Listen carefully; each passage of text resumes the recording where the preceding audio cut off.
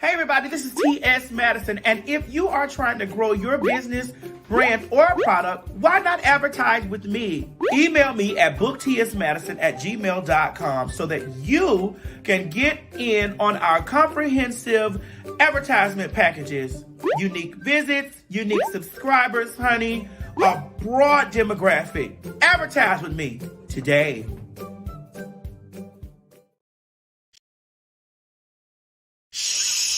Quit talking and listen. Get over to my Patreon right now so that you can receive some exclusive content from the TS herself. Who you said?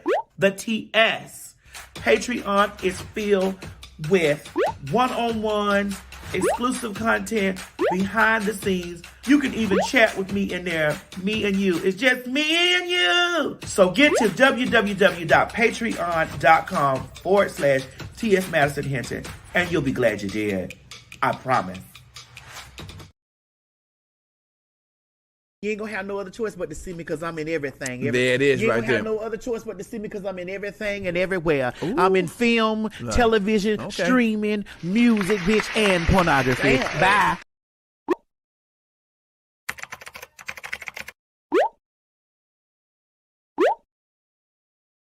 It's morning, and we slept the night away. Ooh. The best part of waking up is a little Maddie in your cup. Good morning, everybody. I'm finna be real controversial this morning. Bitch, the cold leaving me. Oh, thank you, Jesus. This is the Maddie in the Morning Show. And the views and opinion expressed on this program are mine. But TS makes some motherfucking noise, too. This show is a comedic safe space to talk about the things from the night before. Time is R. Kelly down there to the people's telling the peoples that he gonna tell on everybody. They need to put R. Kelly out there in the Squid Games. Run, nigga. You have been a detriment to your community. You know, gay folks work for me, man. That is disgusting. Light gossip, but heavy thinking throughout the day. The crates, you colored people is dumb. E.T. for norm. I don't care whatever happens to Candace, but bless her heart. The premise of this show is to be an unfiltered, unadulterated, opinionated show from the perspective of Miss T.S. Madison. We don't all got to get the along, because I don't get along with you, with a lot of you black motherfuckers, because you black motherfuckers don't get along with my black ass, bitch. So respect my gangster right now. The show is filled with regular folks, celebrity guests, and your round-the-way girls, honey. Stop pushing your children away because of their gender or their sexual preferences. I just want to know where you found this wig at. Don't you do this to me. We're both sitting up here looking like women with shortcuts, so don't you ever cut this whole out. We also have Mo, the engineer, who gives the straight perspective. News time. What the H-E-L-L? This is an LBGTQ show that's curated and created by us for you.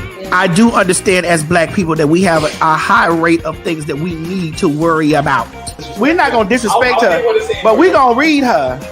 I don't want the government telling me what I can't do to my own body. Right. We are all God's creation, but we are not all his children.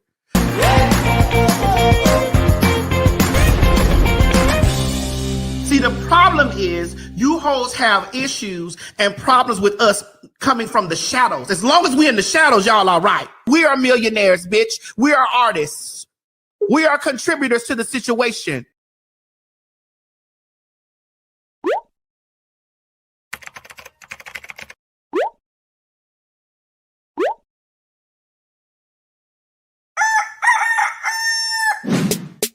It's morning, and we slept the night away.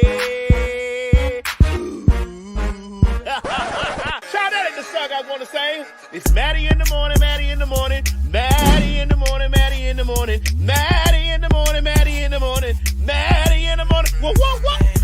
Wait, honey, it's 9 o'clock somewhere. Get in here and watch the damn show.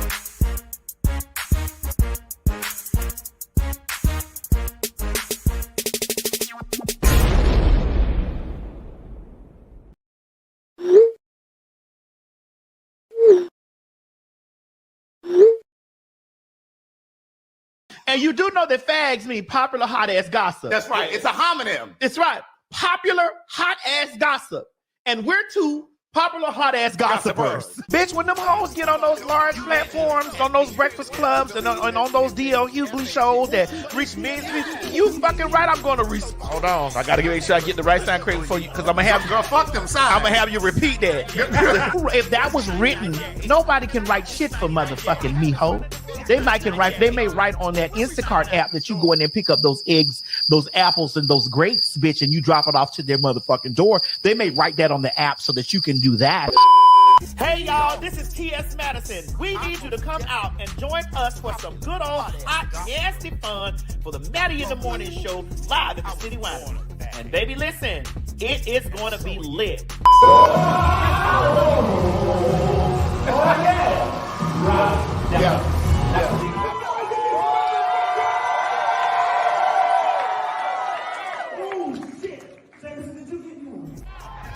And oh honey, ain't no Maddie in the Morning Show live without some good old nasty fag talk. Ain't that right, Craig? You better know it, bitch. Get over to fagtalk.com and get your tickets.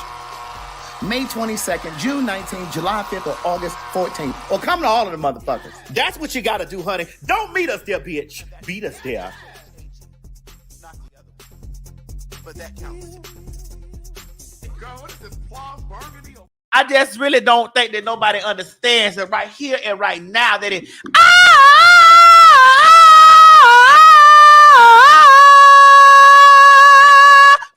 like another one. Feels like another one. Feels like another one. Feels like another one. Feels like another one. Feels like another one. Yeah. Feels like another one. Girl, I feel like I'm on Dream Girl, Girls. Yeah. Cause this time everyone's gonna win. Yes, ma'am. You didn't think I knew that. I know you do it.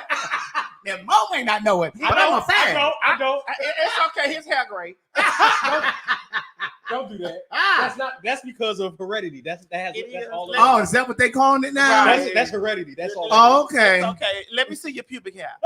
Right. That's down there. That's the truth teller. down there. Let me go revert to the video. I'll see. Don't do that. Don't do that. Don't do that. Don't be reminding them of stuff like that. Let me go revert to. Let me go back to my phone and see. Go to the file. It's somewhere down in the archive over there. Because I don't look at Mo like that. On Tuesday. Yes, ma'am. Child, Mo done went down there to the doctor. I'm going to tell his business like he Don't do told, that. like Don't he do told mine. Okay. Over there telling everybody that I was a trainee. I did not tell everybody you were a trainee. You did. Down there telling everybody down there to the place that I was a trainee, honey. That's letting not those true. people know, honey, that I got a job working for the woman. I'm in training. I'm on the woman's training right now. Girl, that's one training that never It ends. never ends, bitch. Never ends. Honey, I'm still in school to be a woman. Okay. So I'm training. Yes, ma'am. Somebody said I'm Rick James. I'm Rick James, bitch. Yes, God. I don't give a fuck who you thought I was. I'm letting you know I'm Rick James, bitch. Honey, let me tell y'all something. I just want to let y'all know right here and right motherfucking now. What you got to tell them, girl? I want to let y'all know right here and right motherfucking now. Mm-hmm. Bitch, we late. Yes, ma'am. That's it. We late. But it don't matter we late, because one thing about us, we may be late, but we always right on time. Okay? Just like how y'all about Shata. Honey, Shata. Well, I thank the Lord, honey. But I want to tell y'all in advance, I apologize. Yes. Oh, believe me, I do. I apologize. Oh, how honest and true. Because I know I was wrong. And so I sing you this song, and I get it up and gathered up to make it up to you. I apologize. Yeah. Girl, we got a message from Anita, girl. Girl, we did get a message from Anita. We got we got some Marvin Gaye and a little Anita. But they ain't getting no Anita in Atlanta. They're gonna be. All right. Girl, the street says she never even made it to Georgia. Yeah. She didn't even get on that midnight train to Georgia. Baby, she didn't even get on the train, honey. But she was still in Detroit. But I'm going to tell you, she was in Detroit. She was still in Detroit, baby. Mm-hmm. She had never left the city of Detroit. Mm-hmm. Girl, you girls have been French-sized, honey. Yes, indeed. Detroit. Detroit.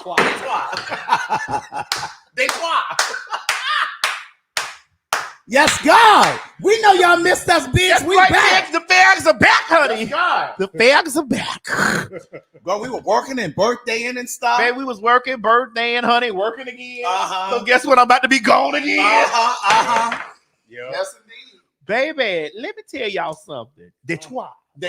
Craig, listen, Detroit. I like that. I like that. I like that. Right. Take me to the city of Detroit. Detroit. You know the places where Aretha from. Detroit. Right. Woo! Oh my God. Child, Detroit. That's it. Live from Detroit.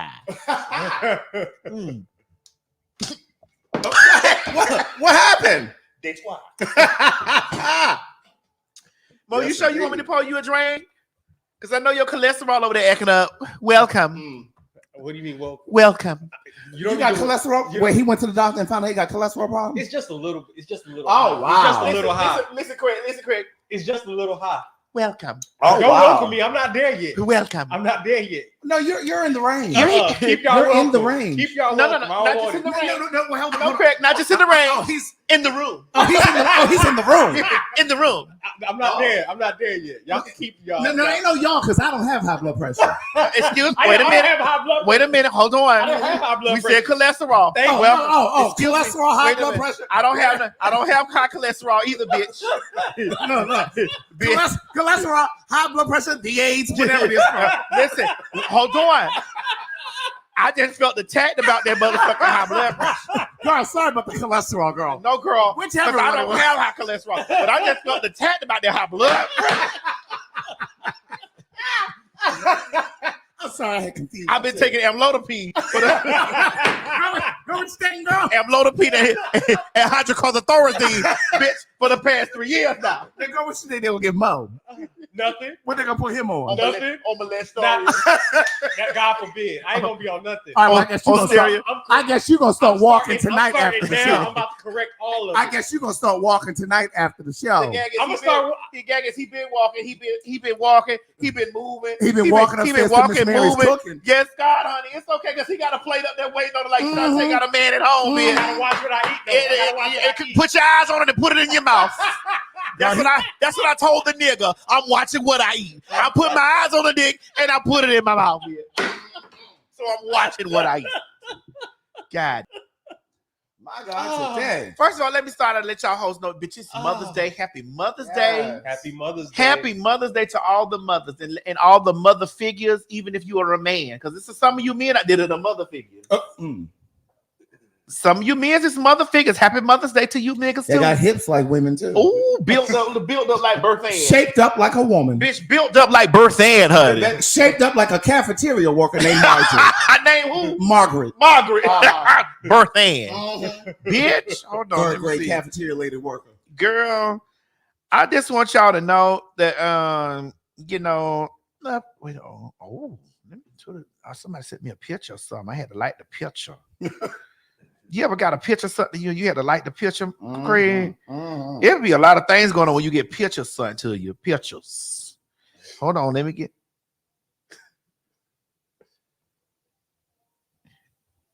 What's wrong, Mo? Nothing.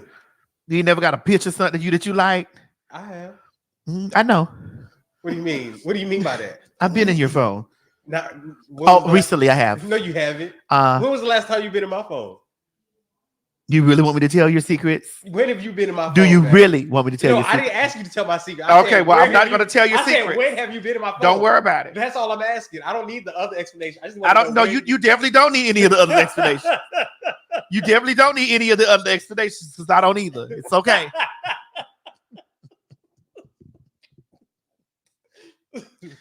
Mo say he came in to work, honey. This would make me feel like crazy. He wanted to walk out today because he said he came to work, honey. He said he had a headache and a backache. I didn't say a backache. I just said I had a sharp pain. He had a sharp pain coming from here to his eye. Girl, first cholesterol now. This girl, he's just falling apart. Child, honey, he falling apart. Honey. Those are the excuses that they make when they trying to leave. Okay. What? I'm watching you. Watching me what? I'm gonna feel like the tranny's watching me. It ain't got no privacy. Oh, I always feel like that tranny's watching me. I'm trying to know about that Rockwell. Bitch, nothing. Girl, so how y'all week been? I know y'all done missed us and stuff like that. Girl, listen, I know y'all ready for us to jump in the fag talk, but you know, in the words of Javed Jaffer, let them wait. We trying to get about 10 grand in the room. Right. Let them wait. We're trying to get about 10,000 people in the room. Let them wait. I'm talking to myself. Right. On Mother's Day. Oh my God. So, you know, Mo had told me this. I didn't want to tell Mo business because, you know. What do you mean you didn't want to? If you didn't want to, you didn't have to, but you did. So that means you wanted to. No, I just wanted to let you know. Welcome. Welcome, player. You don't need to welcome me. I'm not there. We're welcome. Y'all can keep it. Mo, I don't want it. Oh, we've been waiting on you to believe. No, keep waiting. Bro, we've been waiting on you to believe. What that bitch said on the skeleton key. We've been waiting on you to believe. Come on in, child. We've been waiting on you to believe. Oh, no, I'm not there yet. Moses, can you do me a favor and go out there and turn that TV down just a little bit because I can hear it. I thought I was at Regal Cinema. Girl, I thought I was at Regal Cinema. I'm like, girl, we might need to call 1-800-MIRACLE in because maybe Miss Mary must not be able to hear. No, girl, it was me watching that. Oh, girl, that was you. They had the TV turned up like that. It was me watching that, girl. You know, I've been in my other house for the past. Girl, you trying to hear it at the other house? Hold on, excuse me. I've been at the other house for the past few days. Oh, yeah, I've been over to my other house for the past.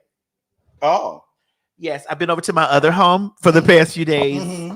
You know, and I'm really trying to move all of my things in the house. You know, right. I think I'm having separation issues from this house. Are you serious? I think. Did you turn it down, Mo? Yeah. Girl, I still hear the stars' music. Yes. Wait a minute. You've been having. Are you serious? Yeah. It's been kind of like, I don't know.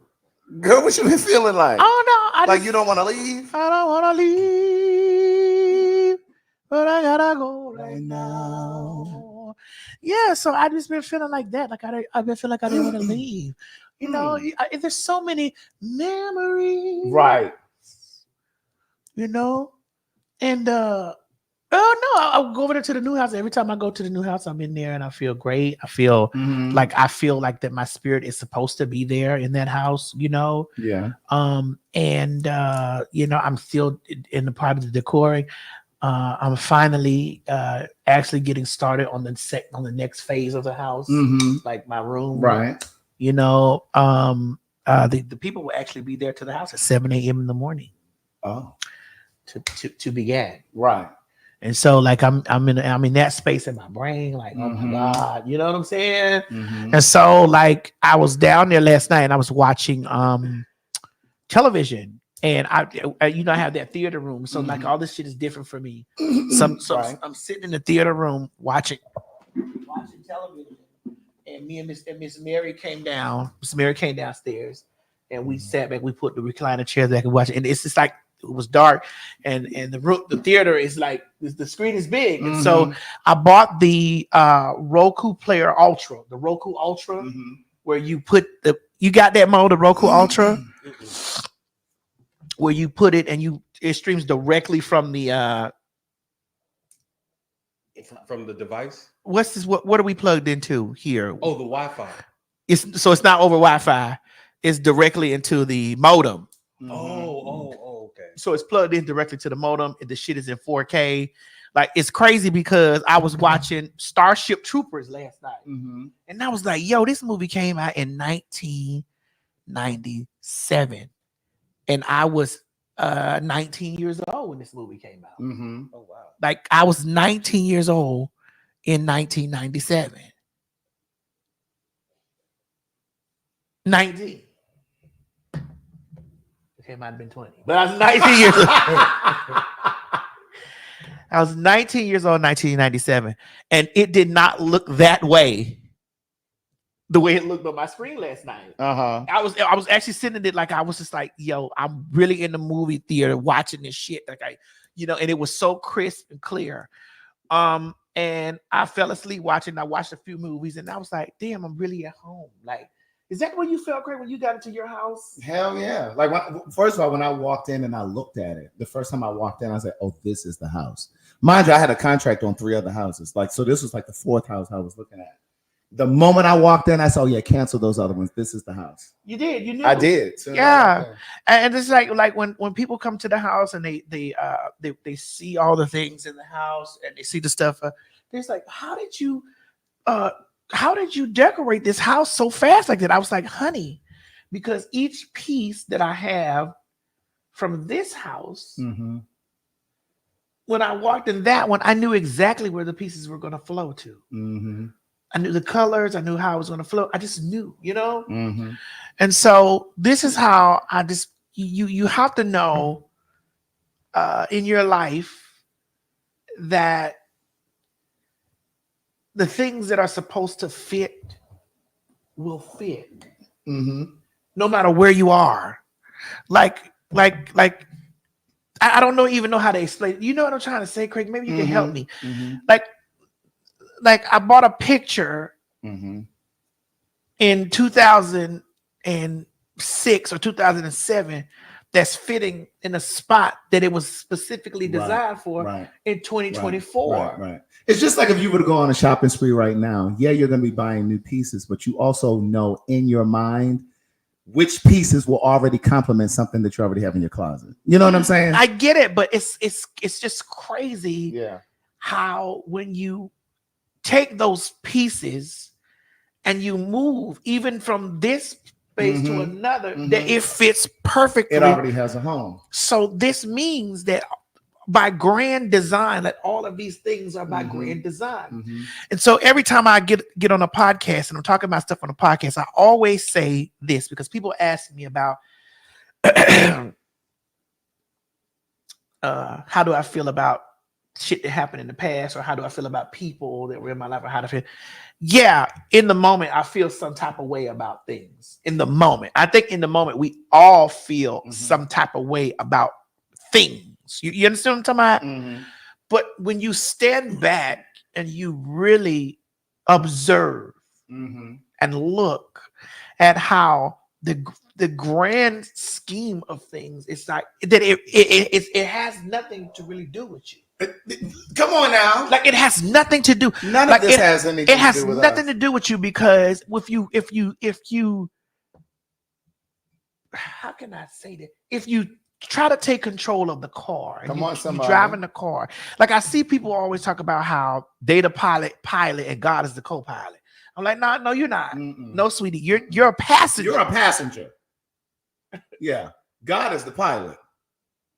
And the co-pilot. That too. He don't need your help. And the steward. Look, I posted this on Twitter one day. Let God knows how to be God. And you just sit down. That's right. God knows how to be God. And that's why if you're a fag. If you're what? If you're a fag. You are in the perfect position where you are. If you're straight, you're in the perfect. That's right. If you're a bisexual. If you up and down. Right. If you confused. If you about or not, because you're really not confused. You have to go forward. That's right. You are in the perfect place where you are. There are some people like, well, why would you say that if I'm struggling? It's because your struggle has nothing to do with you. It is to prepare you for the rest of your journey. Exactly. You know? Yeah. You know, somebody said to me years ago, because I used to see, he said, what's going on? How you doing, Craig? And I'd be like, oh, I'm just grinding, trying to get to the next level. Like when this was like when I was really trying to get to the next hump. And he would say, I want you to think about your word choice. He said, don't say that you're grinding. He said, because it sends the message to the universe that you're pushing against something. Yeah. That there's some force. Yes. He said, so change your language. Flowing. Yeah, that's right. Flowing. I'm in perfect flow. I'm in perfect flow. I'm a money magnet. Bitch. I am in great unison with the wavelength. That's what's right. going on my path. That's right. Because the universe is always conspiring to work in your favor. Always. And I say this to say this. Last week, I worked the 6th through the 10th. I worked from 8 a.m. to 9 p.m. I had to be up at 5:30, and I had to be in glam and all the things. I told myself, this is preparation for me because I'm not used to I'm used to working on my own time. I'm used to because people say, well, why you know, like, I want to say this right so that I don't miss. I don't want the Lord, nobody to hear me say it in a wrong way. Right. I don't have a specific structure. Right. I do what I want to do, when I want to do it, how I want to do it, whatever. I take whatever job I want. I turn a job down. I do whatever. Like, I am really the master of letting whatever monies come to me that I want. Right. So I had to have some structure last week. I had to work from 8 a.m. to 9 p.m. When I say that bitch called me the other day, she sounded like she was so goddamn exhausted. I was fucking tired. Sound like a goddamn John Deere had run over her. And I said to you, Craig, Craig, girl, I don't know about all this. I felt like I was in a cubicle. Yeah.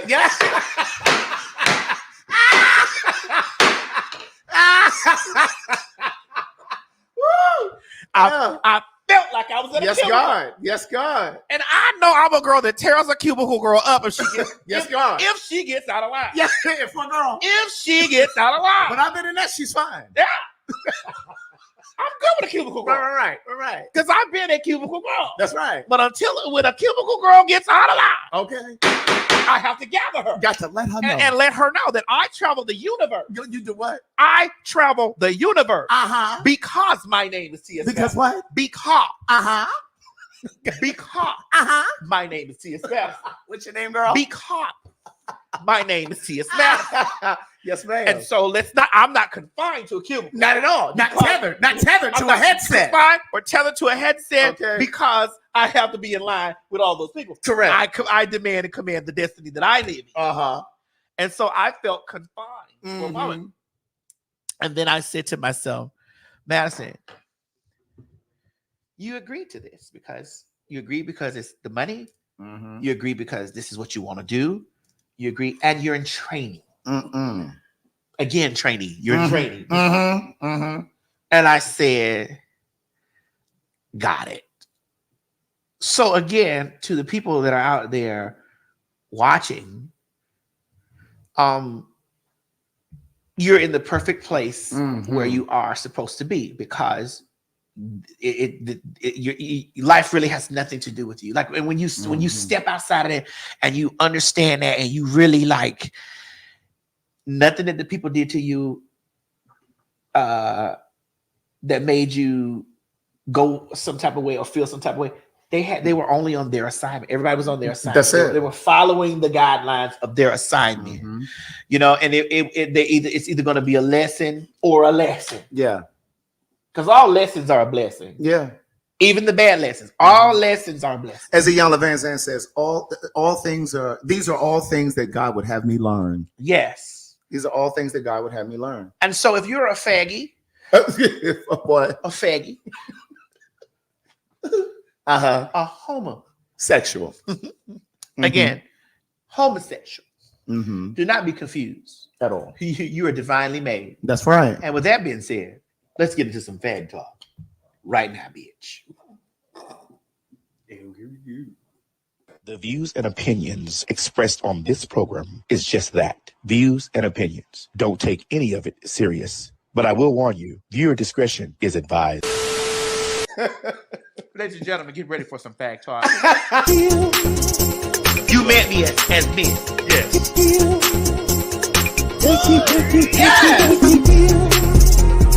Bro, this hair looks delicious on you. Yes. This 99J. This 99J. This 99J. This 99J. This 99J. Yes. Do you have what it takes to be a fag? Oh, honey, you know you do. We all do. hot ass gospel. Oh, honey, I was born a bag, and so are you. I'm rich. I'm sorry. I'm rich, and so I'm rich. I'm sorry. I'm rich, and so I'm rich. I'm sorry. I'm rich, and so I beg your pardon. I'm rich. Say it again. I am rich. You're what? That's right, girl. PHAG. Popular, hot ass, gospel. Hey, that's right. Yeah. I mean, sister. Yeah. Yeah. Yeah. And that's spelled PHAG. Not the other one. But that counts. Girl, what is this, plum burgundy or what? This is 99J. 99J. Yes! Thank you. You meant me as this. Yes. Yes! Girl, this hair looks delicious on you. Yes! This is 99J. This is 99J. This is 99J. This is 99J. This is 99J. Yes! Girl, what is this, plum burgundy or what? This is 99J. 99J. Yes! Thank you. I'm rich. I'm sorry. I'm rich. And so I beg your I'm rich. I'm sorry. I'm rich. And so I beg your I'm rich. I'm sorry. I'm rich. And so I beg your pardon. I'm rich. Say it again. I am rich. You're what?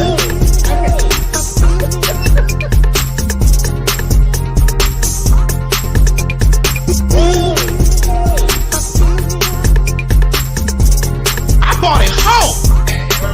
They were in their apartment. They were rich in their apartment. Yes. Yes.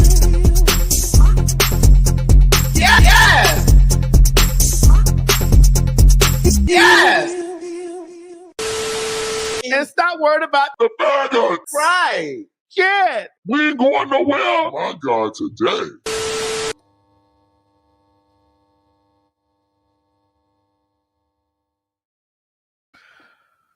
Hey! Craig, how was your birthday? I had an amazing birthday. Listen, thank you so very much to every single person that sent a message. $1. That too. Because I asked him to send you $1. Yes. Thank you for sending the Cash App, the Zelle, the well wishes on TikTok and Instagram, everywhere that you sent the messages. I appreciate it. I read every single one. Thank you very much. I appreciate it. And of course, it's Mother's Day. I want to say a happy, happy, happy Mother's Day. So all of the mothers in the world, all of the amazing, exceptional mothers, even those of you that were expecting mothers and maybe under some unforeseen circumstance, you may have lost your child. Happy Mother's Day to you as well. I appreciate women so much because women really do stand in the gap. And also for the people who have lost their mothers. Yes. We want you to have great memories. I remember Mama and the love that she gave. Kneeling by her bedside, I can still hear Mama say, the people are depending on you, Shirley. Don't you let them down. And I remember Mama in a happy way. You gotta always remember Mama in a happy way. Indeed. You know, Mo, you okay? Because the comments are piling up. Yeah. I'm just trying to put something in the system. Okay. All right. So, as I was talking, Craig, before we went up, I try to have my philosophical little moments and stuff like that. Yeah. You know, in preparation, like if I ever get a purple chair, I'm listening. that I could, start a show out the way like we start, like that I want to be like that. You know, bitch, this wig is. Yes, ma'am. This poodle dog has terrorized me. Girl, what is it, girl? Poodle dog. I feel like I want to woof right now. That poodle dog. This poodle dog, I want to woof. I just want to go outside and bark at a bear. Coming to America, looking like Vanessa Bell Calloway. No, that was at the live show. What? I look like Vanessa Bayer, the live show with that Jenny. What have you done for me lately? Anyway, so I was, I want. Just finish telling me about your birthday. So I flew out to LA. I had an amazing time. Oh, speaking of birthday, thank you to baby. They ready for us in LA. Really? Baby, when I say I walked down Santa Monica Boulevard over there in West Hollywood. What time of the day? This is at night. Oh. At night on Santa. Are they still picking up men?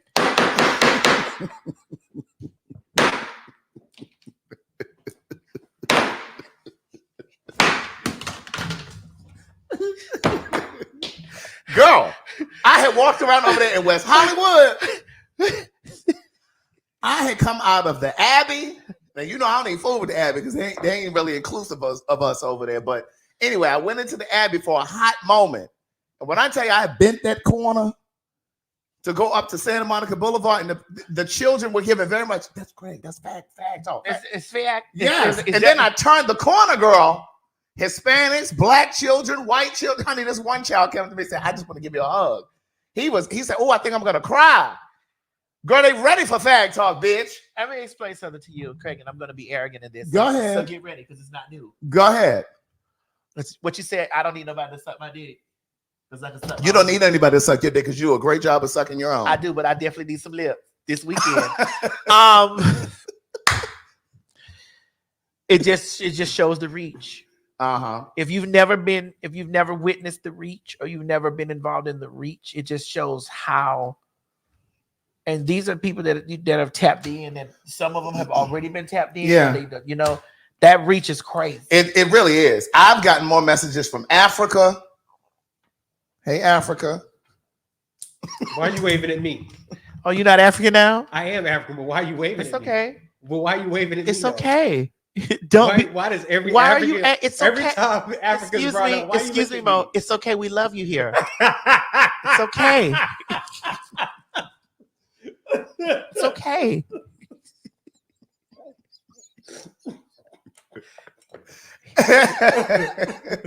Girl, I went to eat at this restaurant downtown, black-owned restaurant, very nice. I can't remember the name of it now, though.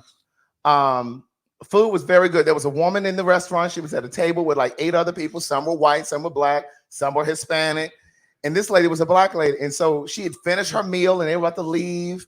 And she kept looking over at our table. But I thought she was looking, when you go out to eat, you're looking at other people's table because you're looking at the food and the drinks. So you can go like, oh, what is that? Maybe I want that. I thought she was just looking at our food. When I say that lady got up, she said, excuse me, are you on the podcast? Okay. I said, you mean fag talk? She said, yes, I thought that was you. Busted to some, yes, yes. I was like, you mean fag talk? Yeah. She didn't even look like she was like she was a fag, a popular hottest gossiper. I don't look like a fag either. Neither do you. Mo definitely doesn't. But we're all facts. Right. All of us in here facts. And that's a fag over there with cholesterol. Yeah. Wait a minute. Don't do him because I got high blood hypertension. I got to stick up for us girls. With pre-existing conditions. Look, y'all some unhealthy fags. I got to stick but I'll still be here. I'm gonna be okay. I guarantee you. I guarantee you. Hold on, Mo. I got this. Oh, okay. Come on, girl. I guarantee you I'll still be here after you've eaten all the grass that you can eat. Well, girl, it don't count if you're here hooked up to a machine. I'm still here. And girl, it don't count if you hooked up to a machine. I'm still here, girl. I'm still here. Now, Mo, I don't always have your back, but I had to tell. Because I felt hit with that. Look, it's gonna be given. I'm still here though. How y'all doing, bitch? Hey, girl. How y'all doing, bitch? Girl, bring me a 2-piece. And turn up my oxygen. But bring me a 2-piece and the biscuit. And don't forget the gravy. And they gonna travel the world with us too. Right. She gonna have it. Good morning, everybody. How y'all doing, bitch? It's Betty in the morning. I'm actually gonna be like, is it on? Is it on, honey? Is it on, honey? Is this bitch recording? Look, giving Momo my oxygen tank over here. Hold on, let me get mine too. Yes, get yours too. Let me get mine too. Actually, let's rub our tanks together. I'm getting low on air. Now I'm getting low on air. Get a low on air. Wi-Fi the tanks. Let's rub our tanks together. Girl, I am sweating, girl. What happened to the AC? Girl, you need it, girl. Hold on, don't move. Don't you move, Bo. You work for me. In the words of Monique, when Mr. said, Monique said, nigga, don't you move. You work for me. Right. Yes, God. So, so let's finish because I want you to get this. There's specific parts I'd like for you to get to. About me in LA? LA, and then your birthday and the other night. Okay, so I flew back from LA on Wednesday night. And I'm at the house minding my business. I'm signing book orders because, you know, some of you go over to CraigTheWriterStewart.com and purchase books. And so I'm sitting over there and I'm signing books. It's 1 a.m, 1:30. Got the alarm already on in the house. And I downloaded Whoopi Goldberg's audiobook. She has a new memoir. Oh, she does? Yes. So her father was gay. Her father was... Oh, was he bisexual? Was he homosexual? She just said he was gay. Oh, she don't really. You know, there's some fags out there with children. You've read my second book. One thing for certain, two things for sure. I was fucking a fag who was married with children. He didn't have no children because he wasn't fucking her. I was fucking him. Ooh, Craig, you was putting that sweet meat break. That sweet was bringing the heat, like the potato chips. Now we do love us a bag of sweet. I love me some Golden Flake sweet heat. Oh, we love us. That's why you gonna have the pressure. You gonna have the pressure too. He gonna have it too. Don't worry. He ain't got it out. He gonna have the pressure. But go ahead. So I'm home minding my business. The audiobook is playing in the house. I'm signing books. There's a knock at the front door. Bitch, it almost startled me. I was going to go and get my gun because I wasn't expecting nobody. Wait, did you clutch your chest? I looked at that door. No, you didn't clutch your chest? I was signing books and I stopped and I... Wait, was it a pause? Wait, Greg, can we reenact? You were doing I was signing the books. And then the doctor said, and you were like... And then you look at the clock and be like, well, what time is it? It's 7 o'clock on the dot. I got my drop clock. Okay, what's the call? Girl, it was one of my exes. Girl. He had come over unannounced. Honey, were you clean? Were you clean? You know, I like to shower when I come home. Whenever I've been on the airplane, there's too many germs and people and stuff. I had not gotten in the shower yet. So you weren't clean? I was not. Well, I wasn't clean, but I was clean.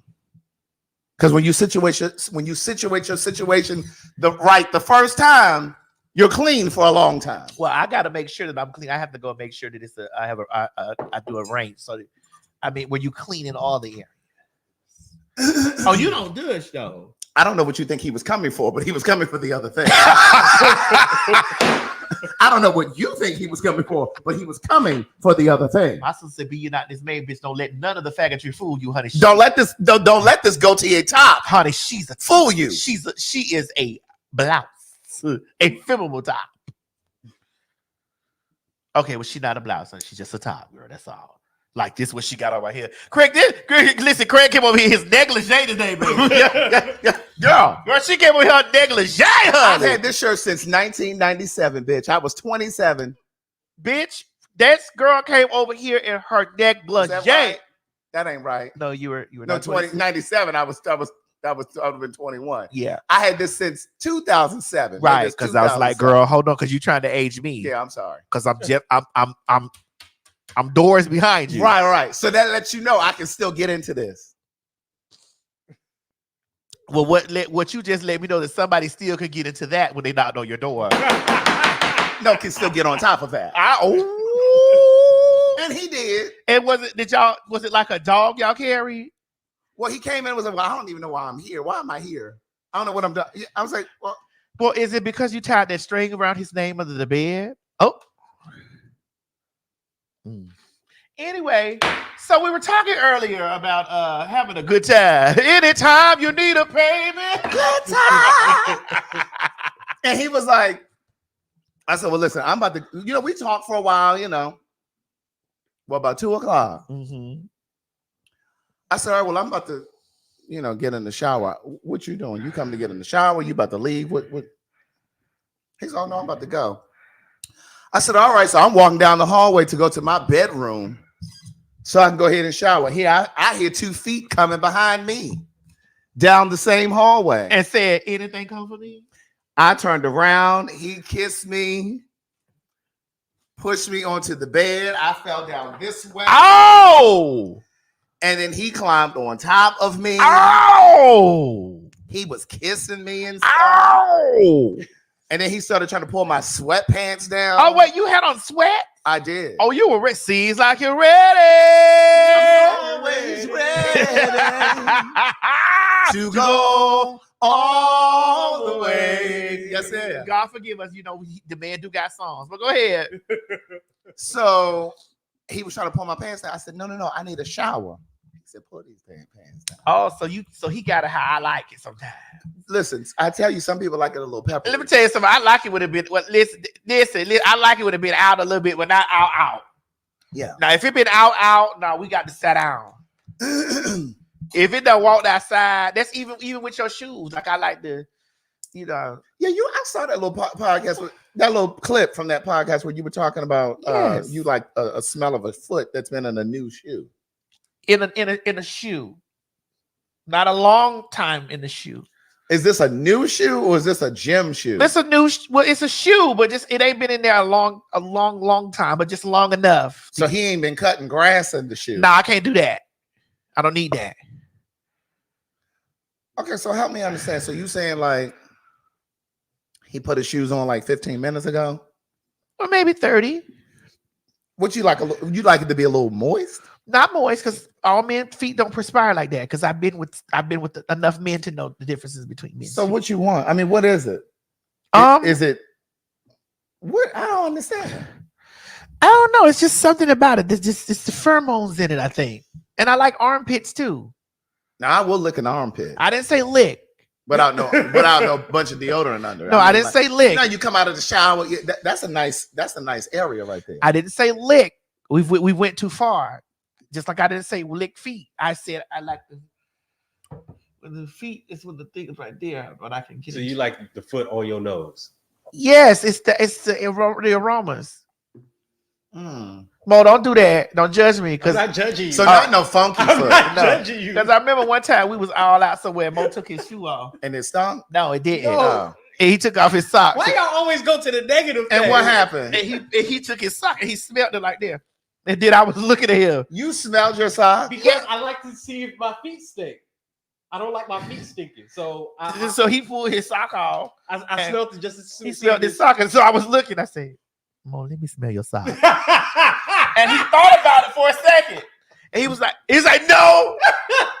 You were about to let her smell your sock? I wasn't thinking about it. I was just like, oh, okay. Yeah, because he had it in his hand. He smelled it. He smelled his sock, and I looked at him smelling and it. then I thought about it, I was like, no, why? And then I was like, boy, let me smell it. So we passed it towards. It was that I was moments away from it, and then he's like, no. Now I will suck on some toes, but they got to be nice. I didn't say suck my feet. I didn't say anything about sucking his feet. I said that I saw he was there with his shoe. He pulled his shoe off. we had just came in from work. Where we was working. Yeah, I think. We'll go you ahead. just did. Like We had something, and then so he pulled his shoe off, and we would sit down kikiing about something, and then then he pulled off his sock, and we pulled his sock off. He smelled it, and I was looking. No, that might be a conflict of interest, girl. Listen, it captured my thoughts for a moment. I was like, let me smell that sock too. Let me smell that sock. Let me smell it too. Let me smell it too. Because the way he had it was like, and he breathed it in. He just reenacted it when you just did because it. He just did like this. He said, I want to know. No, I want to know if my feet stink. I just want to generally know if my. And that's the only way you can tell. Who is talking about Craig never gets to finish his story? Craig did finish his story. You already know. Craig got his dick sucked and he fucked his person. What are we talking about? Y'all don't come over here with this. See this? Listen, let me tell you. I want to. Hey, don't be trying like they smart people. I don't give a fuck. Listen, every time y'all critique, and it's for her, she swears that it's only my people. Let me just motherfucker get this out of the way. You hoes that like to sow division, it's not going to work over here. Come on, soul division. It's not going to work. I shot a bow. It's not working here. It worked the last time y'all did it.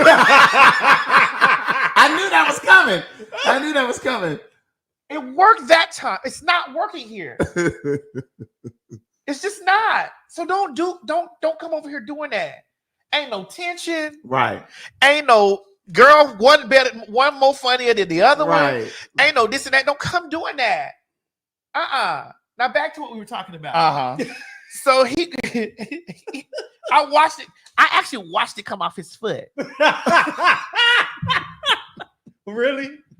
Yeah, because we were talking about something, but in the middle of us talking about something, he took off his shoe and peeled the sock off. So I'm like, well, what's going on over here?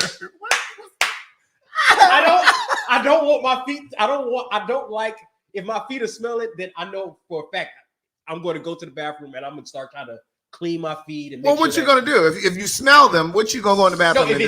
If it's correct. Okay, but my thing was, if the foot stinks, what you going to go in the bathroom and do? My thing was, washing. You pulled it off right there. I was already in the room. Something it's like, how? So now's the time you're going to see if your foot stinks? So that then he comes off because I have allergies, so it's hard for me to get a good smell. So I have to. So what I hear you saying is your olfactory nerves aren't really. Well, right now they are because as you could tell, I don't sound as muffled. Congested. Now what's happened? Well, I did take the thing that you sent me. And then also for those of you who said I don't like Mo, I was trying to help his respiratory. you saw him mulling. Yeah, mulling. Mm-hmm. And then also the time I went to the doctor when I found out about the whole cholesterol thing, they gave me some medicine for my allergies. And so in a couple of weeks, I'm gonna go to a nose and ENT. I've been trying to take you to be healed. Ear, nose, throat. I know. I've been trying to take you over there to be healed. I know, Maddie. But you busy. And then I finally went to the doctor. And then they said, the streets never go. We always down there, honey. But anyway, listen. What are you talking about? So don't do that. Don't do that. The sock came off. Don't do that. I watched him, I watched it in motion because I was like, well, what? Right. Well, who else was in the room? Me was there. Who was it? I think was it Jameson? Jameson was there. We was chilling. We had just came from work, So hey, don't do that. What? Me and Mo done been in the room by ourselves and ain't nothing going on. Because I was like, who else in the room? Girl, the sock. No. I'm saying who else was there to witness him smelling his own sock? I believe Jameson was there because we were in Cali right at that time. Yeah. And I think, we were in Cali. So the sock came off and he picked the sock up and I'm watching. And then he did like that, Craig. And so then I was like, Myrtle. Let me try.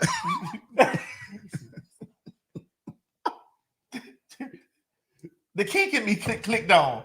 You see, at that time, I didn't know that's what it was. I thought you were just being funny. No, I wasn't. But it just triggered me. A friend of mine told me he likes to hear a man pee, like going to the bathroom. I don't like all that. Really? He said it turns him on. I don't get into all that. Now it's too. But it just everybody. It just was like it just clicked. I was like, let me smell. And he was passing this way, and I was think about it. Craig, I was right there in the reach. Right. He's like, no, ready for it. My God. I said, Mo, why wouldn't you let me smell it? He said, I don't, because he said, I don't know. So do you smell underwear too? Will you smell underwear? Now I will smell your underwear. I might do that. What do you mean you might? I might. I don't know. What's the percentage? What's the percentage? I fear more underwear. Than sock. I fear more underwear. Than sock. I don't just smell nobody's underwear, but what I'm saying is, sometimes when you feel a little frisky and kinky and stuff. No, I fear more of because. Okay, you have to understand that I deal more with men that are heterosexual. Mm-hmm. Oh, okay. So I get it. Oh, yeah. So they don't know what to do with their underwear. It'd be I'd be in fear of a lot fecal. Of yes, I don't know. So I'm in fear of a lot of things. So that's why I'm very much so and that's why I don't do a lot of the things that I used to do back when I don't do all the ass eating. I don't do all that no more. I have done. Mm-hmm. I don't do any swallowing. So have you ever gotten down there and it just wasn't kosher?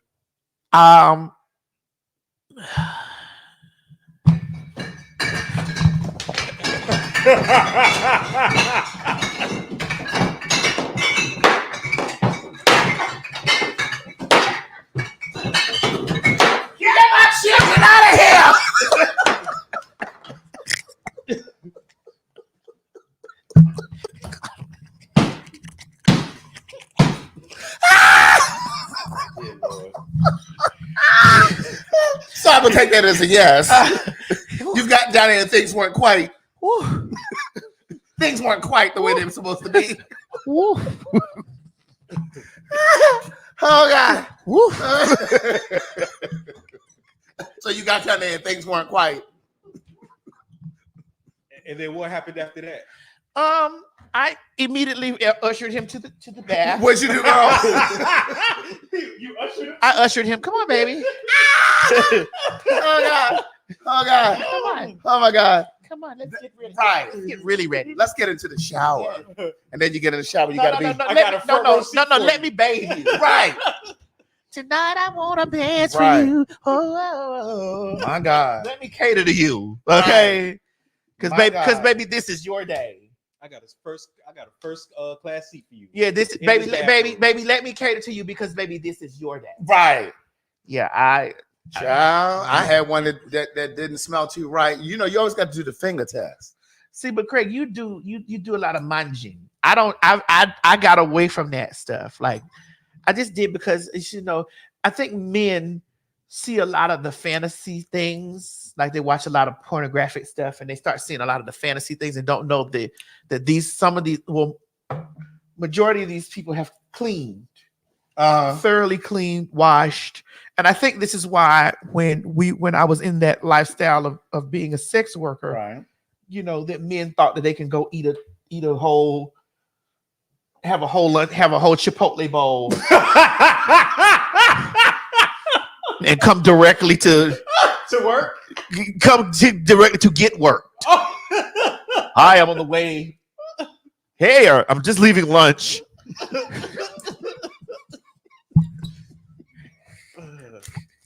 I'm on my lunch break at work. Can I come by and see you? You on your lunch break? Has the food digested Oh yet? my God. Not Chipotle. Has the food digested yet? You on your lunch break? What? You got all that pico. You got so much. That ain't just Lord. Rico. Because one thing about white people, bitch, they will eat some motherfucking Mexican food. Girl, but want them out of the country. But they think that that's the most seasoned food they have ever had in their life. Oh God, these flavors. What is this? What is this? Bitch. And so, yeah. But again, Craig, I think that it has to be a foot, like a foot. And Mo's foot didn't stink. But wait a minute. I'm still in the ass area. Thank you. Mo, your foot didn't stink. I appreciate that. I wasn't gonna tell the story if your foot was stink. So this child that I used to I'd deal have with, used an alias. this child that I, Well, now I know. So every time you use an alias.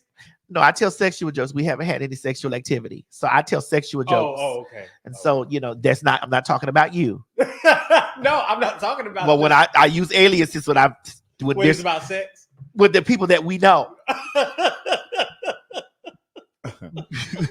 let me tell you, this child that I was dealing with, Like CDC. when I lived in LA, he wasn't quite together, and he wanted me to munch. Uh-huh. And you always got to do a little smell test. So I put my finger down there, and I smelled it. Baby, it smelled like something had crawled up inside of him And died. perished. And he was like, "What's up? You going?" And I said, And was this the Butch Queen? Ooh, you said this. I said, "That's you." He said, he said, "Ooh." I said, "Yeah, that's you." Yeah, see, a lot of those things have deterred me from this. Oh, That's you. I just had a thought about how rank it was. It was beyond rank. And so these are the reasons why that I've stopped like really indulging like deeply into the sexual things that I used to when I was younger, because I just don't have time for that type of shit no more. Like, I have no interest. Right. Oh, listen, I have no problem telling you to get in the shower. Yeah, I don't have really no interest in the things like and I my freak meter is like my freak meter stops at threesomes, orgies, swallowing. Mhm. Urine, blood, animals, Shit. feces. It would stop at beating, You say it would? It would, but there's some areas that I may like. That's why I was like, what do you mean by would? It would. It would. I won't cross heavily in the line. Okay, so what's the furthest you'll go? I don't know. You have to get there and see. Yeah, I know you're a fighter. Yeah, I like that. I don't do the swallowing. I'm not getting into that. I'm just not. I just don't think that it's right anymore. Like this throat cancer, I'm getting. Lord, Maddie. Girl, they got gonorrhea in the eyes and shit. Yeah. Or syphilis or something. I'm like, what the fuck? Yeah, it's too much. What y'all out here doing? It's just too much. It's too many things that are going on. And so I just stick to the realm of they going to these pajama parties. Yeah, no, that's what they call them. That's what they call them now. They disguise as sex party. We talking about the fags now, the FAGs. Girl, they going to these pajama parties. Girl, they wearing all this sexually revealing clothes. Girl, you do not sleep like that when you home. Right. Men wearing negligee to walk around at a birthday party. Somebody said fisting. No, I don't get into that. Oh, somebody told me that, if you get into that fisting and you're the one being fisted, then eventually you can't hold your bowels. Really? Bitch, your asshole is so stretched out that like you just have shit in your underwear because it's just you just drop. Honey, it's not your asshole is not, so it's just like this. A fist is not supposed to go up there. Somebody said snowballing. You're judging, Mo.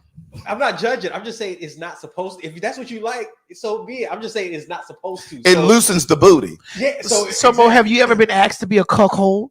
No, I could never do that. But have you ever been asked? No. Mo, you're African. Now, what is a cuckold? What is that? What is that? Whoa, wait.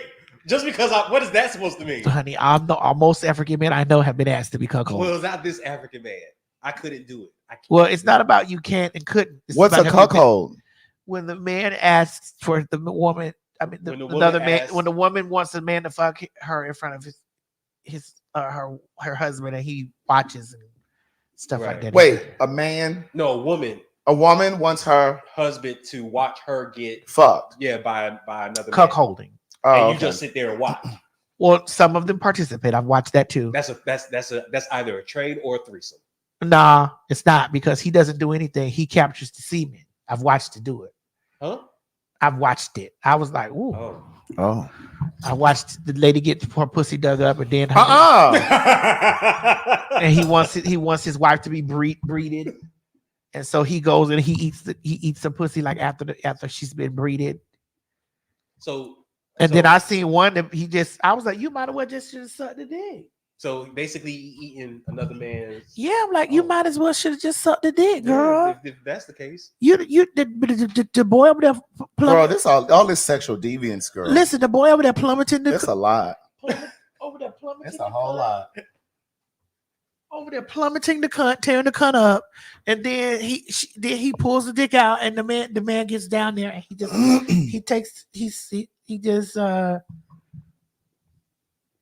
He swallows, but he won't put his mouth around the dick. He just eats it from her. He eat it from her, or the man comes in his. I've seen it. I was like, oh, can I get a refill? Yes. I was like, and that shit made me know. I'm like, I ain't doing no swallowing. Nah, I can't do it. Okay, I'm not doing it. Oh, that's what we had before. Yeah, that's what I gave you. It was good, wasn't it? I masked it with some grapefruit juice. I mean, some. You masked it? What? Craig, you drunk all my damn alcohol. Girl, it's my first time having some, but it's my second glass. Well, so I want to ask you this: Do you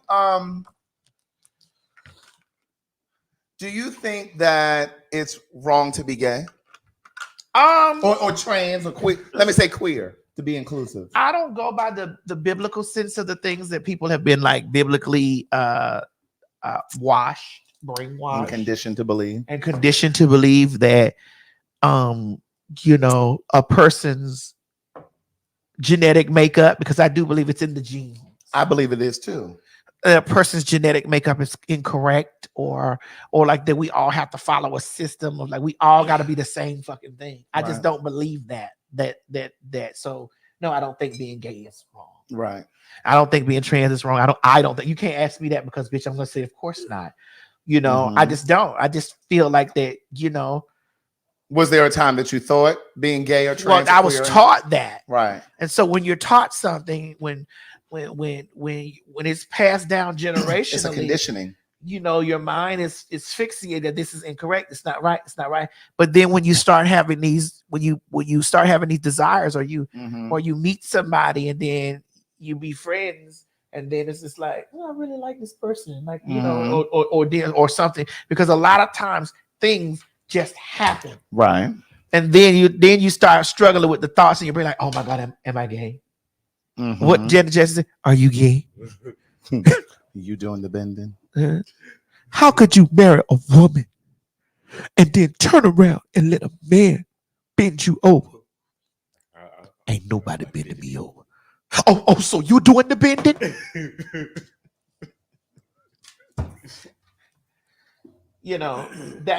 Those are conditional thoughts, like, right.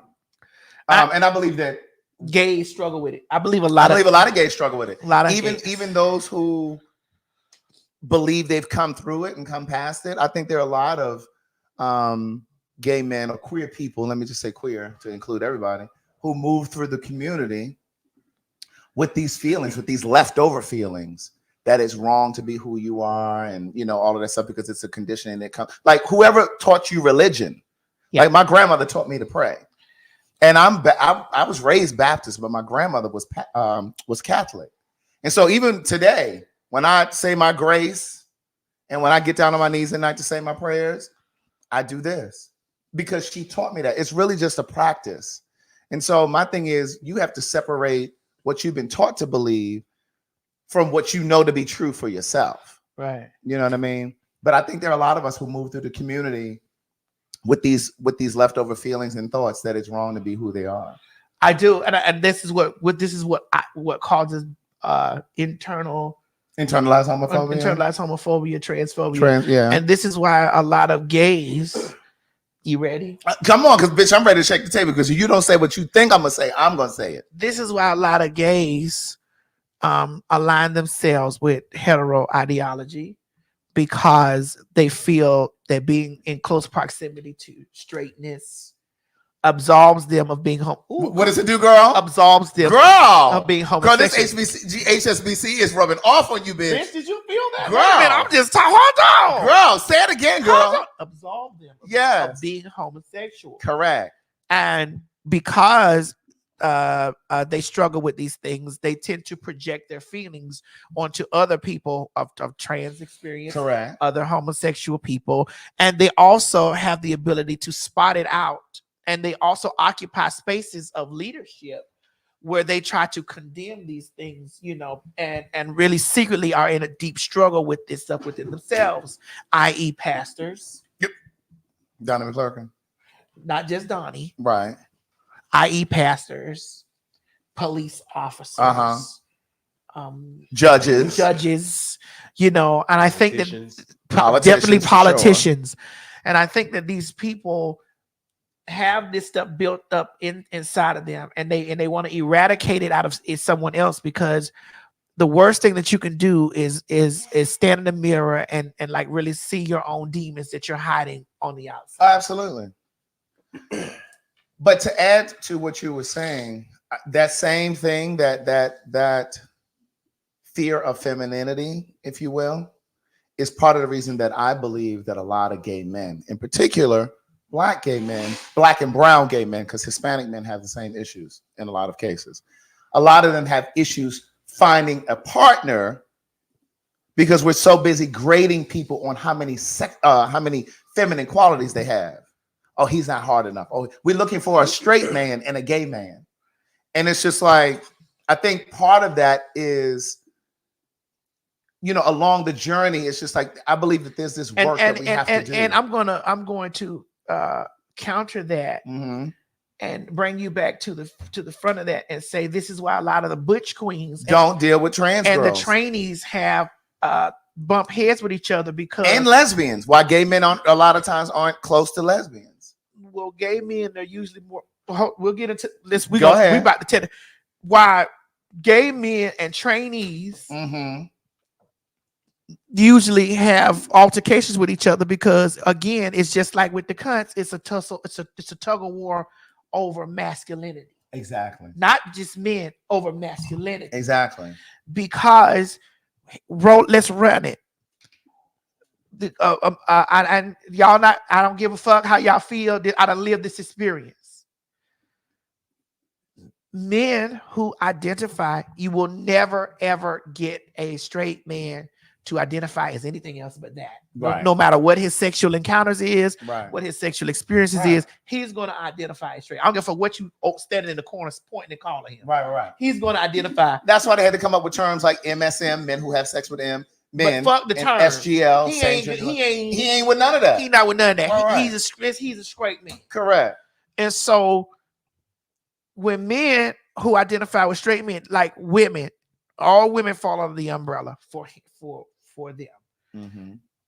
Gay boys don't tend to understand that. Like, how can they have the same mind frame as the cunts?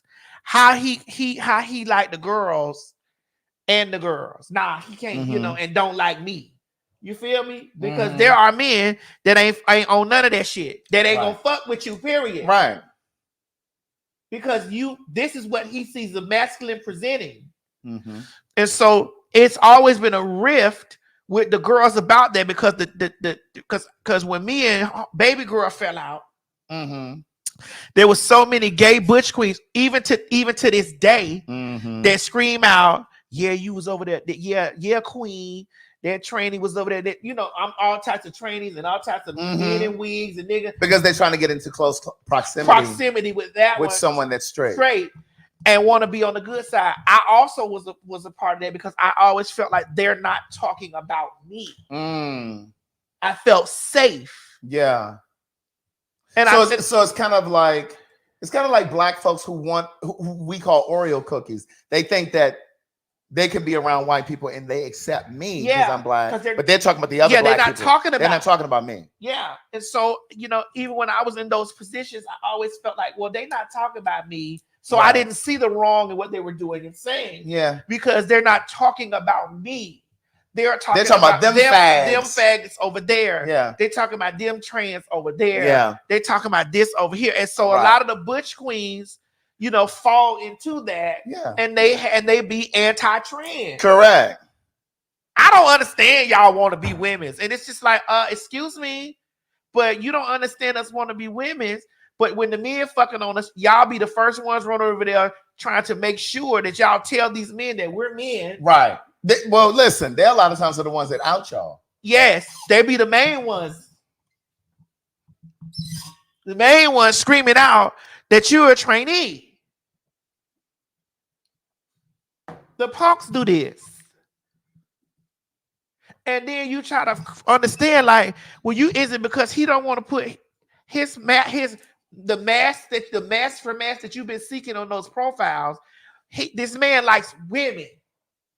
In his eye, the girls is under the woman umbrella. And so when the butch queens are like, well, you don't understand it. Like, why if a man wanted to be with a man with a woman, he could be with a man. No, because I used to have those thoughts too. Yeah. Like, if a man wanted to be with a man, he'll be with a man. If he wanted to be with a woman, he'll be with a woman. And that's true. Okay. But there are things in the gray areas that exist. Yes. It ain't just black and white. Right. It's black, white, red, gray, purple, green, yellow, orange, indigo, all of the things. Chartreuse. There's a spectrum of stuff. Right. What you say? Chartreuse. Chartreuse. Okay. Cerulean. Right. Which is the shade of blue. Cerulean. Okay. Magenta. Right. Fuchsia. And this same thought process and this same thinking, I'm about to pull. See, this is how you know I'm a real bitch. I'm about to put myself on trial. Go ahead. This same thought process and this same thinking has me in a place that I'm trying to get better from. Okay. I'm still not healed from. Talk to the people, girl. Make it plain, girl. I'm still not healed from. Make it plain. I'm trying to get better from it. I really don't want to date a man that gets fucked. You thought I wasn't gonna go there, Craig? Craig, did you thought I wasn't gonna put myself?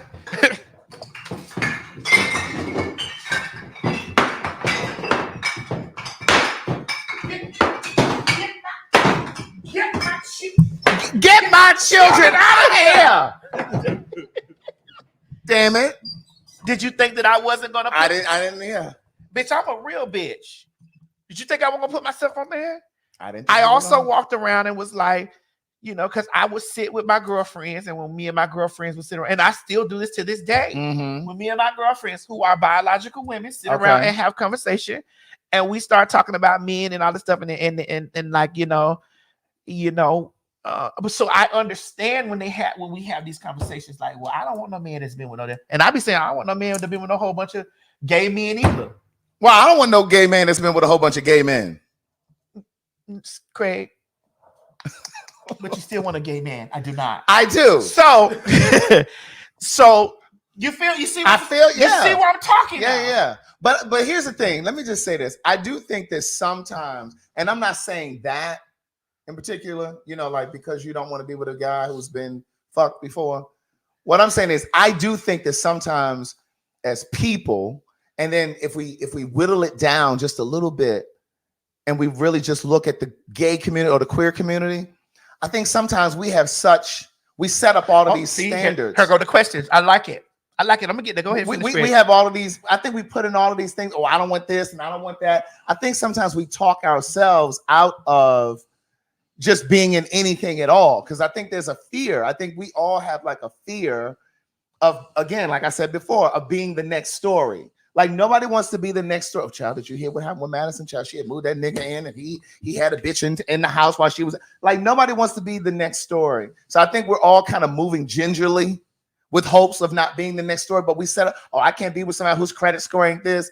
I have these conversations all the time with my friends. And one of my friends in particular says, oh yeah, his credit score ain't. I'm like, first of all, bitch, you gays don't even stay in relationships long enough where a motherfucker's credit score even comes into play. Right. Y'all can't even make it through a motherfucking 6-month lease in an apartment. Right. So why does it matter if his credit score is an 800 or 650? Why does it even matter? And I think that we talk ourselves out of situations because because here's the thing. Me and my friend circle of gay men, most of the ones that I run with on a consistent basis, most of them are single. And my thing is, if we're all saying that we want the same things, why haven't we found each other? So is it just something to say? I want integrity. I want a monogamous relationship. I want this. I want to build. I want a partner. I want somebody that I can come home to. So then why the fuck haven't we found each other? What's happening? But I think we set up all of these unrealistic things, these unrealistic standards, expectations, because we really don't want a person to be able to meet it. We really are making it impossible for people to meet it. Now, I'm not saying no fuck shit. I'm not saying putting up with a whole bunch of dumb shit. But what I'm saying is we're expecting perfection out of people. Well, and here's the thing. I don't expect people to be perfect, you know, because everything that I didn't want, I ended up dating it anyway. Yeah. And, you know, and then I was reminded why I didn't like it. Like every time I was going through I ran through the phone, I ran to something, I saw every trainee's dick in the United States of America. Yeah. And I was like, this is why, Madison, you didn't want to be fucking around with no damn boy that loves dick. Because you do every dick. And I saw every, bitch, if you listen, I don't even want to say it, but bitch, I saw all y'all trainees dicks and didn't want to see it. But it's just, you know, you saw all of them. I'm like, girl. So and you know, this the thing is like this. Why I didn't want to date no man. That go after dick. Like I don't want to date a man that's just like this. If that's his first, but you also don't want a man who's trying to fuck all of the You got me saying that. The trainee? Y'all know I don't say trainees. And I don't say because I don't listen. I already got the them and days after me. I don't say that trans community. You also don't want a guy who's fucking a lot of trans women either. No, I don't. Especially not with me being a public figure like I am. Like right. I don't want to be like as a public figure. I don't really want to be because here's the thing. A bitch be thinking they have one up on you. Yeah. You know, so that's. You know, but which alienates me from a lot of dating. Yeah. Like I'm not dating. I'm not either because I'm just away from, and I'm also not as sexually active as I used to be. Well, I am. I guess great. Well, let me clarify. I'm really not busy right now, with the exception of the uninvited guest the other night. But that was an ex. But other than that, like, I'm really not. Like, people a lot of times will assume, that you're into stuff and you're doing stuff, but I'm really not. And just like I told, when me and Mo used to have this conversation, it was just me and Mo talking. And I told, he was like, "Well, Maddie, why wouldn't you want to?" I said, I didn't say I wouldn't fuck the boy that likes to get fucked. I didn't say that. I didn't say I wouldn't motherfucking take him to Pound Town. I didn't say that I wouldn't walk him like a dog. Right. I said that would not be my husband. Right.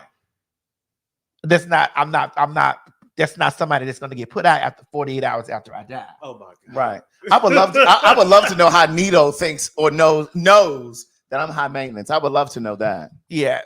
And Mo used to always be deep in questioning, stating, well, Maddie, what you gonna like? And I was like, if he's out there seeking dick, seeking it, like, just how those bitches was on the three witches. What was they? The Sanderson sisters. Yeah. Cause that's how these men be out here about these fucking trainees. Them bitches be out there on a. They want to know who got. They walking out looking for him. Yeah. I can't. Like, I have no interest. It's just I don't have no interest in that. Right. So when ladies say shit like that, I understand where the girls be coming from. But does that make me toxic? Does that make me have internalized homophobia? It does. Oh, no, I'm asking. Does that make me have? Does it make you have internalized transphobia? If what? You don't want to be with somebody who takes it. She doesn't want to. I didn't say be with her, because I will be with you. She doesn't want to be in a committed relationship. Yeah, with somebody that's it. Committed relationship. Yes. With somebody who gets fucked. Yes. Yeah. Well, let me push back just a little bit. Okay. So how is that any different, Madison, for heterosexual men who are only in relationships with heterosexual women, bio women, who want to be pegged by their bio woman? And there are bio women who are like, I don't want to be with no man who wants to get fucked. And we sit here and we wait a minute, and we sit here. Listen, and we sit here. Answer that. Hold on, and we sit here. Oh, you making the point? I'm making the point for them. And we sit here and we tell the straight women, listen, it's okay if your man wants you to fuck him with a dildo. He still could be straight. Just because he wants you to fuck him with a dildo doesn't mean he wants me or Miss Tim to do it. Because Miss Tim gonna do it. I'm gonna do it too, but I'm gonna use my own dick. Miss Tim using her own dick too. But my thing is, this cheating face on because Miss Tim gonna do it. Because the truth is, a man's erogenous zone, whether you gay, straight, bi, whatever, a man's erogenous zone is in his asshole, right? So I believe that there are straight men who want to be pegged by a heterosexual woman. For now.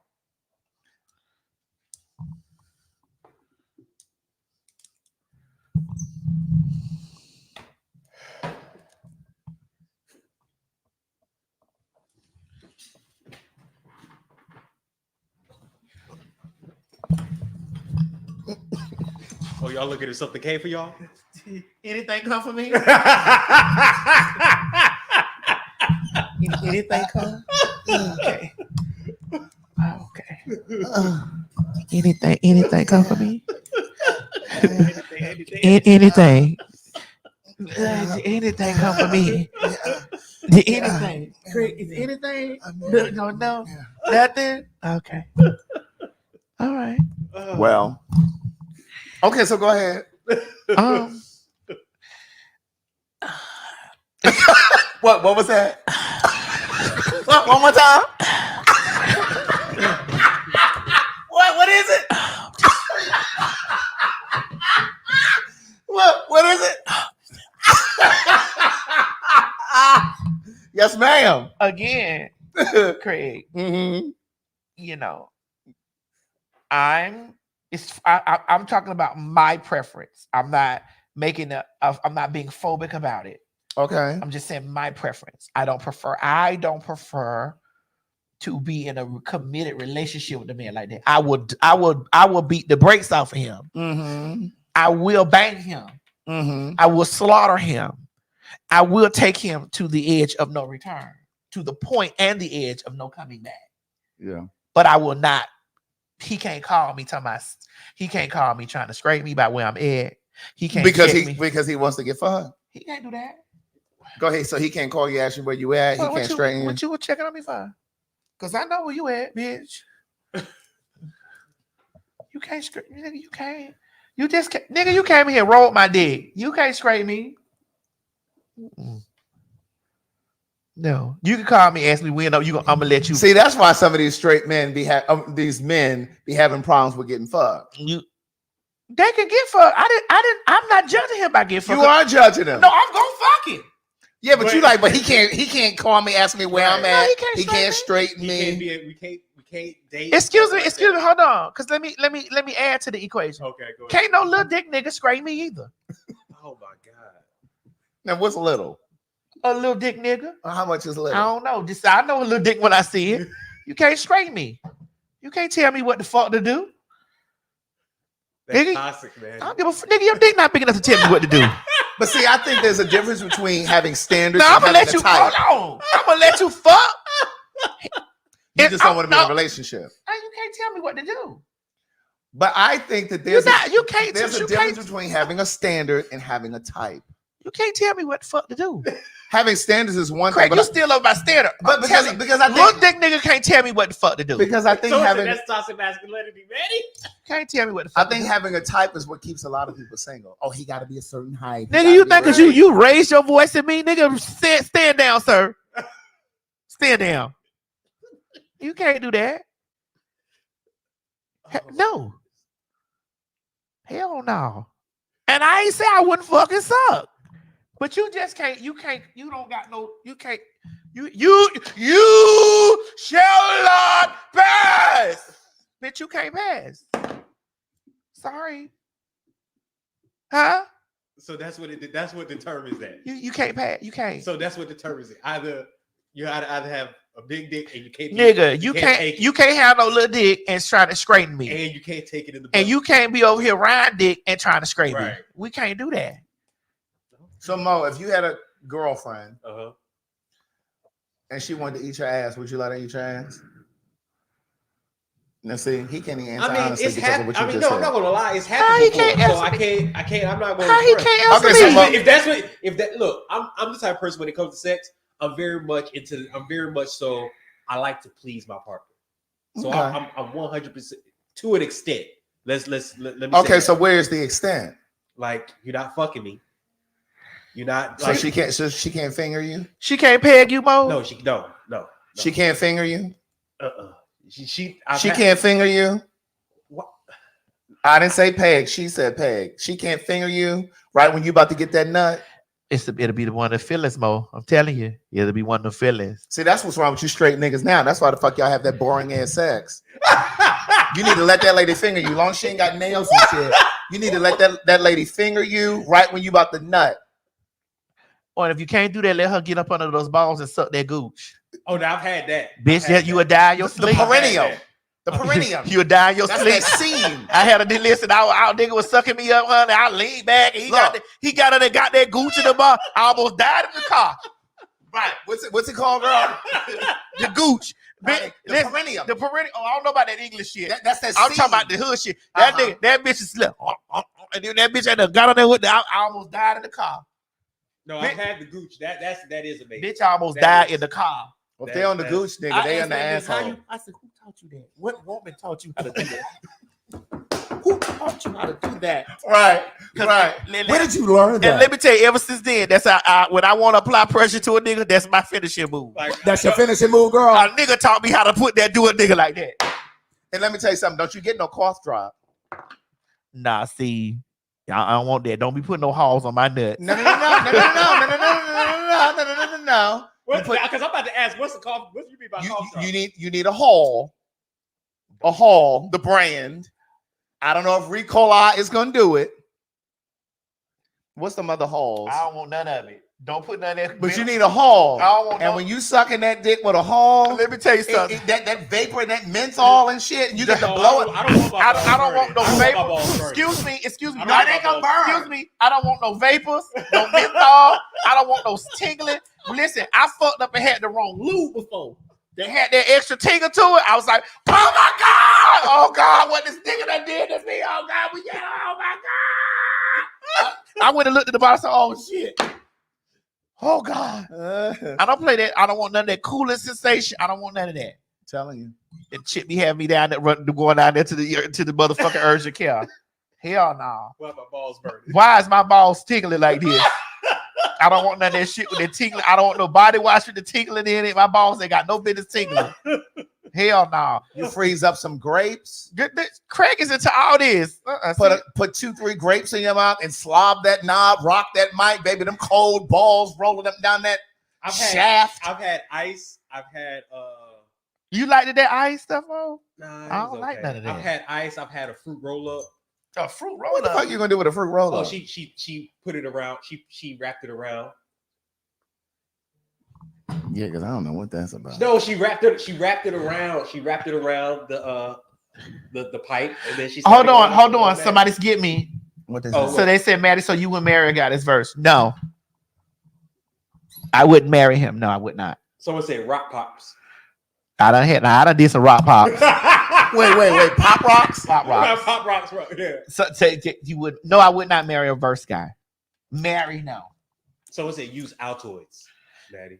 That's like a haul. A haul. Oh, okay. Come on, because I need to see how they finna try to put me together. I'm trying to read them. I wouldn't.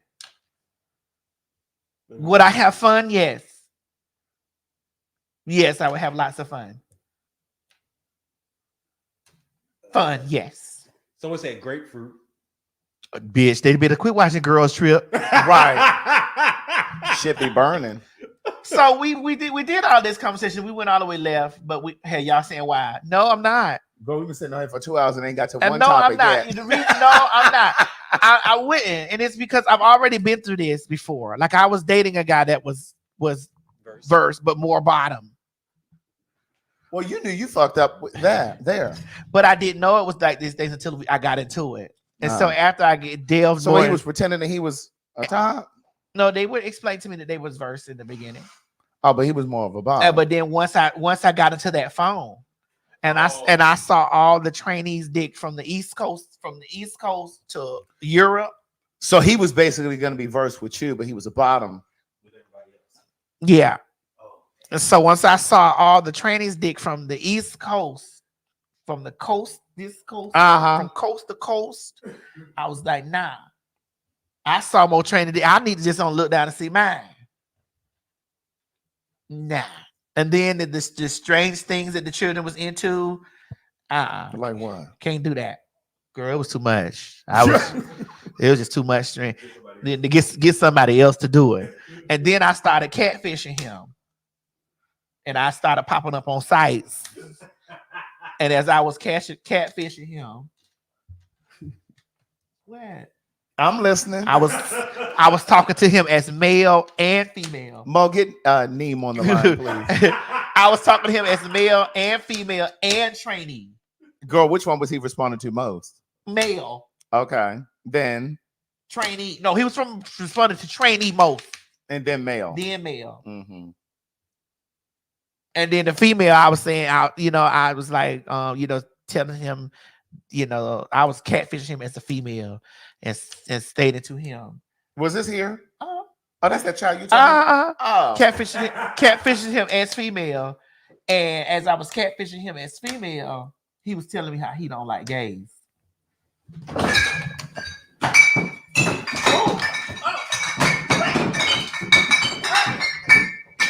Yeah. Oh my God!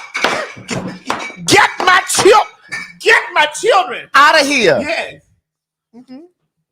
And he saying he didn't like the gays. Yeah, he didn't like gays. I watched him have a conversation. I was in his phone, and I also was I just in his phone. I had transferred some of his conversation to me. Girl, you had transferred that man. So I could watch what he was talking about every day. Like he had this job. So when he got a text, you would get the text. I did, yes. And so when he was talking to, like he at his job where he worked at, he was meeting women. So he would meet a lot of women at work, right? Craig, listen. Girl, I'm listening. So this one woman he met in particular at the job, the girl, he had some punks came into the job. And so wait, who came into the job? Some punks came into the job. Mm-hmm. So the woman was having a conversation with him about the punks that came into the job. Mm-hmm. And the woman was telling him how much she was just so tired of just like all this gay stuff that's going on in the world and when is real men gonna be men again and all this type of stuff. And so he was explaining to her how he a real man. Girl, he was a Decepticon. Very much so. Beast Wars. He explained to her how he was a real man and all this type of shit. And I just sat and watched. I was like, and this is why when I come and I talk to women about the deception of men and how they sit and they believe every single fucking thing that they say when it comes down to them having, they despise gays. And Kim Burrell. Yes, and how they believe shit when they be saying they don't know that these trains. And I'm like, bitch, if you take a moment and really learn something, you will learn a whole lot of shit. Instead of believing the surface of what they've been passed down to you. Correct. Because after I sat there and I was like, dog. Yes. So you really over here telling bitches that I really wish I could text them bitches back and tell them he's a fag. A real one. My God, today. A real one. Well, you know the gays be having problems sometimes with being gay. Yeah. Oh, who is that, Craig? See, now you're not finna have this boy trying to jump on me in the street now, because I'm a woman. Well, girl, the fag community sent this. I will not be drugged in the street by this man. Girl, the fag community sent this. What was his post? The popular hot ass gossipers. What was his post, Craig? Girl, Mo, hit that.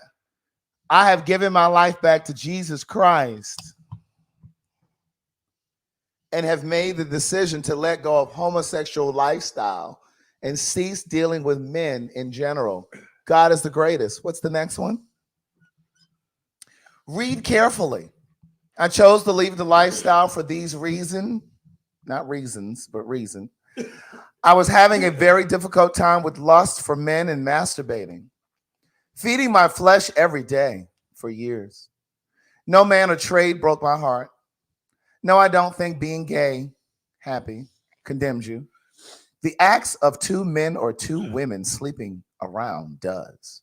Doing orgies, lusting after people and satisfying your flesh will ultimately lead you to hell. As will greed, pride, gossiping, being unforgiving, gluttony, etc. Now, whether you want to believe it or not, heaven and hell is very real. He should have said are. Heaven and hell are, that's plural. Okay. Are real. And God doesn't send you to hell, your flesh does.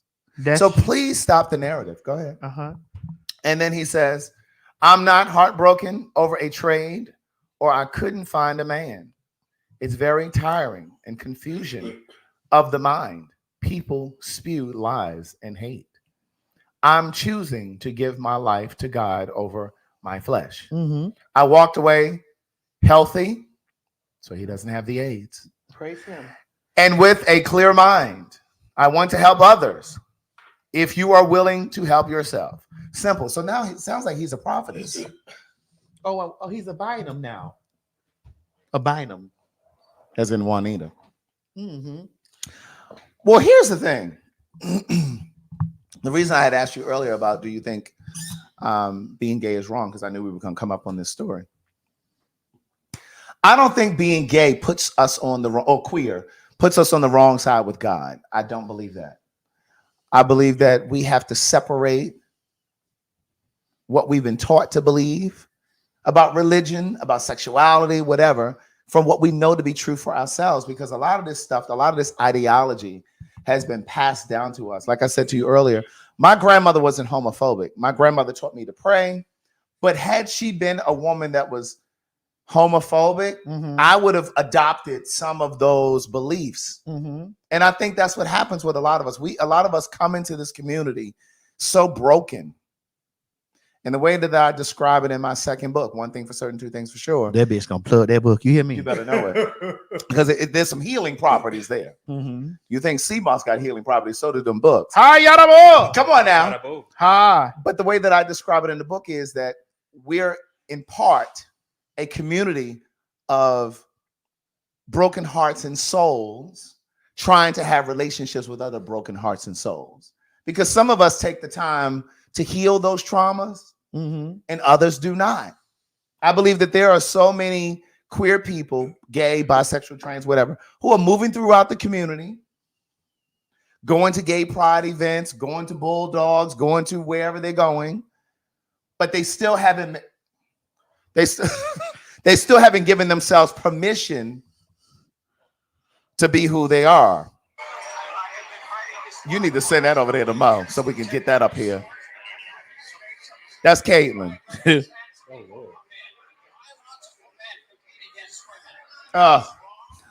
So I think that, so many of us move through the community. Girl, turn her off. This is definitely internalized. For sure. Homophobia and transphobia. That's self-hate. That bitch got up and dragged to terrorize the drag. For sure. But I think that so many of us move through this community without really doing the work of trying to heal our own trauma. And then we get into these situationships or relationships or whatever you want to call them without having done your work.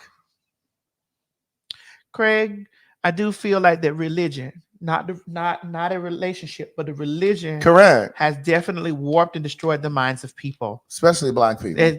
Listen, again, Black people are most definitely. Sometimes I stand back and I just be like, and that doesn't mean that I don't believe in God. I don't, because I believe in God wholeheartedly. Yeah. I pray every night. Not just pray. I have a relationship. Correct. with God. Correct. I have a relationship.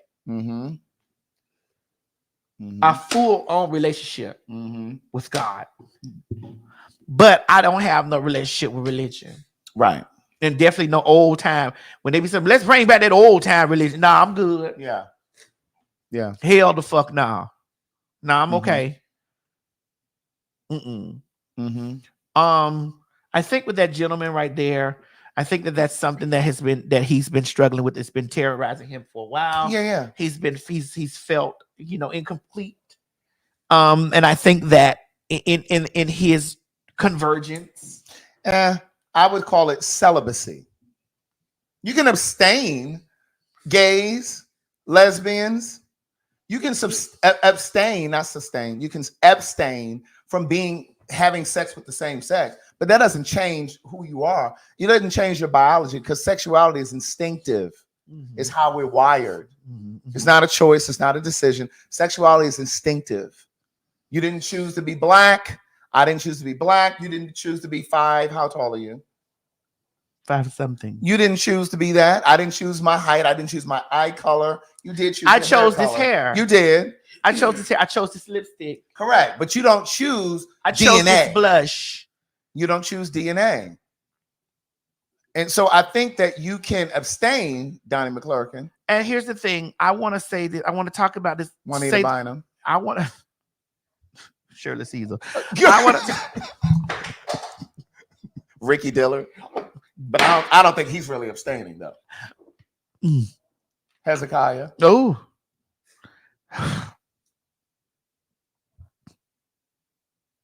Kirk. Don't do that. Don't you do that. Don't you dare say Kirk Franklin. I didn't. Don't you dare say Kirk Franklin. I didn't. I said Kirk. Don't you dare say Kirk I was going to say kerfuffle. Don't you do that.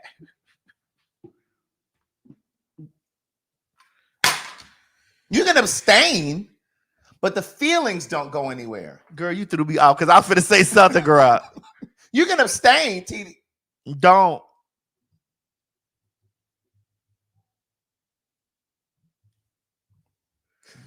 Because I remember him having a heavy porn addiction. Who? Kurt. Oh, see, I didn't say it. He had a heavy porn addiction. I watched it. He was talking about how he was so. So the question is, what porn was he watching?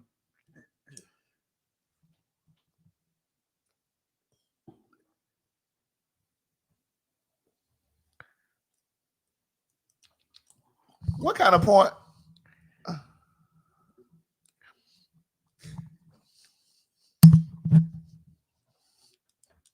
What? These comments are wild.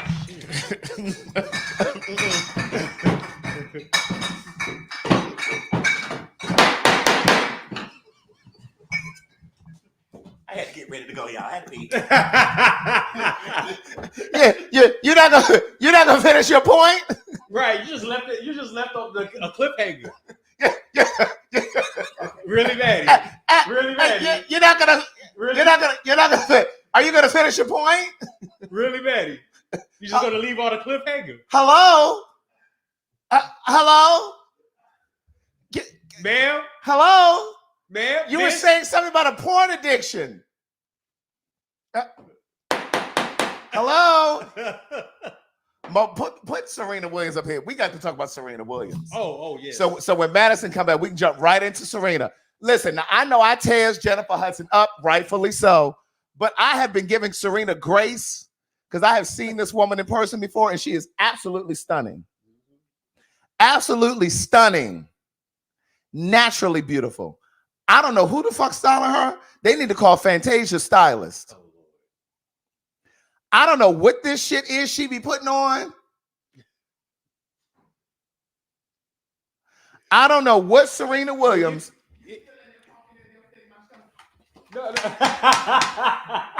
Madison. Now I know black women don't like for the fags to be talking about your hair and your makeup and your clothing and stuff like that. Well, you still in that punk Tim said my soul.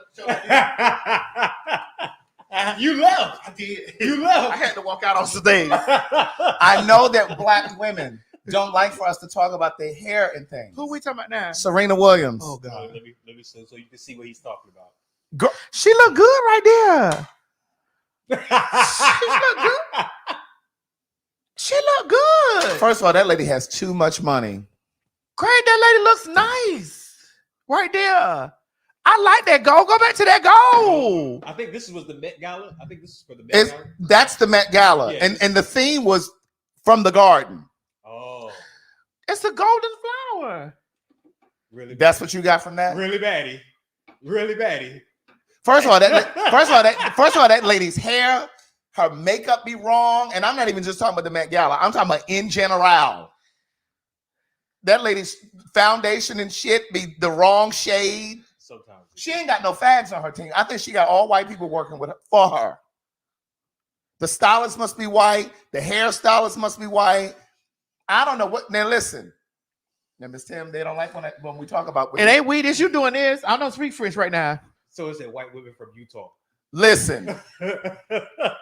I love Serena. I love the way she invests because she invests a lot in minority woman-owned businesses. I pay attention to her. I watch her documentaries. But when I tell you that lady's style, But Craig, is so California. She has a lot of money, and she can't help the way. You know what I'm saying? Because sometimes when you get a lot of money, you don't have the niggers working for you no more. Well, that's what I'm trying to tell you. She need to find some black fags. She don't have the niggers working for her no more. Because even if she had Jameson on her team, he'll have her together. When I say that lady, she be so wrong every time she leave that house.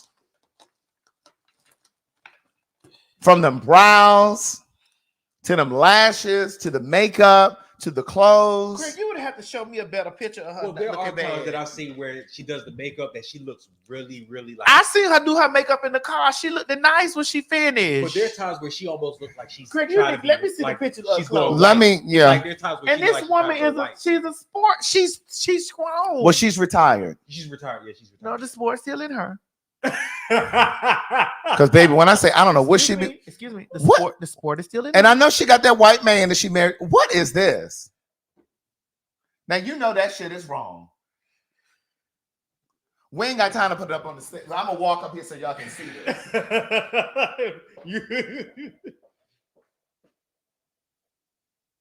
Just a little bit more. Back further. Yeah, That right what there. they I just said. turned. Yeah, there you go. I don't know what that is. Greg, show me some more pictures. I need to see Serena. Okay, there you go. There you Y'all go. can't really see it. No, there you go. You can see it now, but it's First of all, it's too small. Greg, show me some more pictures of Serena. Ooh. And I know she married that white man, but girl, what is happening, Serena? Now I thought this was Laverne. Let me see it. She look good right there. I don't like that dress. It's very dowdy. Oh no, her hair is like Laverne. Yeah. Laverne hair like that. I like that. Mhm. I like that hair. Now that hair looks good on That her. hair is fine. It's the dress. She looks good right here, Craig. Oh wait. Yeah, she looks good right here. The dress. That is hideous. Craig, that lady has been used to wearing tennis skirts. That's all she's been wearing all her life is tennis skirts and sneakers. really Maddie. Look, why don't you pick that picture right there? This one? Yeah, she look nice. She doesn't. So you got that video of that girl reading her?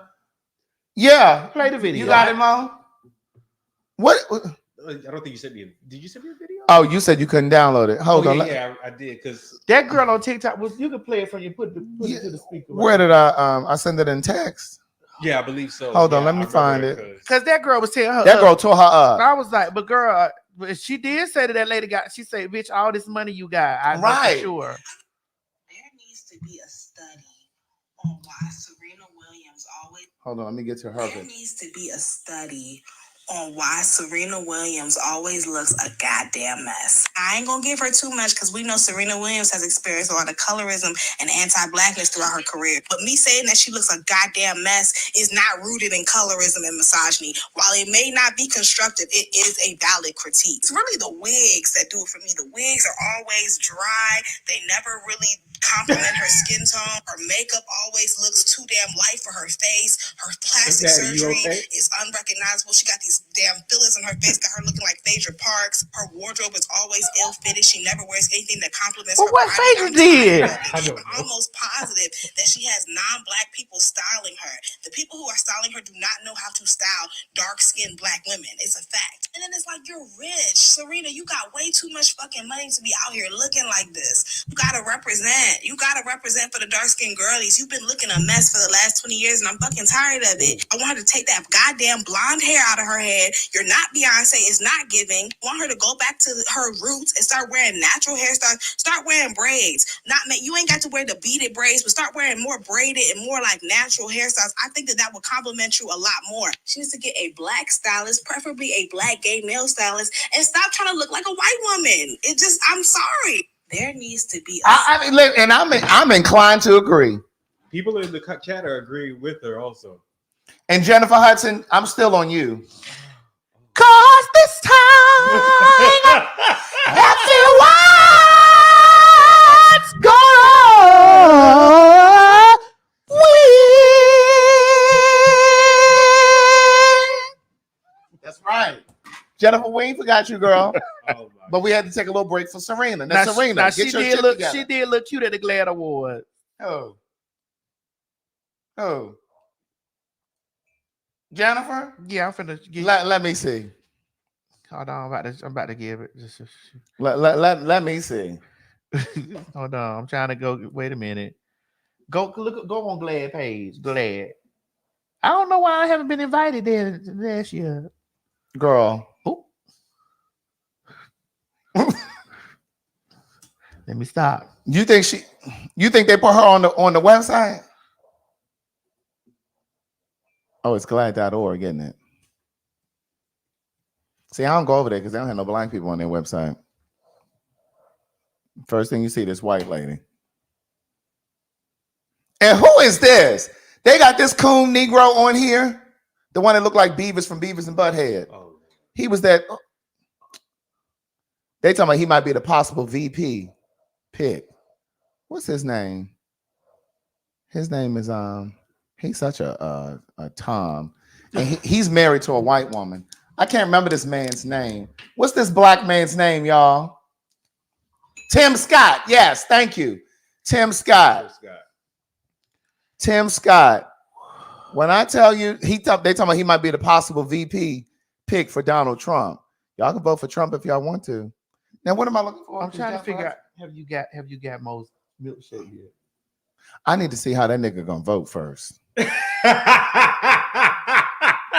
We ain't buying no milkshake for nobody who gonna go out there and vote for Trump. Jennifer on there.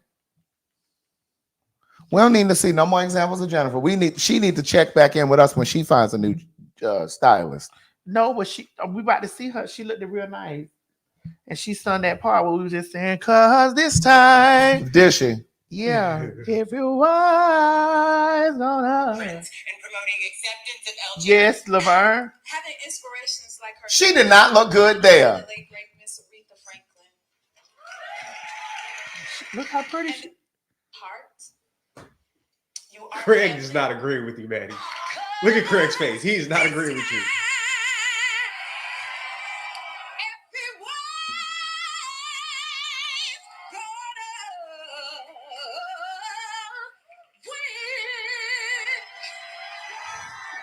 I didn't like that. Play it again. What the fuck she got on?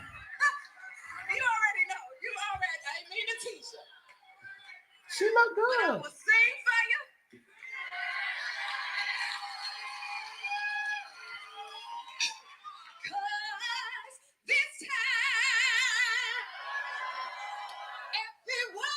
Oh, she doesn't look bad there.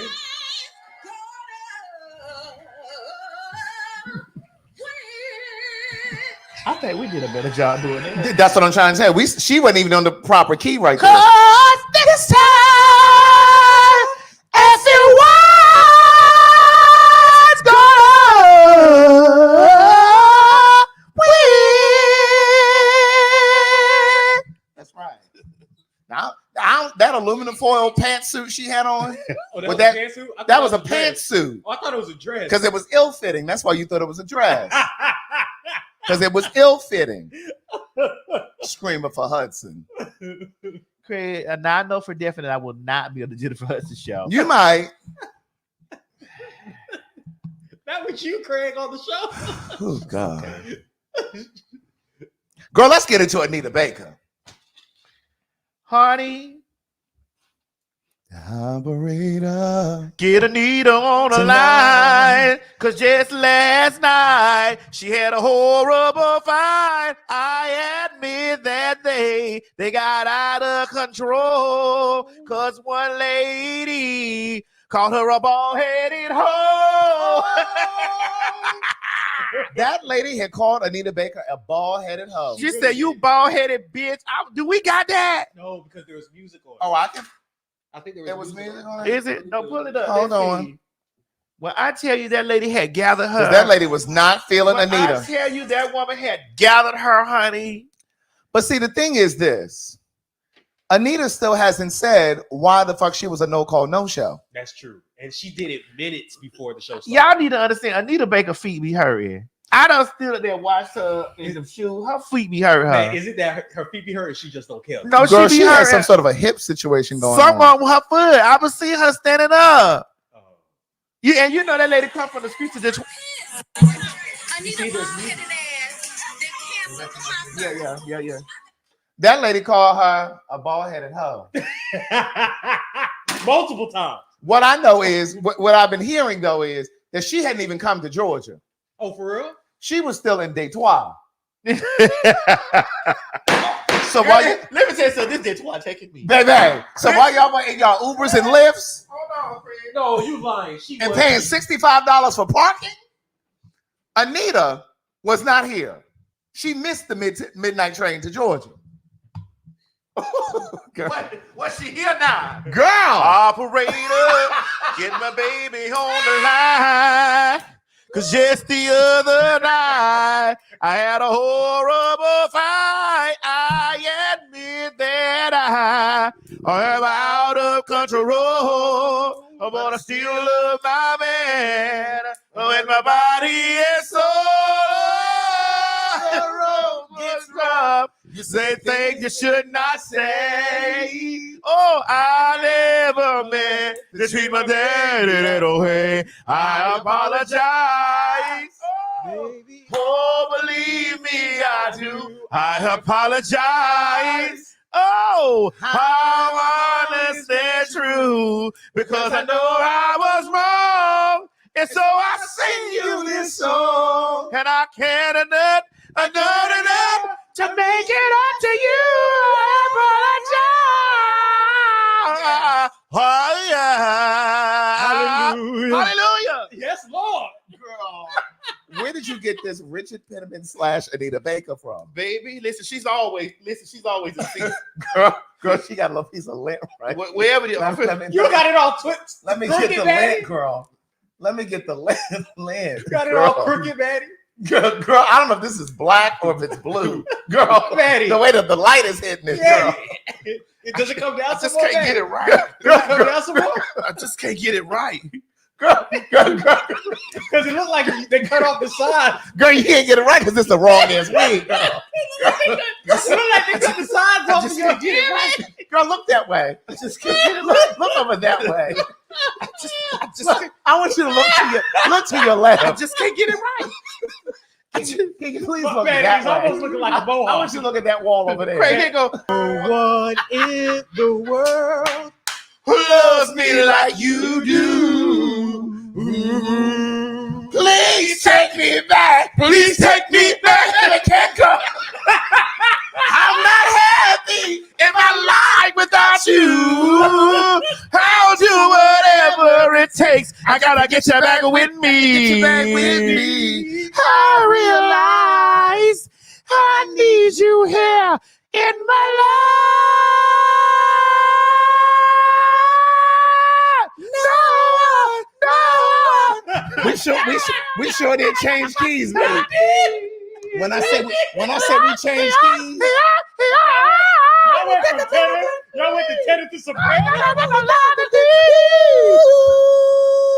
to tenor to soprano. There's no one in the world. In this world.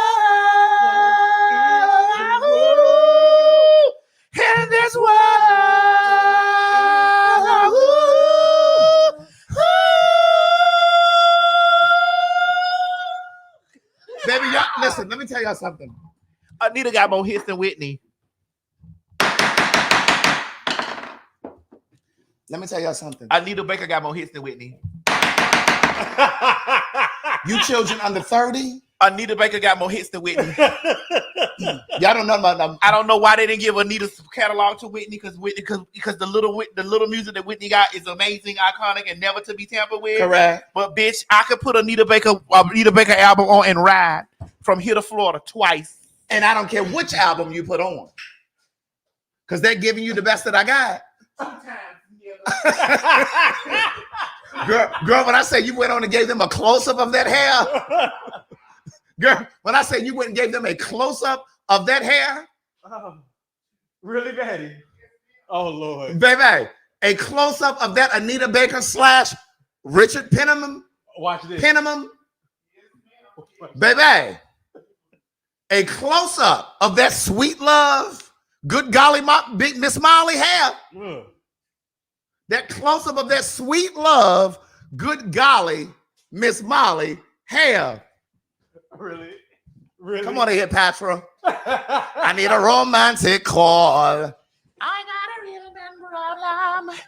Gotta find a guy who can solve them. One who turned me up and poured One who what? Poured juice. What, Poured juice in my cup. Someone said his lies, Maddie. Anita has 0 Billboard hits. Okay, hold on. Back this out because they got to see this shot. They got to see this 99. Oh, this.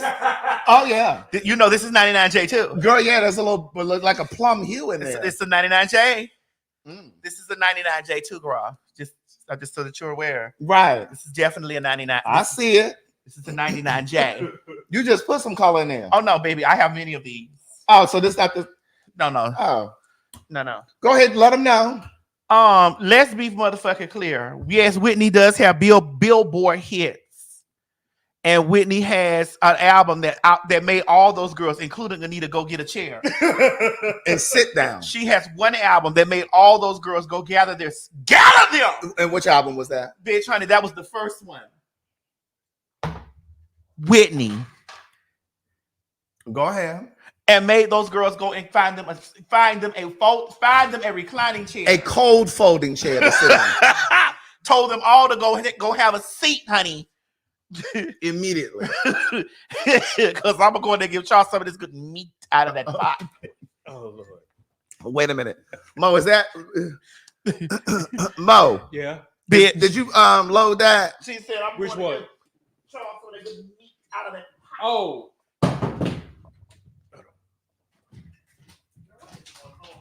Charles would be thinking of adopting. Maybe by the next year or something like that. So I don't know how that's gonna go. I'm just saying that that's what we had came up. That's the conclusion that we came up to, and we was not coming up to adopt one child. We was gonna do 2 children. So, and they're gonna have to be. I don't want no baby. We don't need no baby because we got too much stuff going on at this moment right now. I don't know how it's gonna be in 2025, but right now in 2024, we busting. Okay, so. We was thinking about adopting next year. So maybe, y'all, we might have a family. Oh, that's my cousin. We might have a family, someone to share bedrooms and all that other stuff with, but me and Charles would be.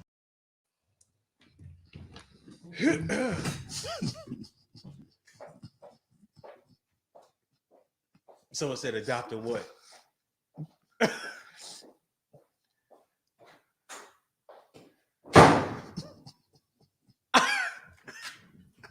Did Craig just have a temper tantrum? I just need y'all to understand that I have no personal problems with Miss Nella. And it's just like every time this conversation comes over here and starts to try to dig into Miss Nella, I always end up getting the short end of the stick. I don't have no motherfucking problems. You like Miss Nella? I do. I don't have no problems with Miss Nella or Charles. Because yeah, Craig left. He's not in the room anymore. I don't understand why this Craig. Every time I turn, now we were just having an Anita Baker and Whitney Houston conversation, and now we got to go to Netta and Charles. Now we got to do this. Why do we have to do this every time? You got to ask Craig. And why does he walk out when he do this shit and then walks out, and then I have to deal with this stuff? And then this shit gonna be on TikTok or this bit, and then they gonna be making videos. T.S. Master is bullying Netta. I don't even bring that woman up in conversation. Craig, stay with that motherfucking woman. Oh, what did that woman do to you, Craig? First of all, that is not a ma'am, that's a sir. That's not a man, that's a sir. That lady has already identified as a gay. No, she didn't identify as a gay. She says she's the G.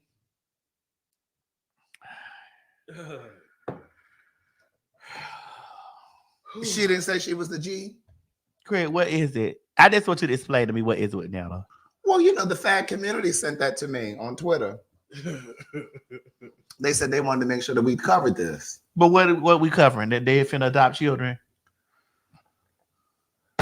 Miss Netta them have a lot of stuff going on. Miss Netta them is very, very famous. Then they need to get a puppy. Miss Netta them is very, very, very famous. Popular. There are degrees of fame. I'm not famous. They're not famous. You're famous. I'm not disagreeing that I'm not. I know you're not. I know you're not. I'm popular. They're popular. There are degrees of fame. Okay, can we break it down? Well, because fame is when you can't move through the world without people stopping you. I've never been out with you and someone has not stopped you. Doesn't mean that every store we go in, somebody is stopping you. But it is. But we get stopped in every store. But come on.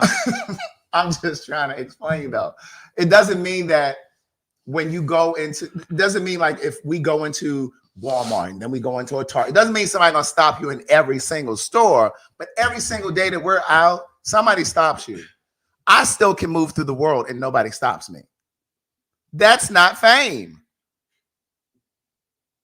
Alexa, who is Netta and Charles? She gonna tell me. Netta is a social media influencer who posts skits with her partner Charles. Charles' grandmothers were Mary, Queen of Scots, and Sophie of Mecklenburg-Güstrow. Girl, she talking about somebody else. Yeah, she talking about another Netta and Charles. She talking about another Netta. No, they talking about this Netta. They just said royal family. They said something about a royal family. They said something about the royal family. They did say, she did say something about skits. They talking about Netta, bitch.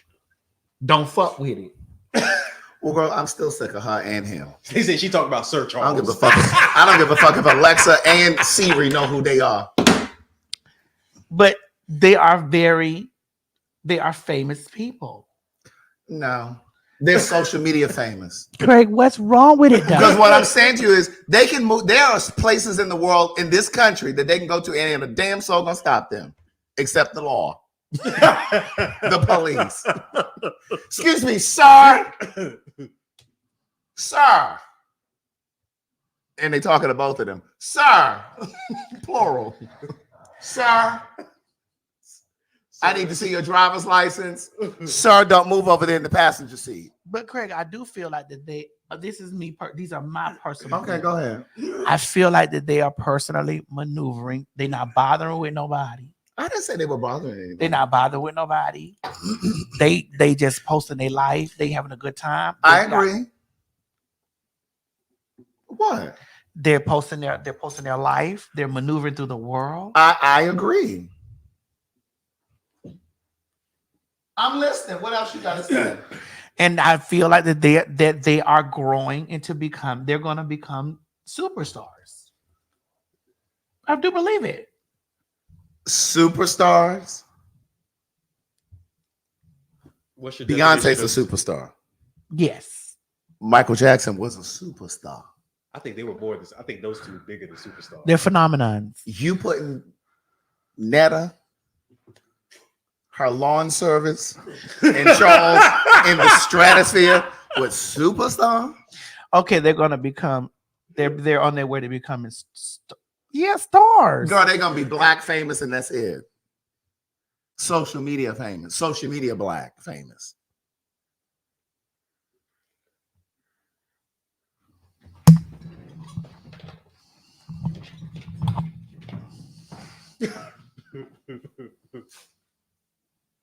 I have to go through this all the time, girl.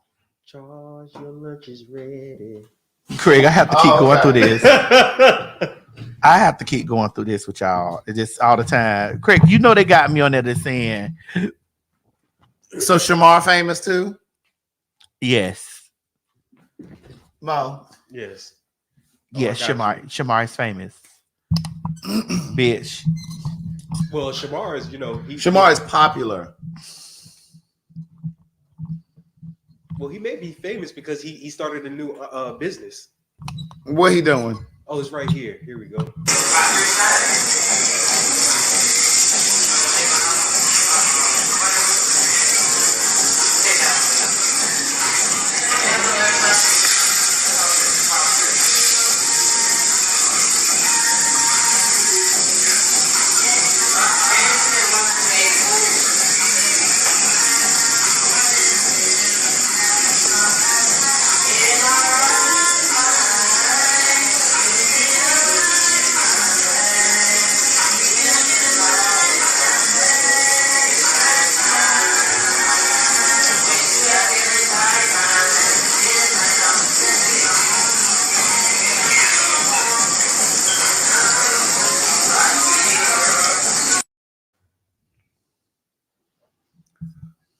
Let me read his menu.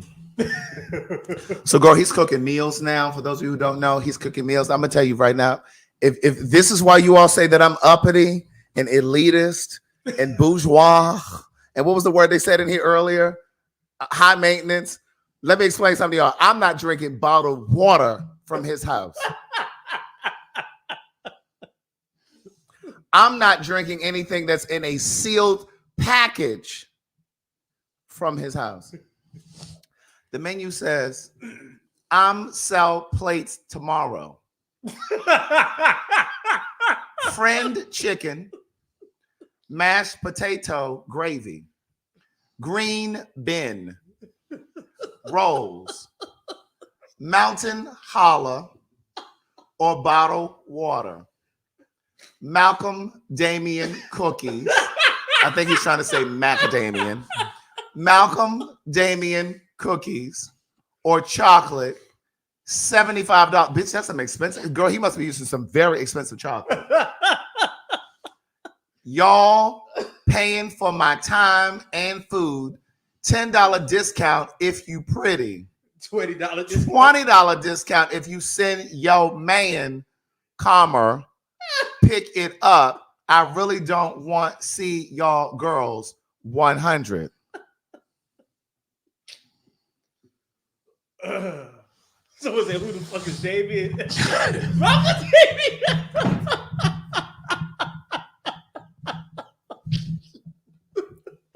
Maddie, I know you want to laugh, Maddie. Maddie, I know you want to laugh. Do you have any Aleve? I think I just got a headache. Yeah, my head hurting too. Can we see the menu again?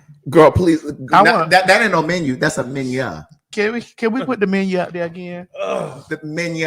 Craig, pass me the phone. I want to call the order in. Girl, please do. Let me call the order. Girl, I'm telling you now, I don't want nothing over there. First of all, that flame was too high on that little stove. Craig, you sure you don't want nothing? Girl, I don't want nothing, bitch. I don't even want no bottled water. I'm gonna put it back once you get on the line. Craig, you Once you get on the line. Girl, I don't want nothing from over there. Craig, you sure? Girl, he was just asking for an iPhone the other week.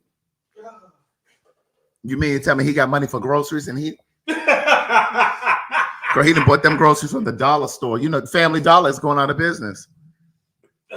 Girl, he done bought them groceries from over there. Craig, you sure you don't want that? Nothing. Hold on, let me come. Craig, I'm getting the number from the Instagram. Okay. I'm about to put it on speaker. Looking at the Instagram. Hold on. Girl, is this his Instagram? Yeah, they got the number there. Hold on. Oh, it's on his Instagram.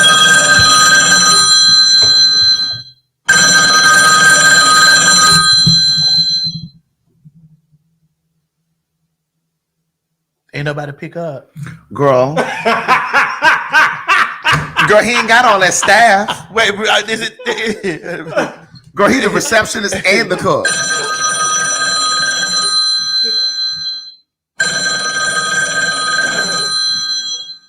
They ain't picking up over this. Girl, he cooking. Wait, Maddie, what did she say? He real busy. Girl, yeah, girl, y'all ordering the shit out of them meals. Those Malcolm Damien cookies. $75. Oh, American, not pesos. Oh. Malcolm Damien is wild though, for real. Baby, they said No Child Left Behind, but he was definitely left behind. Malcolm Damien sound like the y'all want me to see if he got pork chops? Hold on, let me call back. Malcolm Damien sound like that nigga that played Born Supremacy. Let me call back to see if he got some over there. Hold on.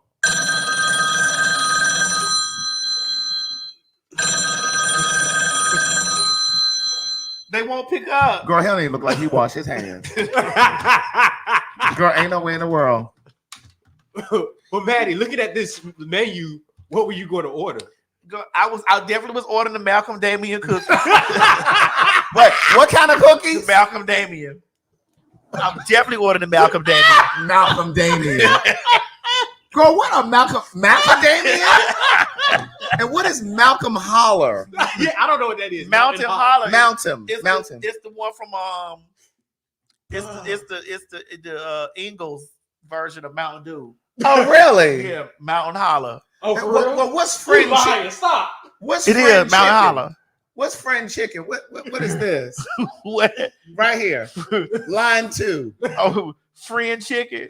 Yeah, what is that? It's when your friend fried chicken. Oh, I thought you were about to say it's when your friend is the chicken. Yeah, that too.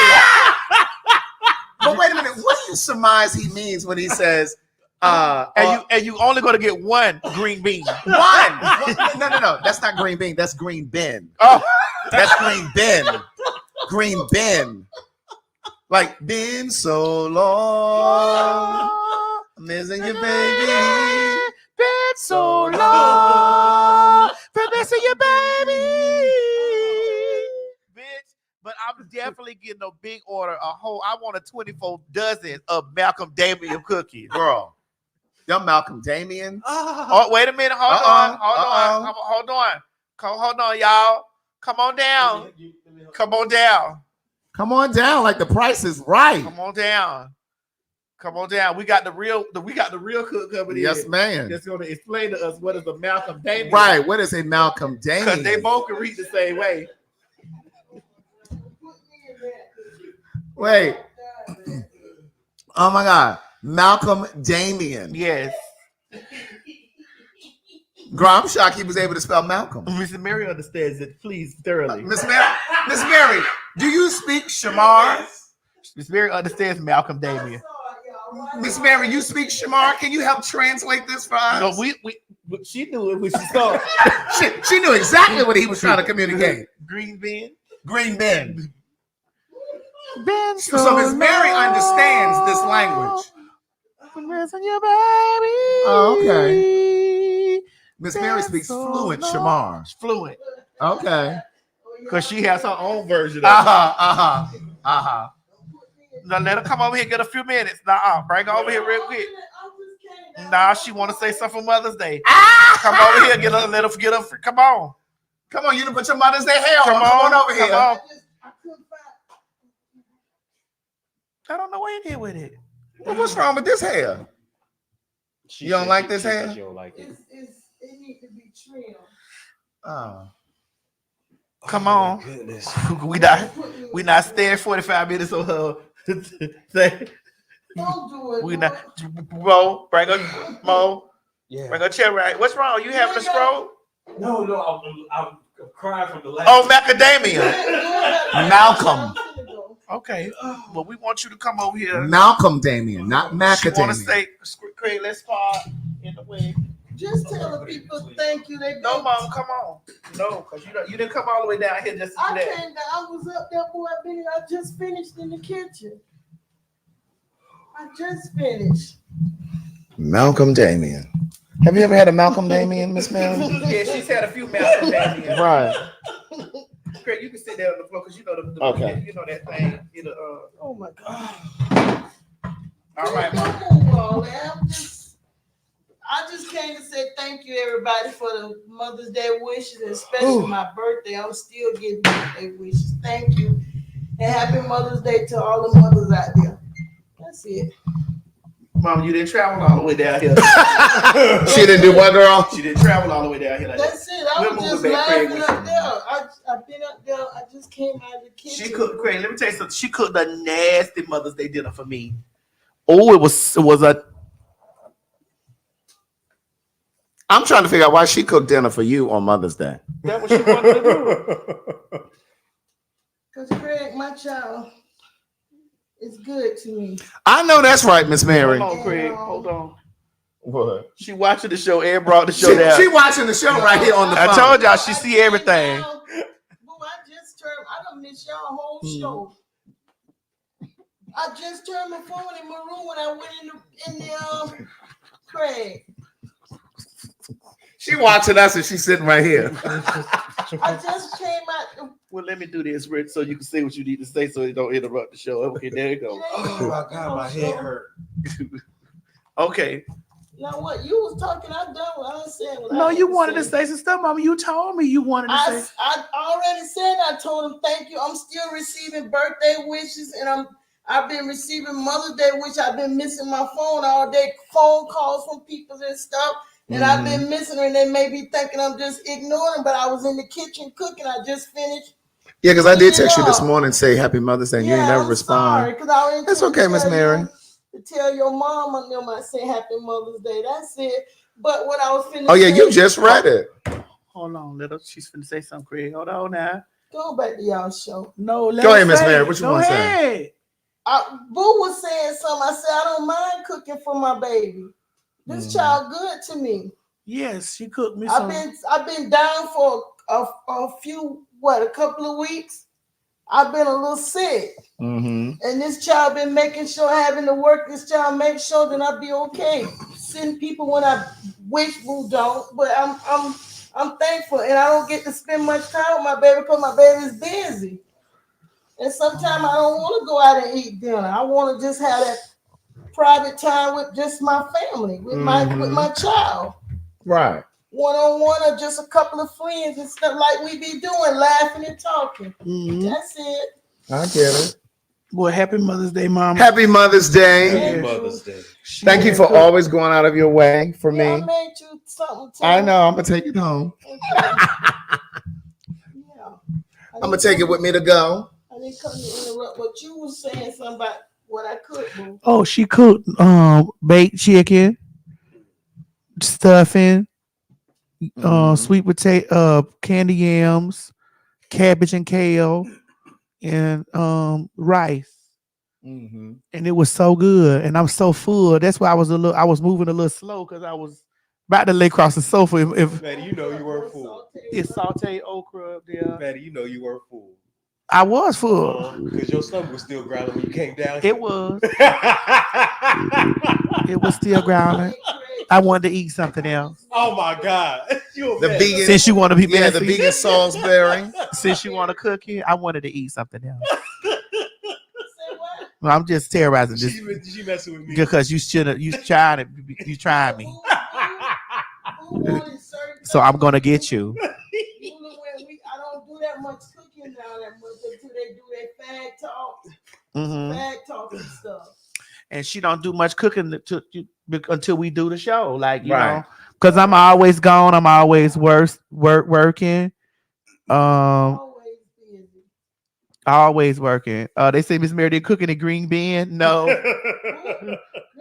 Can we put the menu back up there? Green bin. No problem. Mo, put it back up there real quick. Yeah, move that comment. I did. There it is. I sell plates tomorrow. I can't see it. Friend, you ain't missing nothing. Friend chicken. Friend chicken. Mash. Mom, hold up. Don't do that. Mash. Because you not no better. But fried chicken. Don't put that fried chicken. Yeah, mashed potato. But you may say it right, but we try to get the spelling together. Right. Fried chicken, mashed potato, gravy, green bean, roll, mountain holler or ball of water, Malcolm Damien cookies, or chocolate. So let's break this down. How about y'all? But y'all didn't even talk about the discounts though. Let's get into it's $75 American dollars for a plate for fried chicken. Murder, that is mashed potatoes and green I keep beans. trying to. Bitch, you can go over to Piccadilly and get that for like $12. I can explain to you that when you have a celebrity cooking your food. What? Now we went over popular and celebrity. We've already distinguished the difference between popular and celebrity. Famous and celebrity. There's a difference between popular and celebrity. It's the same thing, though. It's not. It's not. You finished, Mama? All right. Thank you for coming over here. You can see, instead of you watching from upstairs, move a chair where she can see here, watch the show down here. Okay. She wants to. There is a distinction, beloved, between famous and popular.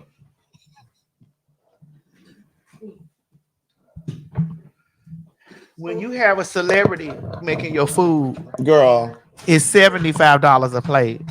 Well, then he needs to reduce his prices about 85%. How much do you think that his plate should be? Girl, I just told you, if you can go over to the Piccadilly, girl. But what do you think that his plate should be? Shamar's plate for that menu, $8. I would say $15, $20 a plate. Why should it be $20? Because it's Shamar. Everybody want to eat Shamar plate. First of all, you're gonna need about $5 for some milk and magnesia after you eat it. Because I'm still not convinced that he washes his hands. And I'm still not sure that he's not cross-contaminating. I'd like for him to make a Thanksgiving menu. That's what I really want to see. Girl, he's trying to do this green bean. They said you want to eat it, Maddie. No, I'm full. I'm full. I'm full. Why don't you go ahead and order something? I tried. Nobody went answer the phone. I kept calling. Nobody went answer the phone. Girl, he didn't have DoorDash and delivery. He's not on DoorDash. I was gonna send him around there to pick it up. I was gonna put gas in my car to go. Girl, where does he live? Wasn't he just displaced? What do they call? They don't call homeless people homeless anymore. What do they call it? Okay, so this is what we're gonna do. What's the politically correct way of saying? No, this is what we're gonna do. When I get whenever the without home. Hold on, we got 11,445 people watching in total. Right in total. So let's go on. Let me tell you where y'all all coming from. I'm gonna tell you what I'm gonna do. We got 5,510 people watching on. Oh my God, y'all are really watching over there on TikTok. I mean Twitter. On Twitter. Oh yeah. Damn. It's 5,000 unhoused. That's the new word. It's 5,514 of y'all watching on Twitter. It's 4,900 watching on T.S. Madison YouTube. It's 796 people watching on Craig's YouTube, and it's 230 people watching on Facebook. On my Facebook. So, with that being said, all of you right here that are watching us right now, we are going to do something very special for y'all. We're going to order Shamar's plates and we're going to send it to you. You're not going to set me up for no lawsuit. I'm not going to have these people suing me for food poisoning. We're going to gift you all this. Put the menu up and y'all go through the menu. Y'all go through the menu and y'all can see on the menu. We need y'all pick out what y'all want, and we're gonna have this stuff. And please, well, girl, it ain't many options, girl. No, it's Malcolm and Damien cooking. right. Well, girl, you got chicken, green beans, and rolls. No, girl, you think that not green beans? Green bean. Green bean. Do you think those are real rolls that he made at the house, or do you think those are like Hawaiian? I think they're Hawaiian. I think we need to get Shamar. Sister Schubert. Hold on. I think we need to get Shamar to cater the show. Shamar, which show? The live show that's coming up. Girl, I will eat the one in November? On the 22nd of November? Of May. No, this month. Oh. Girl, no. I will eat before I come to the show. We need to listen, Shamar, can you hit us up? We need you to cater this.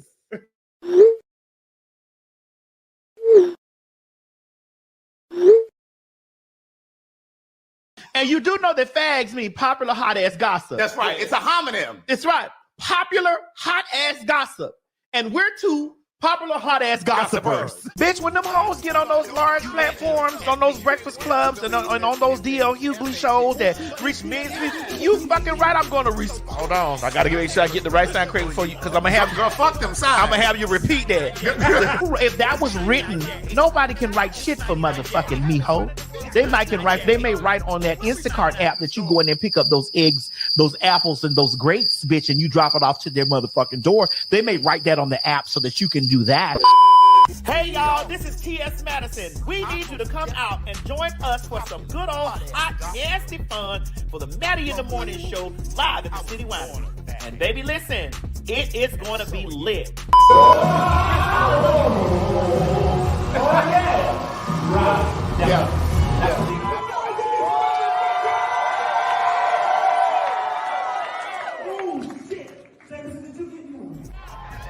And oh honey, ain't no Maddie in the Morning Show live without some good old nasty fag talk. Ain't that right, Craig? You better know it, bitch. Get over to fagtalk.com and get your tickets.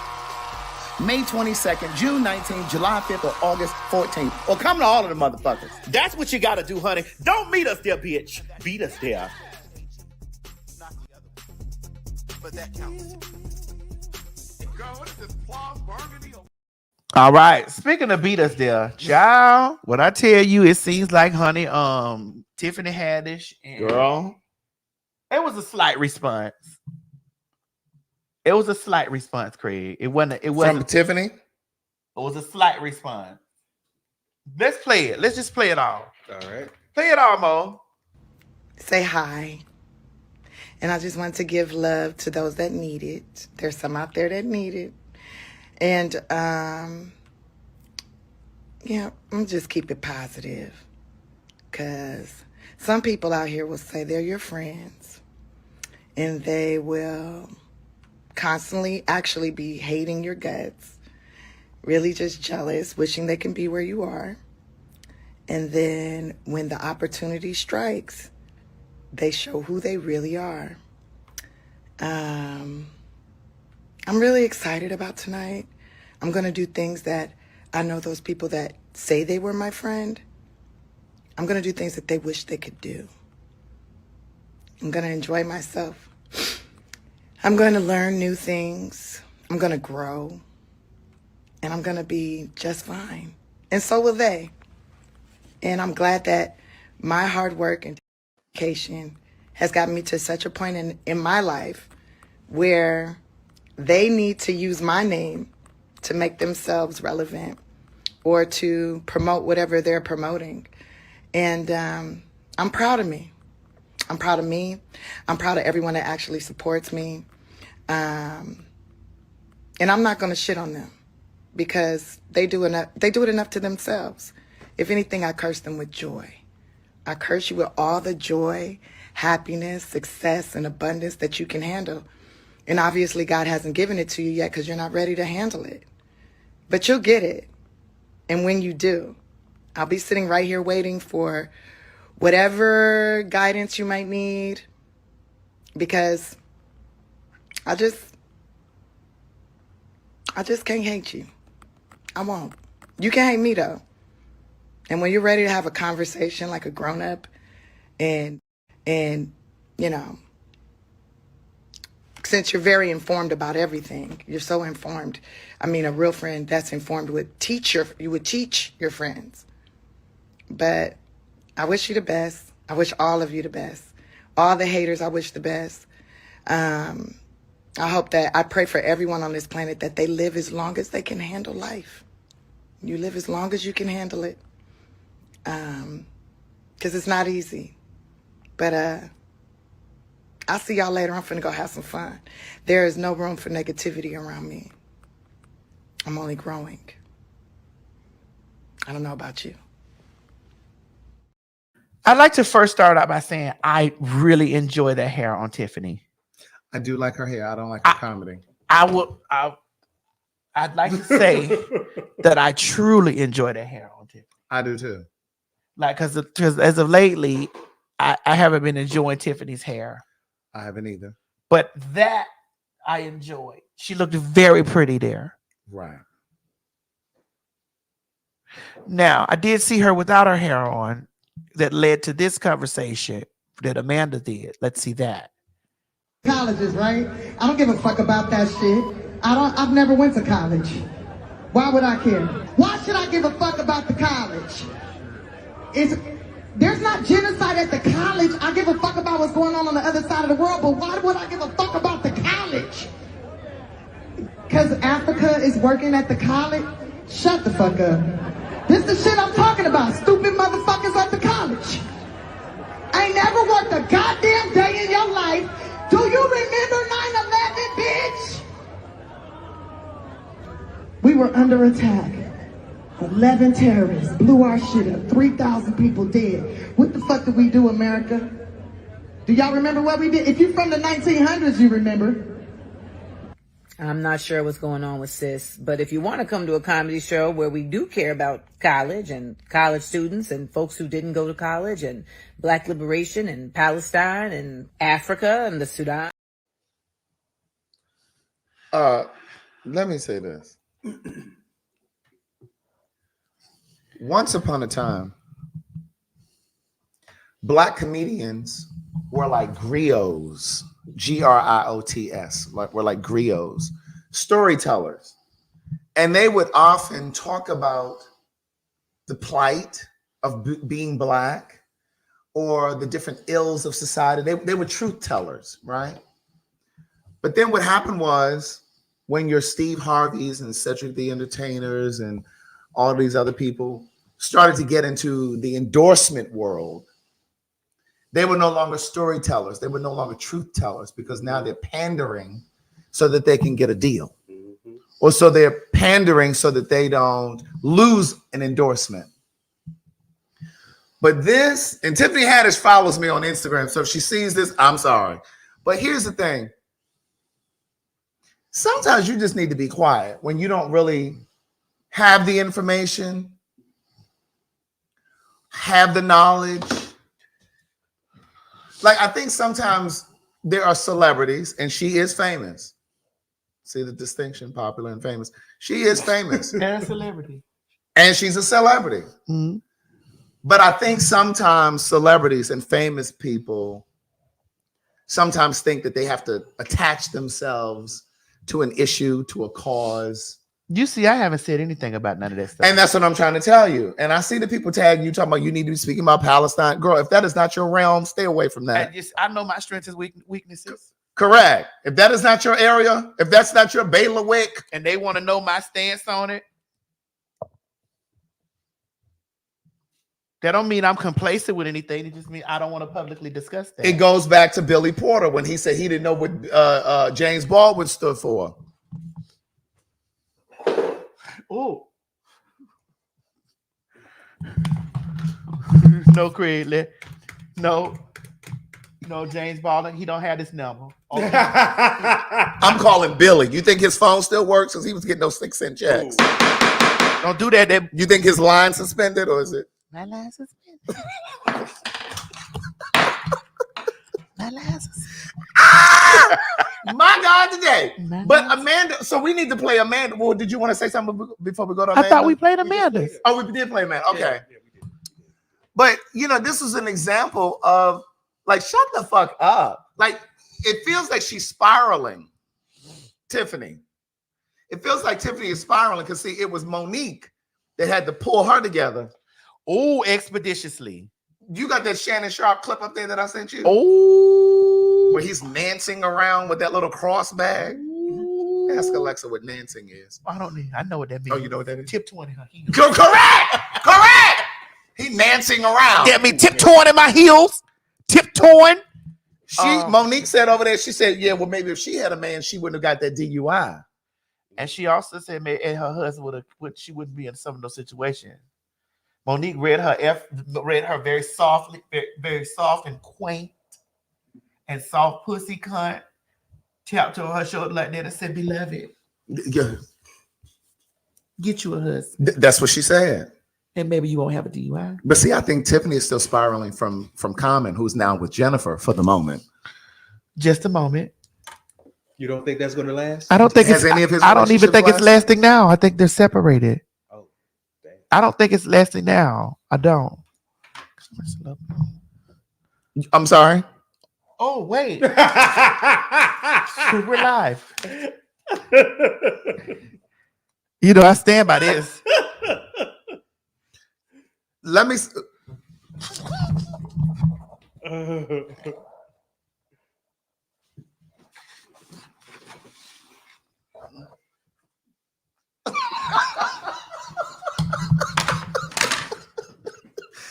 Well, let me tell you this. What I've noticed is a pattern with Common. He dates really, really powerful women of the now. Erykah Badu. And Erykah Badu is famous and she will always have her, Babe, let me tell you something. her cult following. That Erykah Badu got some voodoo pussy. The only one that got away was that Andre 3000. You set that voodoo pussy down on the get away. Right, he did not. The damage had already been. That nigga out there playing flutes right now. Erykah Badu put that voodoo pussy on you, bitch, and smoke the motherfucking goddamn gun, just sticks and blow them in your face. Bitch, you is done.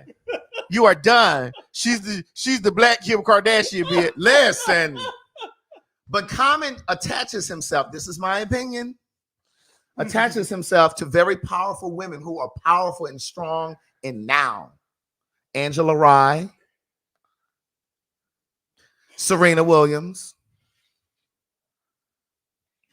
Oh, they said Jennifer left Common. Now with Jennifer Hudson. Oh, she gone, right? That's what I told y'all. Said. Erykah is the only one that left him. I think he's either scarred from that, and so now he leaves these women. I think he attaches himself. Taraji P. Henson. Thank you, Nikila.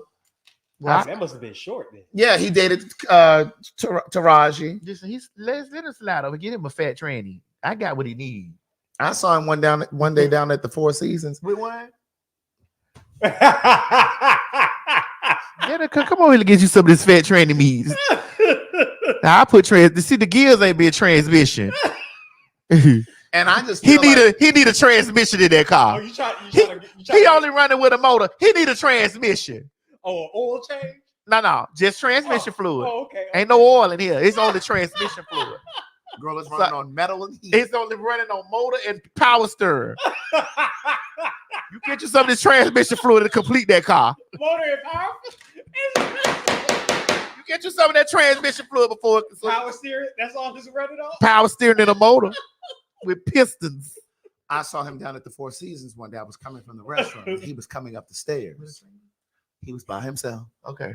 And he said, "Excuse me, you know where the bathroom is?" And I said, "Yeah, it's over here. Did you need me to come with you? Did you need me to accompany you?" You asked him that? No, I didn't say that. I just said it's over here. But the point of me bringing that up is, if he would have obliged, I would have gone. But I would have said, "Sir, do you have a room here in the hotel?" No, just do it in the hallway. That's what they do on the OnlyFans. Really? Do it right there in the hall. Girl, them OnlyFans children, they be in the train tracks and the train stations and in the apartment hallways and things. Ain't nothing wrong with that. Let them girls get their coin. What do you mean there's nothing wrong? And if they get gathered, let them get gathered too. Listen. Girl, them OnlyFans children be like, meet over at the park. You be like, girl. Oh, they said, did he date Sanaa Lathan? Yes. He dated Sanaa Lathan. See, that's what I'm saying. He dates these women who are at the height of their career. They're really in the spotlight right now. And then it's just like he moves on. I think he has some identity stuff going on. But the point of me bringing up the Four Seasons is he's a beautiful man in person. And I don't even really dabble in the red zone. They said, leave my man alone, Chris. He fine in person. I didn't like his feet. What? I looked at the movie where his feet was out. And I was looking at his feet. And so feet can actually really like with me? With me? Yeah. Yes. That'll make it break you. See, that's one of those. That's not a standard. That's a type. Oh, he gotta have nice feet. What his feet got to do with you building? Don't worry. Don't worry. Don't worry. He has to have the feet out, type of feet that I like. Well, fuck his feet. Does he got integrity? That's what I need. Does he have a job? Does he have a sound mind? We'll know with his feet. But man that don't take care of his feet, they gonna take care of nothing. Really, Maddie? Bitch, please. You got to get up on that every day. Get up on the good foot. How about their job though? If they work in construction, girl, as long as he got good feet. They work in construction. If he don't take care of them feet after the construction, this stuff attached to you. Why you not taking care of your feet and your hands? Well, hands I can understand. Take your feet too. I think it depends on the job, though, Maddie. Your hands and your feet. I think it depends on the job. Like, but if you dating a construction worker, you really think their hands are going to be like sex? Like they're going to be rugged? Nah, hands? I like rugged hands because the way they're gonna feel on that ass when they spread that ass apart. But your feet is shoes and socks. I have beautiful feet. Craig, you do have very nice feet. Thank you. I've thought about So you be really looking at people's feet. I looked at your feet. I help you get your thing off your toe. What he had on his toe? Stop telling people that. What he had on his toe? You know I did. Girl, wisdom. What he had on his toe? A dog skin toe, girl. No, what happened? Let me explain to you before you start looking at me weird. When I was a kid, I'm already looking at you weird. He kicked the rock. They was playing soccer. I was playing soccer barefoot, and I kicked the rock. Wait a minute, you thought you were in Africa? Yes. You were playing soccer barefoot? Yes. Was this on gravel or grass? It was on that red dirt. It was on dirt. It was that on red dirt. He really thought he was in Tanzania. What's up, Africa? We know y'all watching. And it wasn't like and she's making it seem like it was some type of, no, what happened was but I kicked the rock. I kicked the rock, and when I kicked the rock, a blood clot formed. But I healed it. And so that's what the black. But I healed it. He won't want to tell you that I healed his. Did you have lockjaw? Did you hit this rusty nail? No, it was a big rock. Like it was It was like a big rock. A boulder. So what did you learn from that experience? That I need to watch where I'm kicking. That Maddie can heal your feet. He got up when he said, "Wait a minute, it's gone." Now, what did you do to heal his foot? Don't worry, it's my friend. But I think Amanda was embarrassed more than anything about Tiffany's rant on that stage. This uninformed rant on the stage. I just think she needs to stay away from it. Like if she's not really informed, I know she's Jewish or she grew up Jewish or something. Because she used to go to bat mitzvahs and things. Yeah, somebody said it in the sense that she something about her Jewish. Yeah. Who? I read Tiffany's. Well, I didn't read it. I did the audio version. Tiffany Haddish. Yeah. Yeah. Someone in the comments did say that she was Jewish. Yeah, but I mean, I just think, girl. Okay. You think that she should have sat down somewhere? I don't think she should. Listen, she should have circumnavigated that. Well, see, that's why I don't play in the pond. When I don't know about that shit, I will call on my girls. Mm-hmm. I'll call you. I'll call Laverne. I'll call Ho. I'll call all them girls, especially those girls that know how to use some big words. I'll be like, what is it? Long as I know what the big words mean in little words. The context. Yeah, in little words. Like Malcolm Damian Nut. I know that means Malcolm Damian Nut. Right. He made that a big word, but I know the little word meant macadamia. No, he made that 2 names. Michael Damian.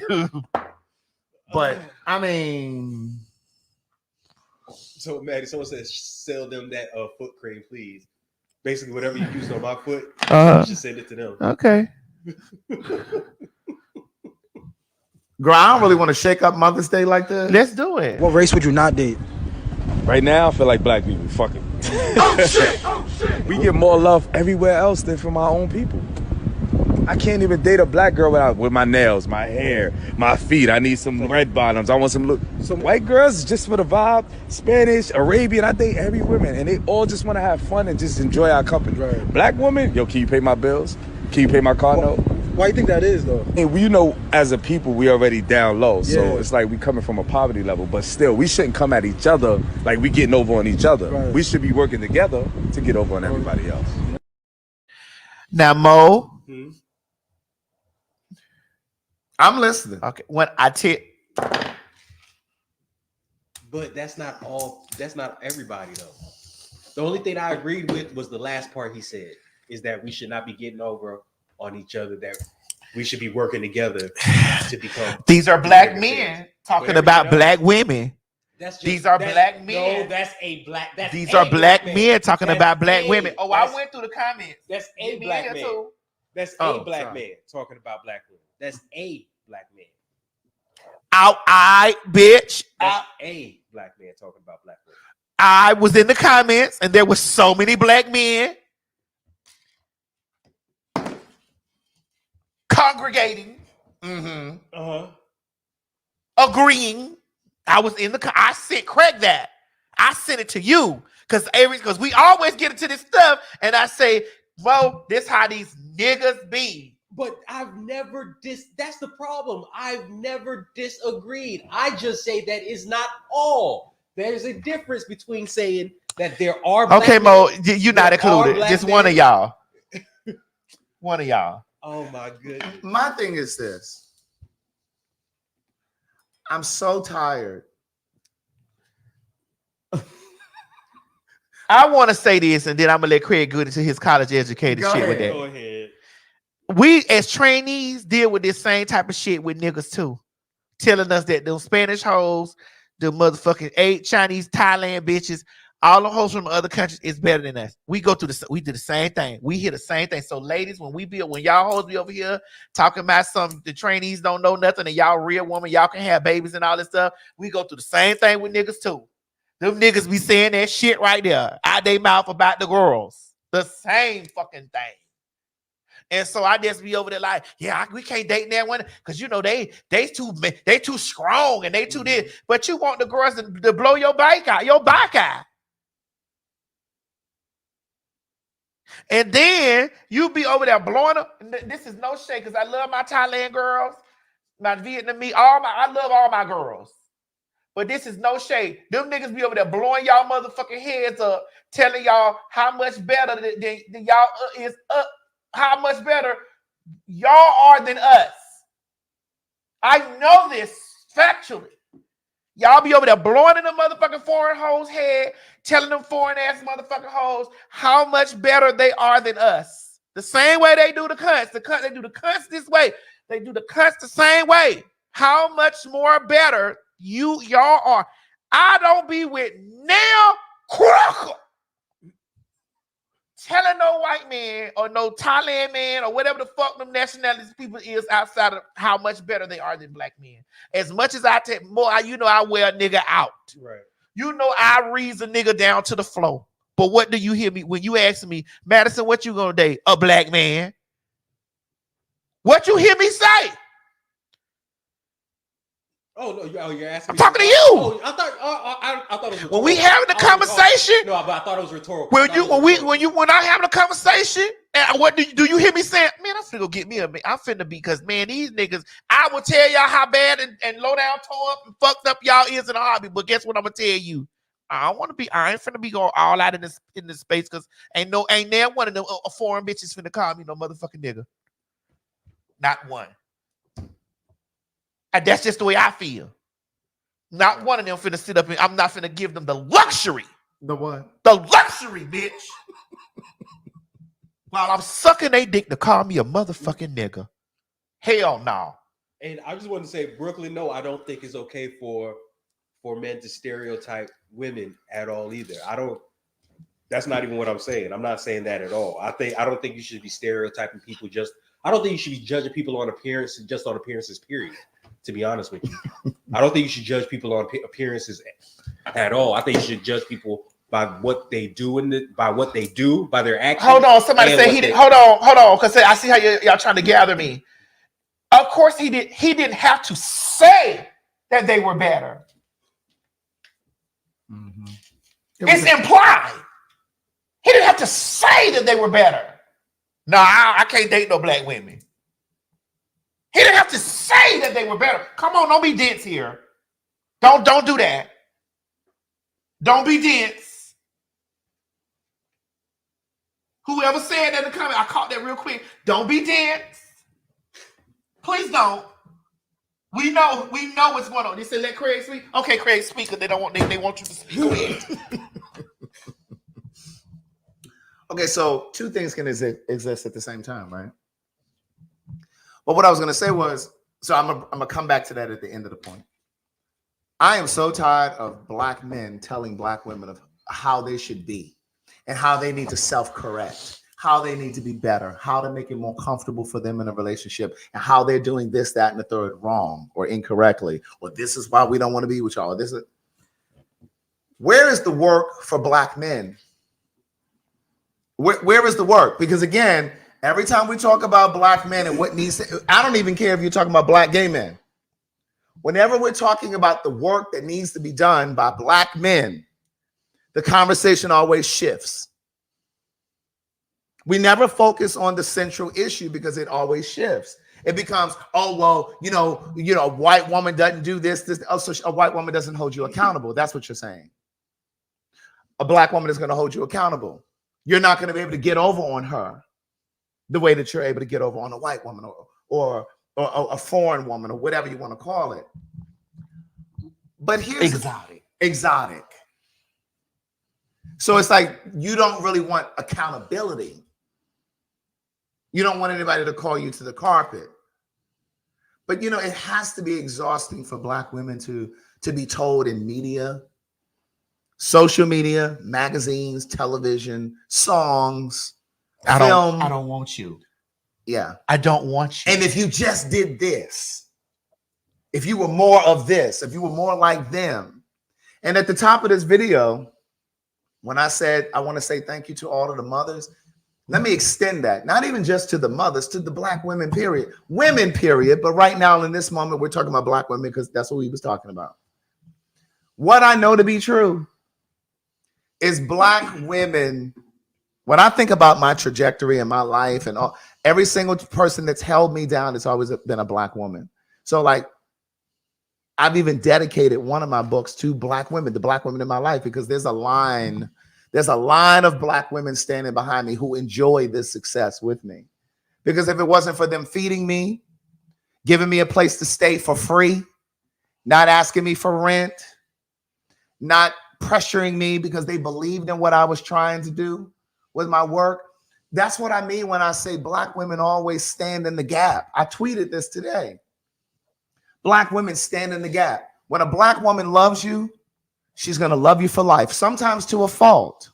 Bitch, completely. Sometimes to a fault. But when a Black woman loves you, she loves you for life. I don't care if it's her uncle, her brother, her sons, her father, a man she's dating. When a Black woman loves you, it's the closest thing to unconditional love that we will see on this side of life.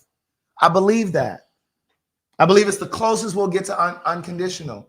But what I will say is I do think that there are instances where Black women are exhausted. And sometimes you're going to get bit because she's tired. She's been done wrong by men in her family, men that she's dated, men that she's worked with, and she's exhausted. She doesn't feel supported. And so when we talk about protecting Black women, I've said this countless times here. For me, it's not just about protecting a Black woman from a physical perspective, protecting Black women from the police, protecting Black women from violence on the streets, but it's also about protecting her space, her mental capacity, so that she's walking through life with a sound mind. You know, when I think about, and again, I'm gonna tie this back into Amanda Seales and my girl Yashara. She played on Blackish. I can't think of her last name right now. But when I think about Amanda Seales and that young lady Yashara, and even like a Tamika Mallory, these women are doing critical work. And my prayer for them, and I say this honestly, my prayer for those women has been that they have an anchor in their life. If these are heterosexual women, my prayer is that they have a partner that knows how to anchor them, because they're doing critical work and they don't need the distraction of a nigga who got 5 babies mamas. They don't need the distraction of a nigga who's running game, because he's a distraction. My hope is that these women have men or partners that are going to support them, that are going to buttress them and support them through those times when they're weary. And pour into them. Pour into the girls, pour into their lives, pour into, you get tired of be carrying, and then then they come in with all of this extra, baggage that bitches is sit around and be trying to sort it out with them. I'm gonna go through this with you. Correct. Then once you done got healed from the trauma, it's just like, you know what? Right. And I gotta get me somebody that's gonna really love me and go. Correct. Bro, Craig, I don't have no pussy. Mm-hmm. Okay. But all of this stuff, I resonate with all this. Yeah. Yeah. You feel me? Yeah. And you have no idea. Mm-hmm. I don't live my life as a man. I don't. I might have been born male. I don't live my life as a man. I've been this since inception. Mm-hmm. And you have no idea the things. And then when I talk to Mo about this, and I'm talking about how and we're talking to the women in the comment section, like the women are speaking up, and the women are saying this. And Mo, we love you. We do, to the floor. And I know you're an advocate for good men. I know you're an advocate for good men. Can I talk after you finish? Though? Yes, you can. Okay. I know that you're an advocate for good men on it, but the things that we're saying are not. It's the majority of women are saying this stuff. Like, this is the experience. This is a majority. It is a majority experience. Like, these niggas is doing. Then I sent more video with stuff like this of niggas, the way niggas be talking about. Right, about women and the way they be on there with this shit and what they type is, and then I seen videos where men were making videos, and they back then when people were swiping and doing this with their head left, they swipe all against black women. And see, Kevin Samuels had some of y'all fucked up. God rest his soul. But when I say some of that shit that he was spewing into the world had these niggas fucked up. And not only did he have men fucked up, he had a lot of women who didn't know who they were fucked up, second guessing themselves, trying to pander to that foolishness, trying to chameleon, trying to morph and become all of these things that they're telling you. You're not a chameleon.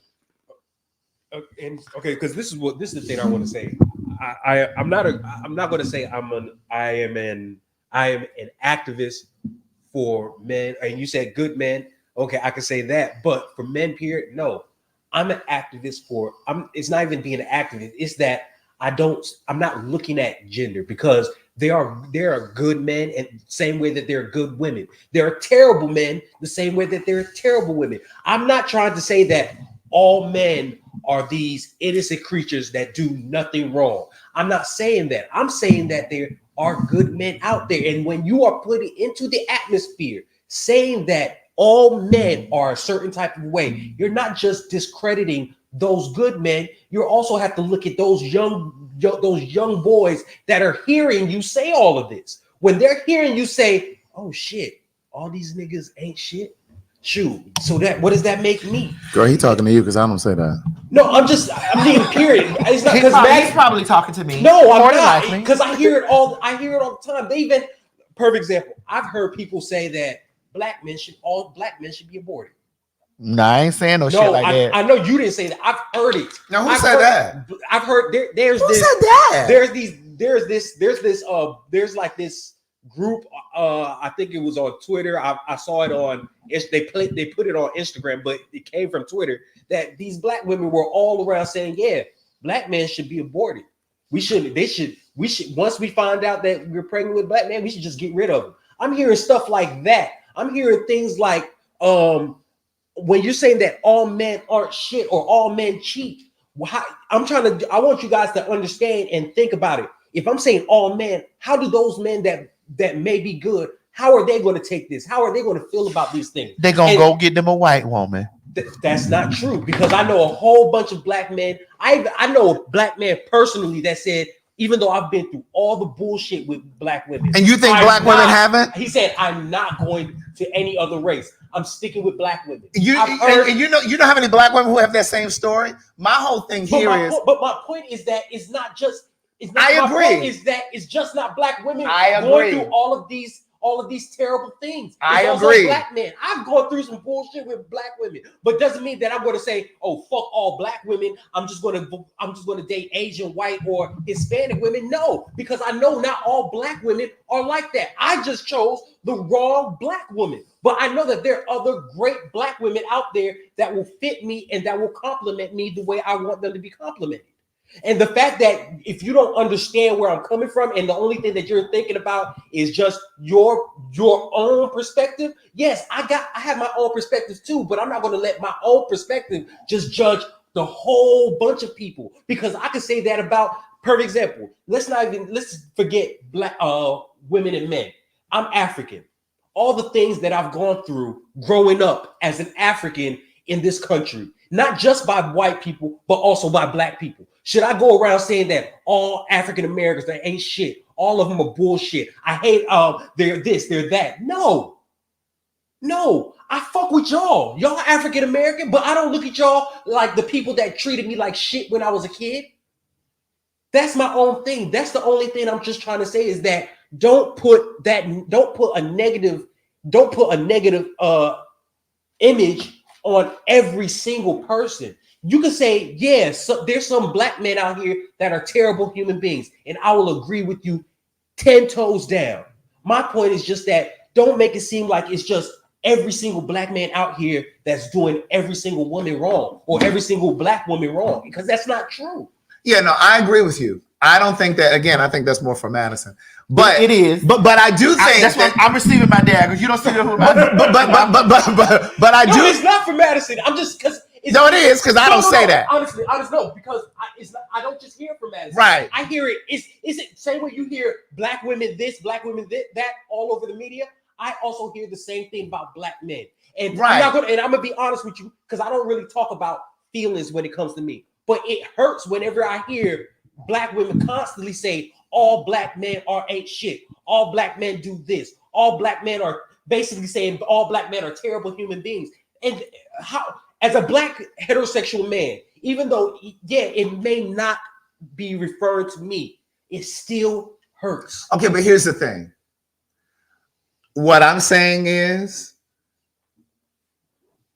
now, did you see how I just said lit and absorbed that? But see, here's the thing. But it's not for you, Maddie. It's just general. But the thing though is, Mo, the black man that you're referring to seems to be in the minority.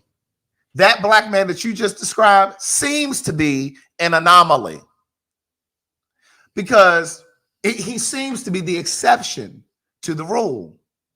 Because again, remember a few weeks ago, I put my hand up and I said, Craig, has been looking for a black man who is evolved enough, sees himself, sees me, sees the world, and knows what he wants from the world and wants to build. Now, at the top of this conversation, at the top of this live, I jokingly said, but in a very serious way, I jokingly said, you know, a lot of gay men, black gay men, are upset with Lil Nas X, or they're upset with Gerard Carmichael because Lil Nas X was just in a video with the white boy. And the gays were all under the comments saying, oh, well, now he didn't made it. Now he with the white boys. They say the same thing about Gerard Carmichael. First of all, you all wouldn't be interested in Gerard Carmichael because he doesn't have swag. He ain't got no body. He ain't built. You know what I'm saying? He ain't got no style. He got some money, but he ain't got no style. And the truth is, we got to really start being honest with ourselves.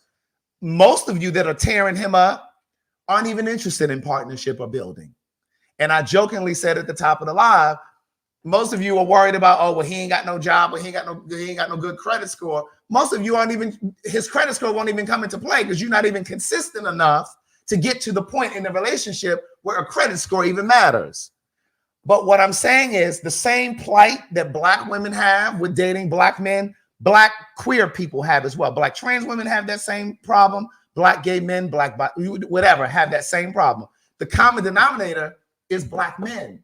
And the problem is we don't center and focus the conversation on how black men can be better for themselves and then be better for the rest of us. Because then we want to make these excuses. Oh, well, systemic racism, and all of that is true. Well, bitch, I navigated through it. And so many other black men, gay, queer, bi, straight, also navigated through it. I just think that we make so many excuses for black men and why they don't. And I will agree with you with this. The men, yes, they have their issues. They're black men out here that are, I will say it, terrible human beings. There are. They really are. Because I want everybody out here to actually listen to the words that are actually coming out my mouth instead of just talking about what they feel. Because I accept all of your experiences. I accept that the men that you guys have been in relationships with, they weren't shit. I accept. But I'm also saying, agree. But at the same time, there are men out here. There are good men out here right, that have gone through a whole bunch of bullshit. Correct. So it would be better for us. But what I'm saying, and what most of these people in the comments are saying, and me and you, is that finding that man that you're describing is like finding a needle in a haystack. But also, I will also say this, because even though I don't, yes, you got everybody in here, I get it. Yes, I don't date men. You all. But you have men friends. I have, and you see some of that fuck shit that they do. I do, but I don't. Do you call them to the carpet? I don't hang around those people. All my friends. Maybe when I was younger, yeah, I hung around because I was young. I saw how they were getting women. What we're saying is per capita, but they ain't enough. But in my capita, that's the all. But I also have to look at it like this. The guys there are some good guys that you guys don't even consider. Why? Because they don't fit the criteria that you guys. Well, no, see, that's what I was saying a moment ago about having standards and having a type. So when you have a type, you can you can lose people. And that's what I'm saying. What I'm saying not is all the time that is just always men. Sometimes as people, we choose the wrong person. For sure. And I will give you this, and I've said this before, I've tweeted it, and I've written it somewhere in one of them books. We've all been someone's disappointment. I haven't always been evolved. And it doesn't mean that I'm saying that I've made it and I've arrived. Because I think that every day that you're breathing and you're living and you're walking on this earth, there's work to do. There's more evolution. I totally agree. But what I'm saying is we've all been someone's disappointment before. But what I'm saying is it just doesn't feel, even if we were talking about black gay men, if we were specifically talking about black gay men, whenever I speak this kind of truth about black gay men, there will be a few people in the comments who will be like, oh yeah, I agree, but then you will always have the few in the comments saying, oh, well, you're attracting that. Well, what did you do to bring? It's your energy. That's what you bring in. It must have been something about, and I'm like, okay, so is that what's going on with everybody? Because like, at what point do we start holding these people accountable and saying, okay, there's some work that needs to be done? But the thing is that, you see, I'm not disagreeing with you guys. No, I get it. Yeah, the thing is that I'm not disagreeing. I think there's a lot of work that needs to be done on both sides, to be honest with you. Sometimes people just don't want to self-correct. I think is what I'm saying. And you're right. But I believe instead of, because like I said, I'm not a red pillar, if that's what you want to call it. I'm not somebody that's trying to say, oh, I take up for men. No, I'm all about what's right and what's wrong. I believe that as a community, as black people, instead of running to the internet half of the majority of the time and talking about what each other are doing wrong, why can't we come together and discuss things and actually have a real conversation? Well, what happens is when we try to have real conversations, black men shift. Oh, well, black women, when they start making money and they got education, now all of a sudden you can't tell her nothing. She thinks she's the man in the relationship. She want to run everything, and that's not the case with all black women. Are there black women who make the money? Yes. And then act like that? Absolutely. You're right. But that's not the majority. I have said this before. I've said it here. I've said it on my own live stream. I can think of 5 close black female friends that I have. They all make $100,000 or more. They don't have children. They're educated, meaning they are degreed. They own their own home. And there is not a man in sight. Because sometimes women like that are like kryptonite to men. Because men like that one in that video want to be able to say, oh, well, I don't have these problems when it comes to dating white women or Indian women or Hispanic women, The problem is sometimes these men are just intimidated by these women. It's not always that black women are like, oh, I make more money than you, nigga, and you can't do this for me. Now, are there black women out there that are like, oh, well, if that nigga can't pay for my rent or my mortgage yes, there are those too. Two things can exist. But what I'm saying is the majority of it is these men don't want to be challenged. And they don't like it, and they resent black women for it. That's what I'm talking. I'm not saying that there aren't black men who are doing what they should do, and and then we got to get into what is a good man. Until you lay down and you fuck with a gang of niggas from all walks of life, you realize that a lot of them think alike. And I can say the same thing about y'all until y'all lay down and really fuck with women the way that men really fuck with women. You can also do that. Let me go back here. Go ahead. I have fucked men from all different brackets, tax brackets. I have fucked with men from all different, even outside of being a whore. Okay, even outside of the things. I've ran across very few, and it's not about them dating outside the race. It's about the thing. You have no idea the things that I have heard, Mo. None. To say it to me as female presenting. You have no idea the shit that has been said to fucking me.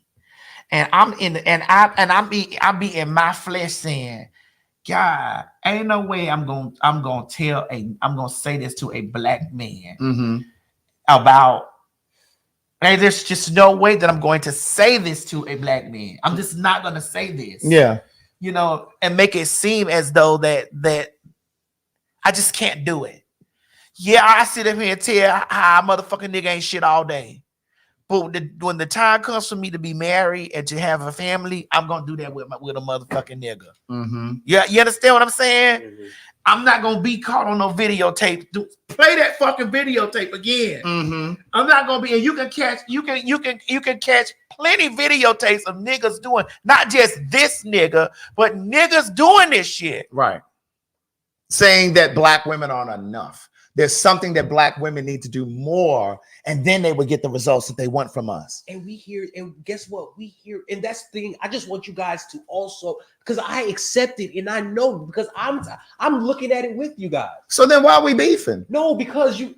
Okay, this is the thing. I just said to you, I believe that there's a small minority, yes, but of men who fit into that category that you're talking about. No, we're not beefing. I'm just trying, because it's not. I'm not just talking to you. I'm not just talking to you and Maddie. I'm talking to also the people in the chats, because also the people in the chats are also want to give me a hard time because of the perspective I bring. First of all, if you have a problem with me, what I'm saying, you can tune off. Number one, because I get paid to do what I'm doing. That's right. You don't pay me. That's so right, if y'all want me to hush, I told you he was hot. Mute the mic. Nah, because I told you he was hot. Hot as fish grease. And I came in swinging about my. But Maddie, I'm not hot. I'm not hot. I'm glad it's coming out. I'm today. not hot. Come on, No. I'm not hot. Come on. I'm passionate. There's a difference. Come on, let's bring it There's out. a difference. I'm passionate. That's I'm not hot. That's why I healed his tone. But no, I just want to. Well, let me ask you a question. Do you think I'm a good woman? And do you think I'm a good? Do you think if I had a real pussy that I would be a good real cunt? Well, I've never dated you. You don't have to date me. Well, no, I'm talking about. You don't have. I'm talking about. And do you mean as just a person? No. No, because they're different. No. Should I tell you why? No. Should I tell you why? There's a difference. No. Now you see that? Correct. Now you see that? Would you let me last? Would you let me land? Would you let me land, Maddie? Great. Because you're trying to interpret what I'm trying to say, and you don't. So just let me land. There's a difference. The way I treat women are different. I treat different women depending on if we're friends or if we're in a relationship or if I'm just fucking you. Those are three different relationships. But what I'm saying, that you're asking But here's what I'm saying. Here's what I'm saying. You're asking me, would you be a good woman? I'm asking, what relationship aspect are you asking me that? But here's what I'm saying. That's why I'm asking. Here's what I'm gonna answer for you. Even if you just fucking her, there's a level of respect that can come with just fucking her. Yeah. When we get into playing mind games with people and you treating people like they just don't matter, that's what I'm talking about. When you don't really take care of a person's mental, you can just be fucking somebody and not want to build anything with them. Right. But you can still have a level of self-respect. Respect for them, yeah. And a lot of times these niggas just fucking people, women, and they don't really give a damn about how she feels. They don't really, you know what I'm saying? And it's deeper than saying to her, listen, I'm not really trying to build anything. I don't really want to be anything. But my thing is, when you know this woman what I'm saying is I need to see more men have a level of respect and self-awareness about themselves, that when they're with a woman and they can tell right off the bat that she doesn't have the capacity to be able to just be a fuck buddy, I need him to be mature enough to say, you know what? I care about you too much as a black woman that I'm not even going to keep fucking you. I totally agree. I'm not even going to keep fucking you. You know what I mean? And just pull away. But when they get to playing all them games and shit, and you're not answering text messages when the fuck you see that text, or you not calling. Here's the thing. I'm gonna say this, and then y'all can have it. I had a gathering at my house a couple weeks ago, and a friend of mine invited a friend of his over, and this is a black gay guy, and they're both from Chicago. My friend invited his friend from Chicago. The guy that came to the house is living in Australia now. Mm-hmm. There isn't much of a black gay community in Australia. So naturally, he's now been living there for 10 years. After year 1 or 2, he got into a relationship with the white guy because there's not really much of a black community over there, black gay community. I said to him at my house, I said, so what's the difference? Like, what is this like? And he said, there's still work in this relationship with this white guy. There's still work. He said, but it doesn't feel like the kind of work that I had to do when I was with black men. And see, As black and righteous as I am, I understood that. But that's the shit that black men, gay, straight, bi, whatever, don't always want to hear. Because we hear it, we interpret it as you're not good enough. But what we're really saying is, I expect more from you. I want more from you. I deserve better. I want you to show up for me.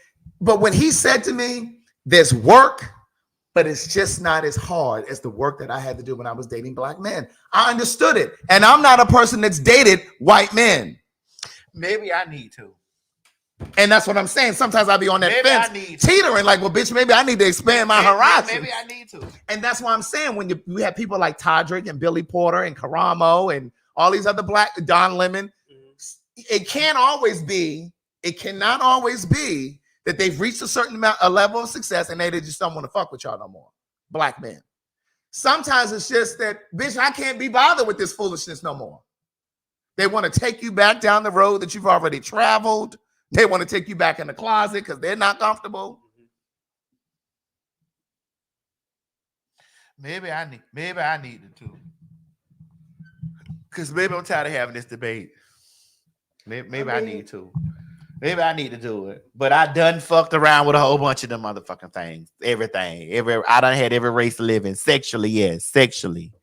I have had every race. Golden, I know it can be both. That's why I said, Sugar Plum, it's not always that these men just reach a certain height and they want to date white. I know that it can. I know that there are white black men who date white because they have identity issues. I know that. I know that there are white black men who date white NBA players or whatever simply because they now reach a certain success and they want a white person on their arm. But what I'm saying is there are also instances where some of these black men are just ready to build and they're tired of the foolishness and the fuck games. Well, you have to build at a certain age, Craig. Correct. And I don't think we think about building black queer people. But it has to be at a certain age. I don't think we start building until we're mid to late 40s. Like, yeah, it has to be at a certain age. Like right now, I'm in the age bracket of, I'm in a financial bracket. Mm-hmm. But see, we think as black people, let me say this, black, straight, gay, whatever. I think sometimes we think that we have to organize our lives first in order to get into a relationship. Oh, well, let me finish school first. Oh, I'm trying to build a business. Oh, I want to save a certain amount of money. Love doesn't wait for us to organize our life to show up. Sometimes love is going to show up, bitch, when your credit score is 400. Could be. So, Mo, back to this. Mm-hmm. Go ahead. I wouldn't be a good woman. That's why I asked you. Are you asking me to me, or are you talking about to a? Or are you talking about to? Because the reason I say that when you ask me, are you a good woman? I'm asking you, like, in what aspect are you asking me that? Because if you're asking me dating-wise, I don't know. You've seen me date. But I don't know what goes on behind closed doors. You just tell me you just tell me the problems problems that be going on. I didn't say you said I tell you the problems that be going on. I say your experiences. I didn't say your problem. I say your experience. When I was dating, and you knew when I was dating. Well, I told you a lot of the problems that were going on. But there are always two sides to a story. There were no two sides. I mean, basically, it wasn't no two sides. I don't know how. If I'm telling you there's a problem going on, because I'm not gonna tell you when there's not no problem going on, because there don't be no problem going on. But when I'm telling you there's a problem going on, when I say that if I'm telling you that there's a problem going on, and I'm saying I didn't really want to do the things that I did, but I did the things that I did because I saw stuff that I saw, and I was trying to figure out like what the problem is. What's the problem? Yes, but what I'm saying, this is what I'm saying, Maddie. How you perceive your relationship, the other person might not perceive the relationship the same way you perceive it. Got it. We got it. And that's why I'm saying, as a woman, as a friend, as our relationship now, the person you are to me now, you are That's great. The same way I am when I'm in a relationship with a person we just in a sexual. Maddie, I can only go by our relationship. I'm the same way. Okay, if that's the same way. Okay, Maddie, I'm not even gonna argue with you. If that's it, then I'm the same way. We just intimate. If that's it, we're just intimate. Okay, I'm the same way. Maddie, if that's it, then okay. If that's it, then okay. I don't personally know how you are in a relationship. Why? Because I don't see your relationship unless you tell me about it. That's why I brought that up. That's why I say that.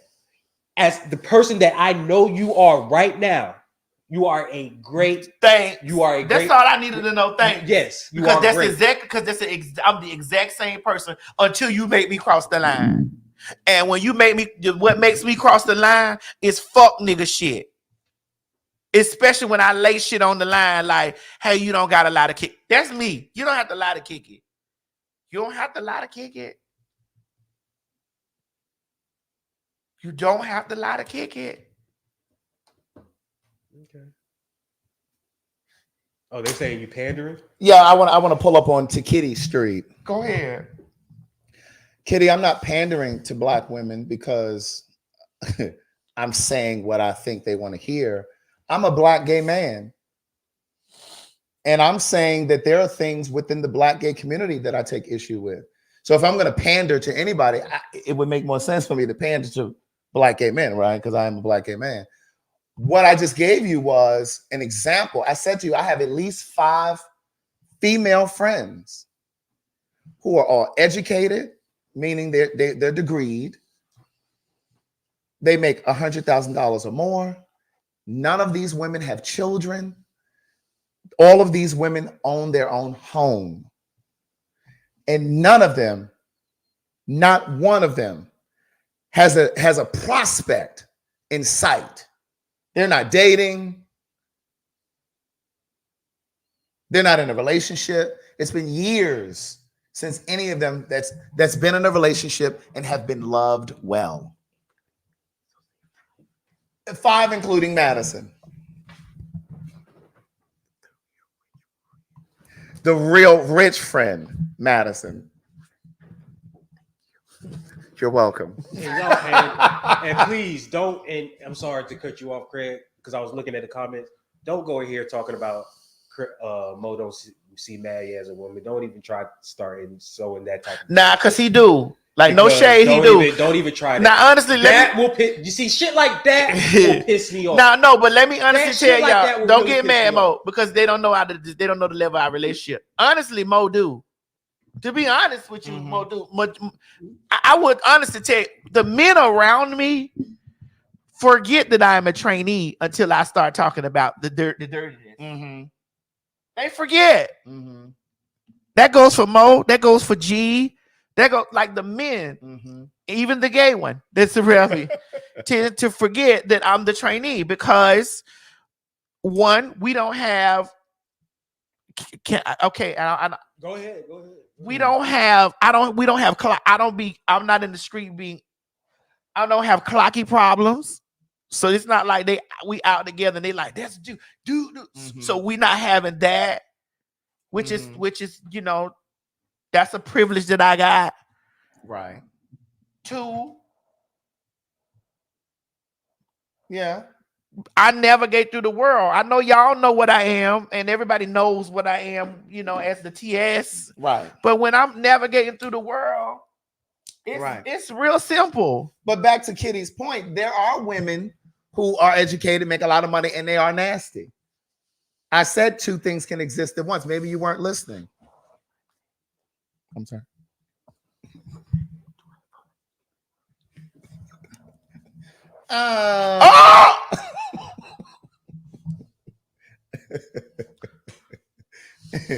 But no, I mean, no. I need the question answered. Mo answered his. I need you to answer yours. Ask it. Do I fall in that category? Which category? Repeat what you said. That there are women who make a lot of money and who are nasty. Yes, do I fall in that category? At times. Wait a minute. To men? Well, remember a few weeks ago. Oh God. No, it was months ago. Bring me back. Okay, so remember months ago. Bring me back. You came on the line. I was sitting over. It was mad in the morning. We hadn't gone into Fag Talk yet. And you said, this bitch Calvin told me you was a nasty bitch. You were telling them what I had said to you. So yes, I know that you can be a nasty bitch. You're not gonna talk to me. Like, remember you said to them, I said to you, you're not gonna fucking talk to me. Da, da, da. You can talk to these other people like that, but you're not gonna talk. Mo, excuse me. I need 30 seconds. Well, you asked me. I need 30 seconds, please. I got you. I need to check a hoe. You asked.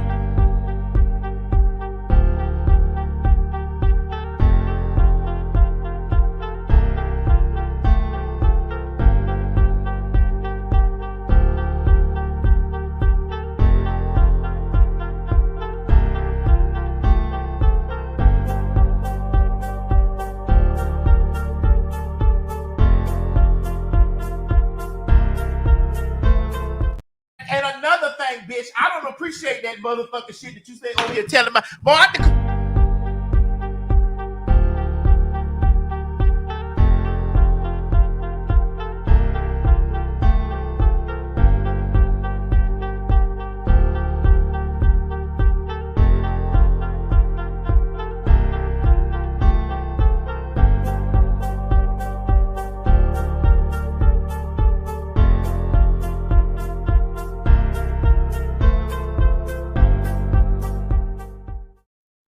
All right. You can tell it, Craig. You can tell it. What was I saying before? Well, I just had to make sure that, because I didn't want you to go too deep in my business. But I had a conversation the other day. That's what I was Then going to you say. can tell what it was. You can go into detail what it was about. About that? Yes. Well, at that time, you thought that I was coming over here to promote one of my brand partnerships. And you were like, you ain't about to come over here promoting that shit. I need to get a piece of everything to come through here. I said, girl, this is not that. This is not that. You did. Girl. So that was just one of those examples. And then you left and went home, and we had a great day. Oh, yeah. And you left and went home. And then when I picked up my phone, you was like, bitch, let me tell you something. You will not speak to me in that motherfucking way, you bitch. But that still does not negate, that does not make me nasty. It just made me very much so, we had our conversation. I felt that we were as friends, we were in a space that we bantered, and we banter like fags. And so I wasn't necessarily raining down on you in a personal space, but you took it personal. And no, I didn't take it personally. No, but you did try to gather me. I just felt like you were being a bit impetuous because you thought that I was, right. And I said, girl, slow down. Yeah, you did. And then, we had a great day. We did. And then once you got home, you had sat on that through the whole laughter, the kiki and everything falling back. Oh, yeah, because I'm a professional. Oh, I am too.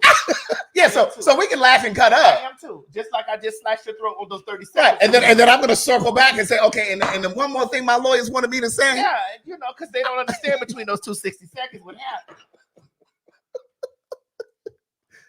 But it says that yes, I was willing to be corrected, which still brings me back into I am a good person.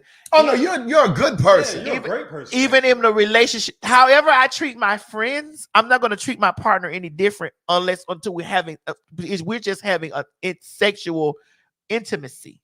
Mm-hmm. We're having sexual intimacy, which takes our relationship on a deeper level. Mm-hmm. Craig and me and you, we're not going to be on a deep relationship level because we're not having any sexual glue. Right. Mm-hmm. There's no sexual glue. The sexual glue, that's when shit gets a little different. Now, don't get complicated, it gets different.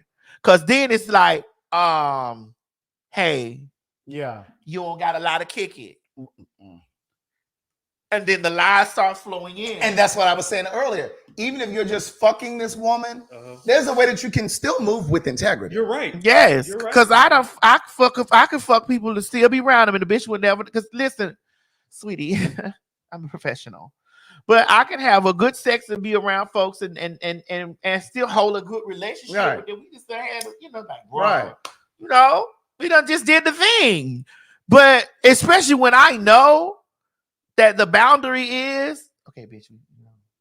That we kicked it that one or two times, or we kick it when the spirit like, And it's when I see you kicking it and cartwheeling back with other motherfuckers and all that type of shit. That ain't got nothing to do with me. I don't have nothing to do with that because our understanding is that it's when you lying and kicking it. It's just like, hey. And I totally agree with you. So I'm no different with my partner. I don't treat y'all niggas no different than I would treat a person that I'm in a relationship with. It's just weird. Bro, really? Yeah. Why? Why not?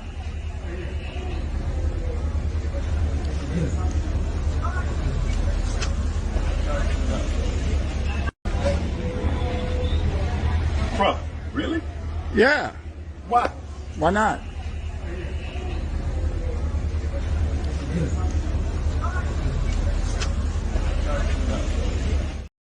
That walk is like, get him, Glow. Leave him alone. That man got a bad knee, 2 wrong hips, bitch, and pigeon toe. Leave him alone. On that football. And he got his dog. He rich. Like that nigga is rich. Golly. Get him, Glow.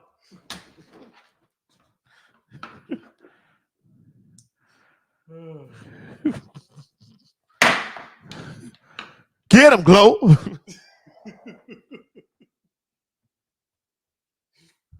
Oh yeah, he got beef with Shaquille O'Neal now. Child. Everybody got beefs now. What else we got in here before we go? We have your stomach going. Yes, it's cartwheeling. Oh, the trainee story. Oh, I need to do the video though because put it up there. Let's talk about it real quick. I gotta pee. I just took a screenshot. What are we drinking? Alcohol? Right. Put it up there. Let's start off ready. Let me go back in here. So there's a trans woman. I don't even know where this took place.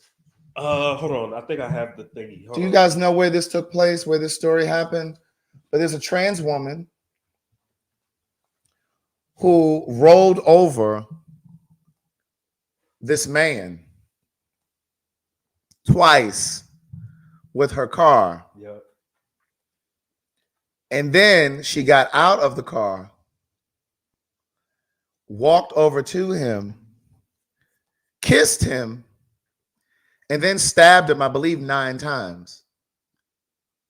Oh, so it says apparently it happened in Houston. Houston. Yes, from what I'm reading on the post, it said it happened in Houston. Now, I don't know what happened in this situation. Are you okay? Almost sound like you had a bidet in there. No, you know what a bidet is.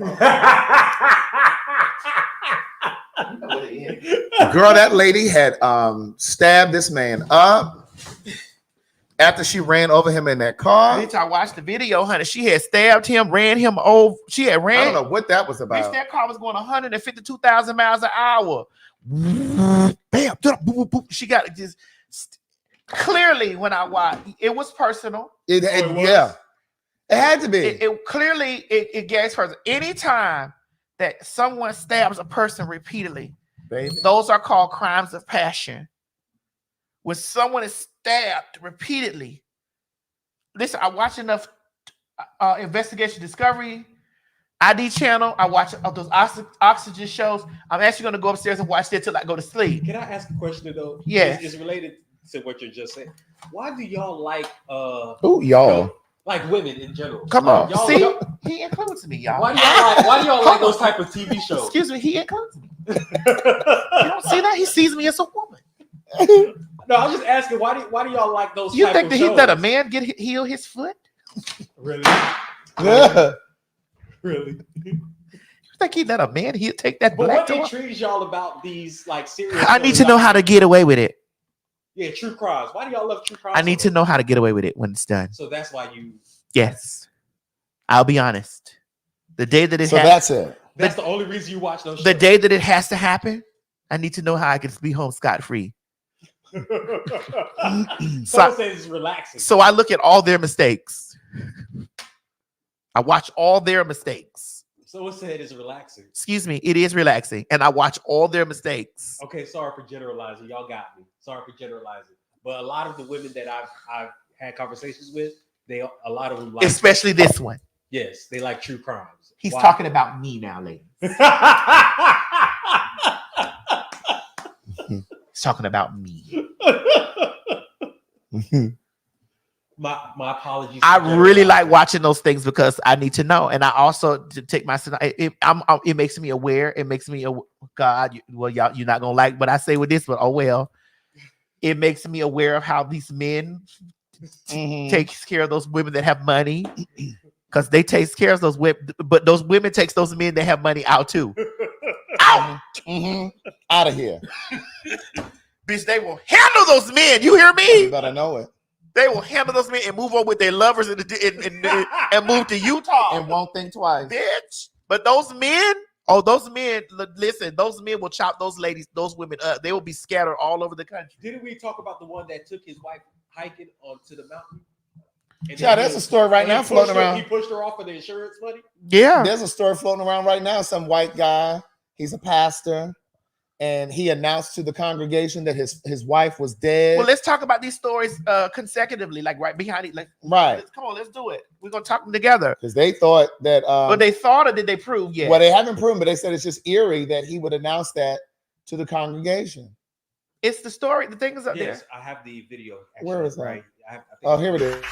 We're not going to do an altar call today. Instead, I'm going to have you stand up, and I'm going to make an announcement. And after the announcement, I'm going to ask that you leave church quietly and don't talk about the announcement here in the building, please, if you can, so y'all can stand to your feet.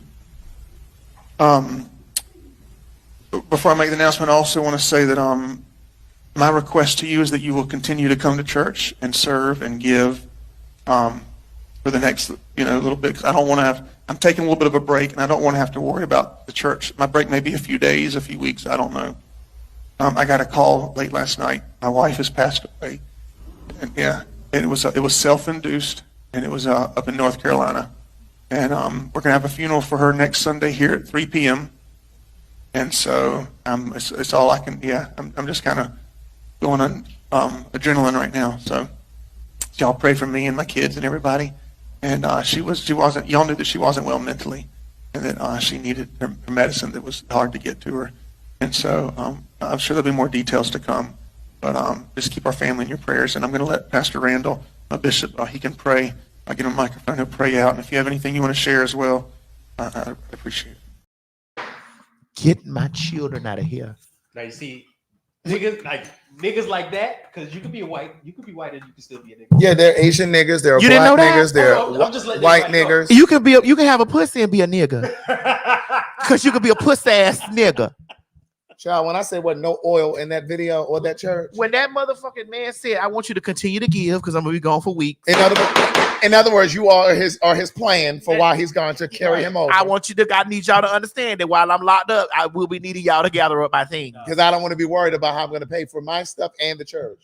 The thing said it happened like before church started, right? Yeah. But he said she did it in Carolina. Right. He got a call the night before. But Carolina is just a hop skip. Hop and a skip from North Carolina.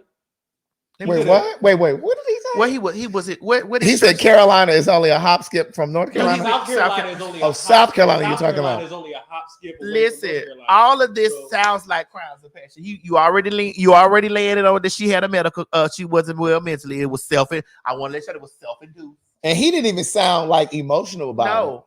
Kayla, I was trying to stay on the comment, but Kayla said that there was a 911 call.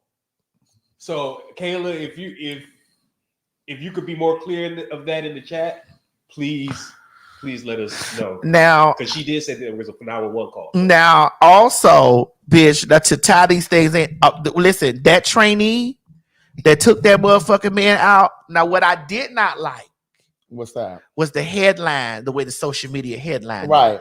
And the way they headlined it was transgender kill, just let me put it back just up hurt the 65-year-old man. Mm-hmm. And this is how they do. It says it says 21-year-old trans woman caught on video murdering a man in broad daylight. They allegedly ran the man over, kissed his body, and stabbed him 9 times.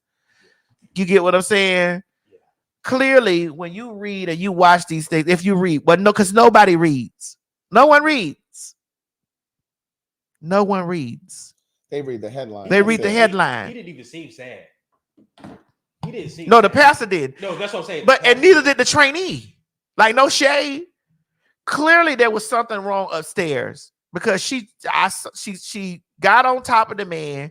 She wore him out, kissed him. Bitch went over there, tried to get in somebody else's car, tried to take a date. But she still had bills due. She said tried to take a date, ran, jumped over the man's body, and took off running. That's a mess. Yeah, that's wild. Me. Uh-huh. I just couldn't kill a date in broad daylight like that. Well, what do you think he did? Because isn't that what they say about the trans girls? That's what they say about the trans girl. When one of the niggas killed one of the trans girls, well, what'd she do? Yeah, she must have fooled him. What you think he did? Well, what do you think he did to her? Do you think he just didn't pay her? Well, let's do it like Disgrace to us. Let's do it like Disgrace to us. Well, and I can talk from experience. That man played on her top with her coin. She told that motherfucking man to have her motherfucking change. That's possible. Or that man robbed her because they do rob. We get robbed by the 65-year-old bitch. We listen. Senior citizen still. We get robbed. You see that old man? You see that old man shot that black lady outside, bitch. That white man that shot that Uber Eats driver. You see that, bitch? They ain't innocent. I guess because I was thinking he's 60, so he's fragile. Kayla said, "Check your DM." I don't know who that is though. Oh, maybe she's talking about me. But listen, I don't know.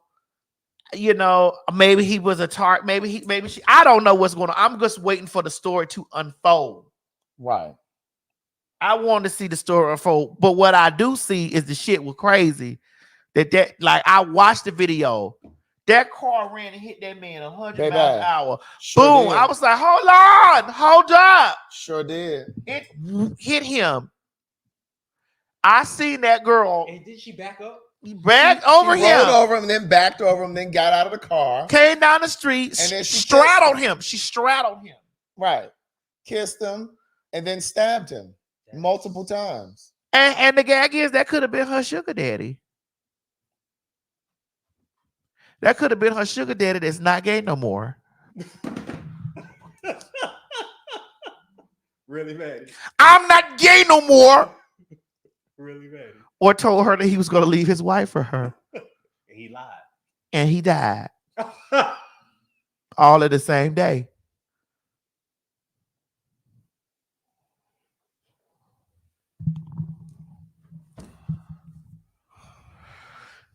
Let me tell y'all something. The only way I'm gonna kill me a bitch if they done did some wrong shit to try to, they done tried to kill me. You try to kill me, I'm gonna kill you. You beat me, I'm gonna kill you. You a man beating on me, I'm gonna kill you. Cause I tell the ladies to kill that nigga.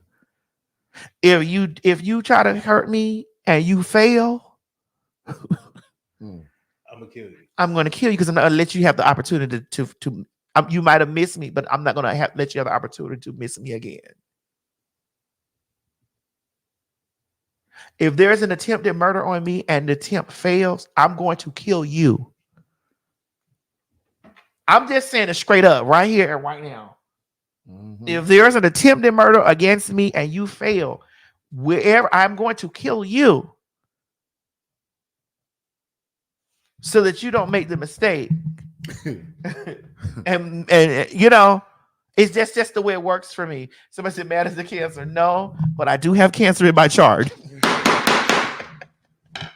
I do have cancer in my chart. Dear Lord. Dear Lord. Who else we got in here? Is that it? I think that might be it. Oh, this is the that's the audio? Yeah, I think Kaylee just said to me it's the audio. Oh no. It was. It was. To trace the location on to kill myself and my family to know me. Okay, ma'am. Let me signal. Let me make contact that where you're at, okay? 1 minute. Why is it right? Her signal was bad. Her signal must have been bad. Oh, well, she did call in, so they said we owe him an apology. Yeah, sorry, sir. Who called in? The wife, and she told the operator, "I'm going to take my life." Operator, get my wife on the line. We apologize, Just sir. Well, It wasn't you. Until further notice. Until further notice. Girl, that could be AI. Girl, what's with this man who done had this pig transplant as a heart? Girl. Oh Lord. The first person to receive a genetically modified pig kidney translate dies nearly 2 months following. Now you know goddamn well we ain't supposed to be eating pork. You want to walk around with a pig's kidney? God rest his soul. Well, they say you are what you eat. Bitch, don't do it. Because I just ate chicken and ain't shit scary about fucking meat. So if they told you that you could live for, you know, they could extend your life. What was it? A kidney? Yeah. Would you take a pig kidney? Shit, I'd take a pig's ass. Really? Bitch, I need I still got things to do her.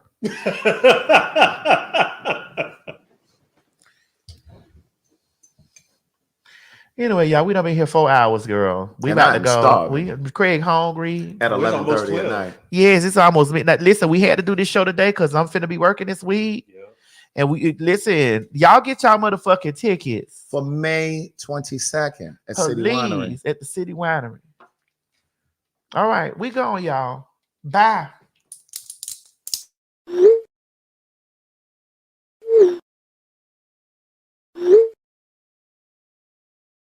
And you do know that fags mean popular hot ass gossip. That's right. It's a homonym. That's right. Popular hot ass gossip. And we're two popular hot ass gossipers. Bitch, when them hoes get on those large platforms, on those breakfast clubs, and on those D.L. Hughley shows that reach millions of people, you fucking right. I'm going to hold on. I got to make sure I get the right sound correct before you, because I'm going to have girl, fuck them signs. I'm going to have you repeat that. If that was written, nobody can write shit for motherfucking me, ho. They may write on that Instacart app that you go in there and pick up those eggs, those apples, and those grapes, bitch, and you drop it off to their motherfucking door. They may write that on the app so that you can do that. Hey y'all, this is T.S. Madison. We need you to come out and join us for some good old hot, nasty fun for the Maddie in the Morning show live at the City Winery. And baby, listen, it is going to be lit.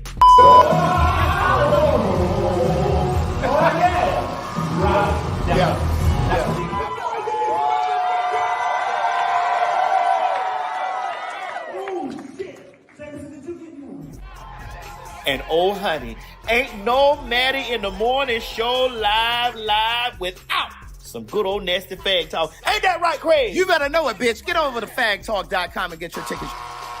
May 22nd, June 19th, July 5th, or August 14th. Or come to all of the motherfuckers. That's what you gotta do, honey. Don't meet us there, bitch. Beat us there. But that counts.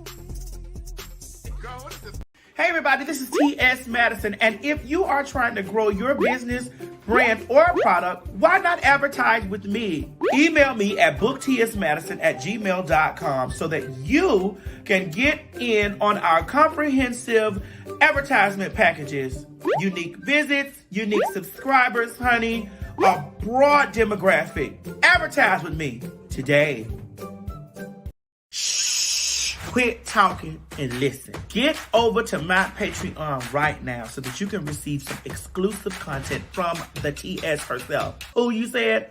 The TS. Patreon is filled with one-on-ones, exclusive content, behind the scenes. You can even chat with me in there, me and you. It's just me and you. So get to www.patreon.com/TS Madison Hinton, and you'll be glad you did. I promise. This has been a T.S. Madison and RDE Multimedia Group presentation. Hey guys, if you just enjoyed watching this video, don't forget to subscribe to my YouTube channel, www.youtube.com/TS Madison Hinton. Or if you're already here, click that bell up there, one of them, and subscribe so that you don't miss this or any other excellent content that I have for you. Don't meet me here, beat me here. Ciao.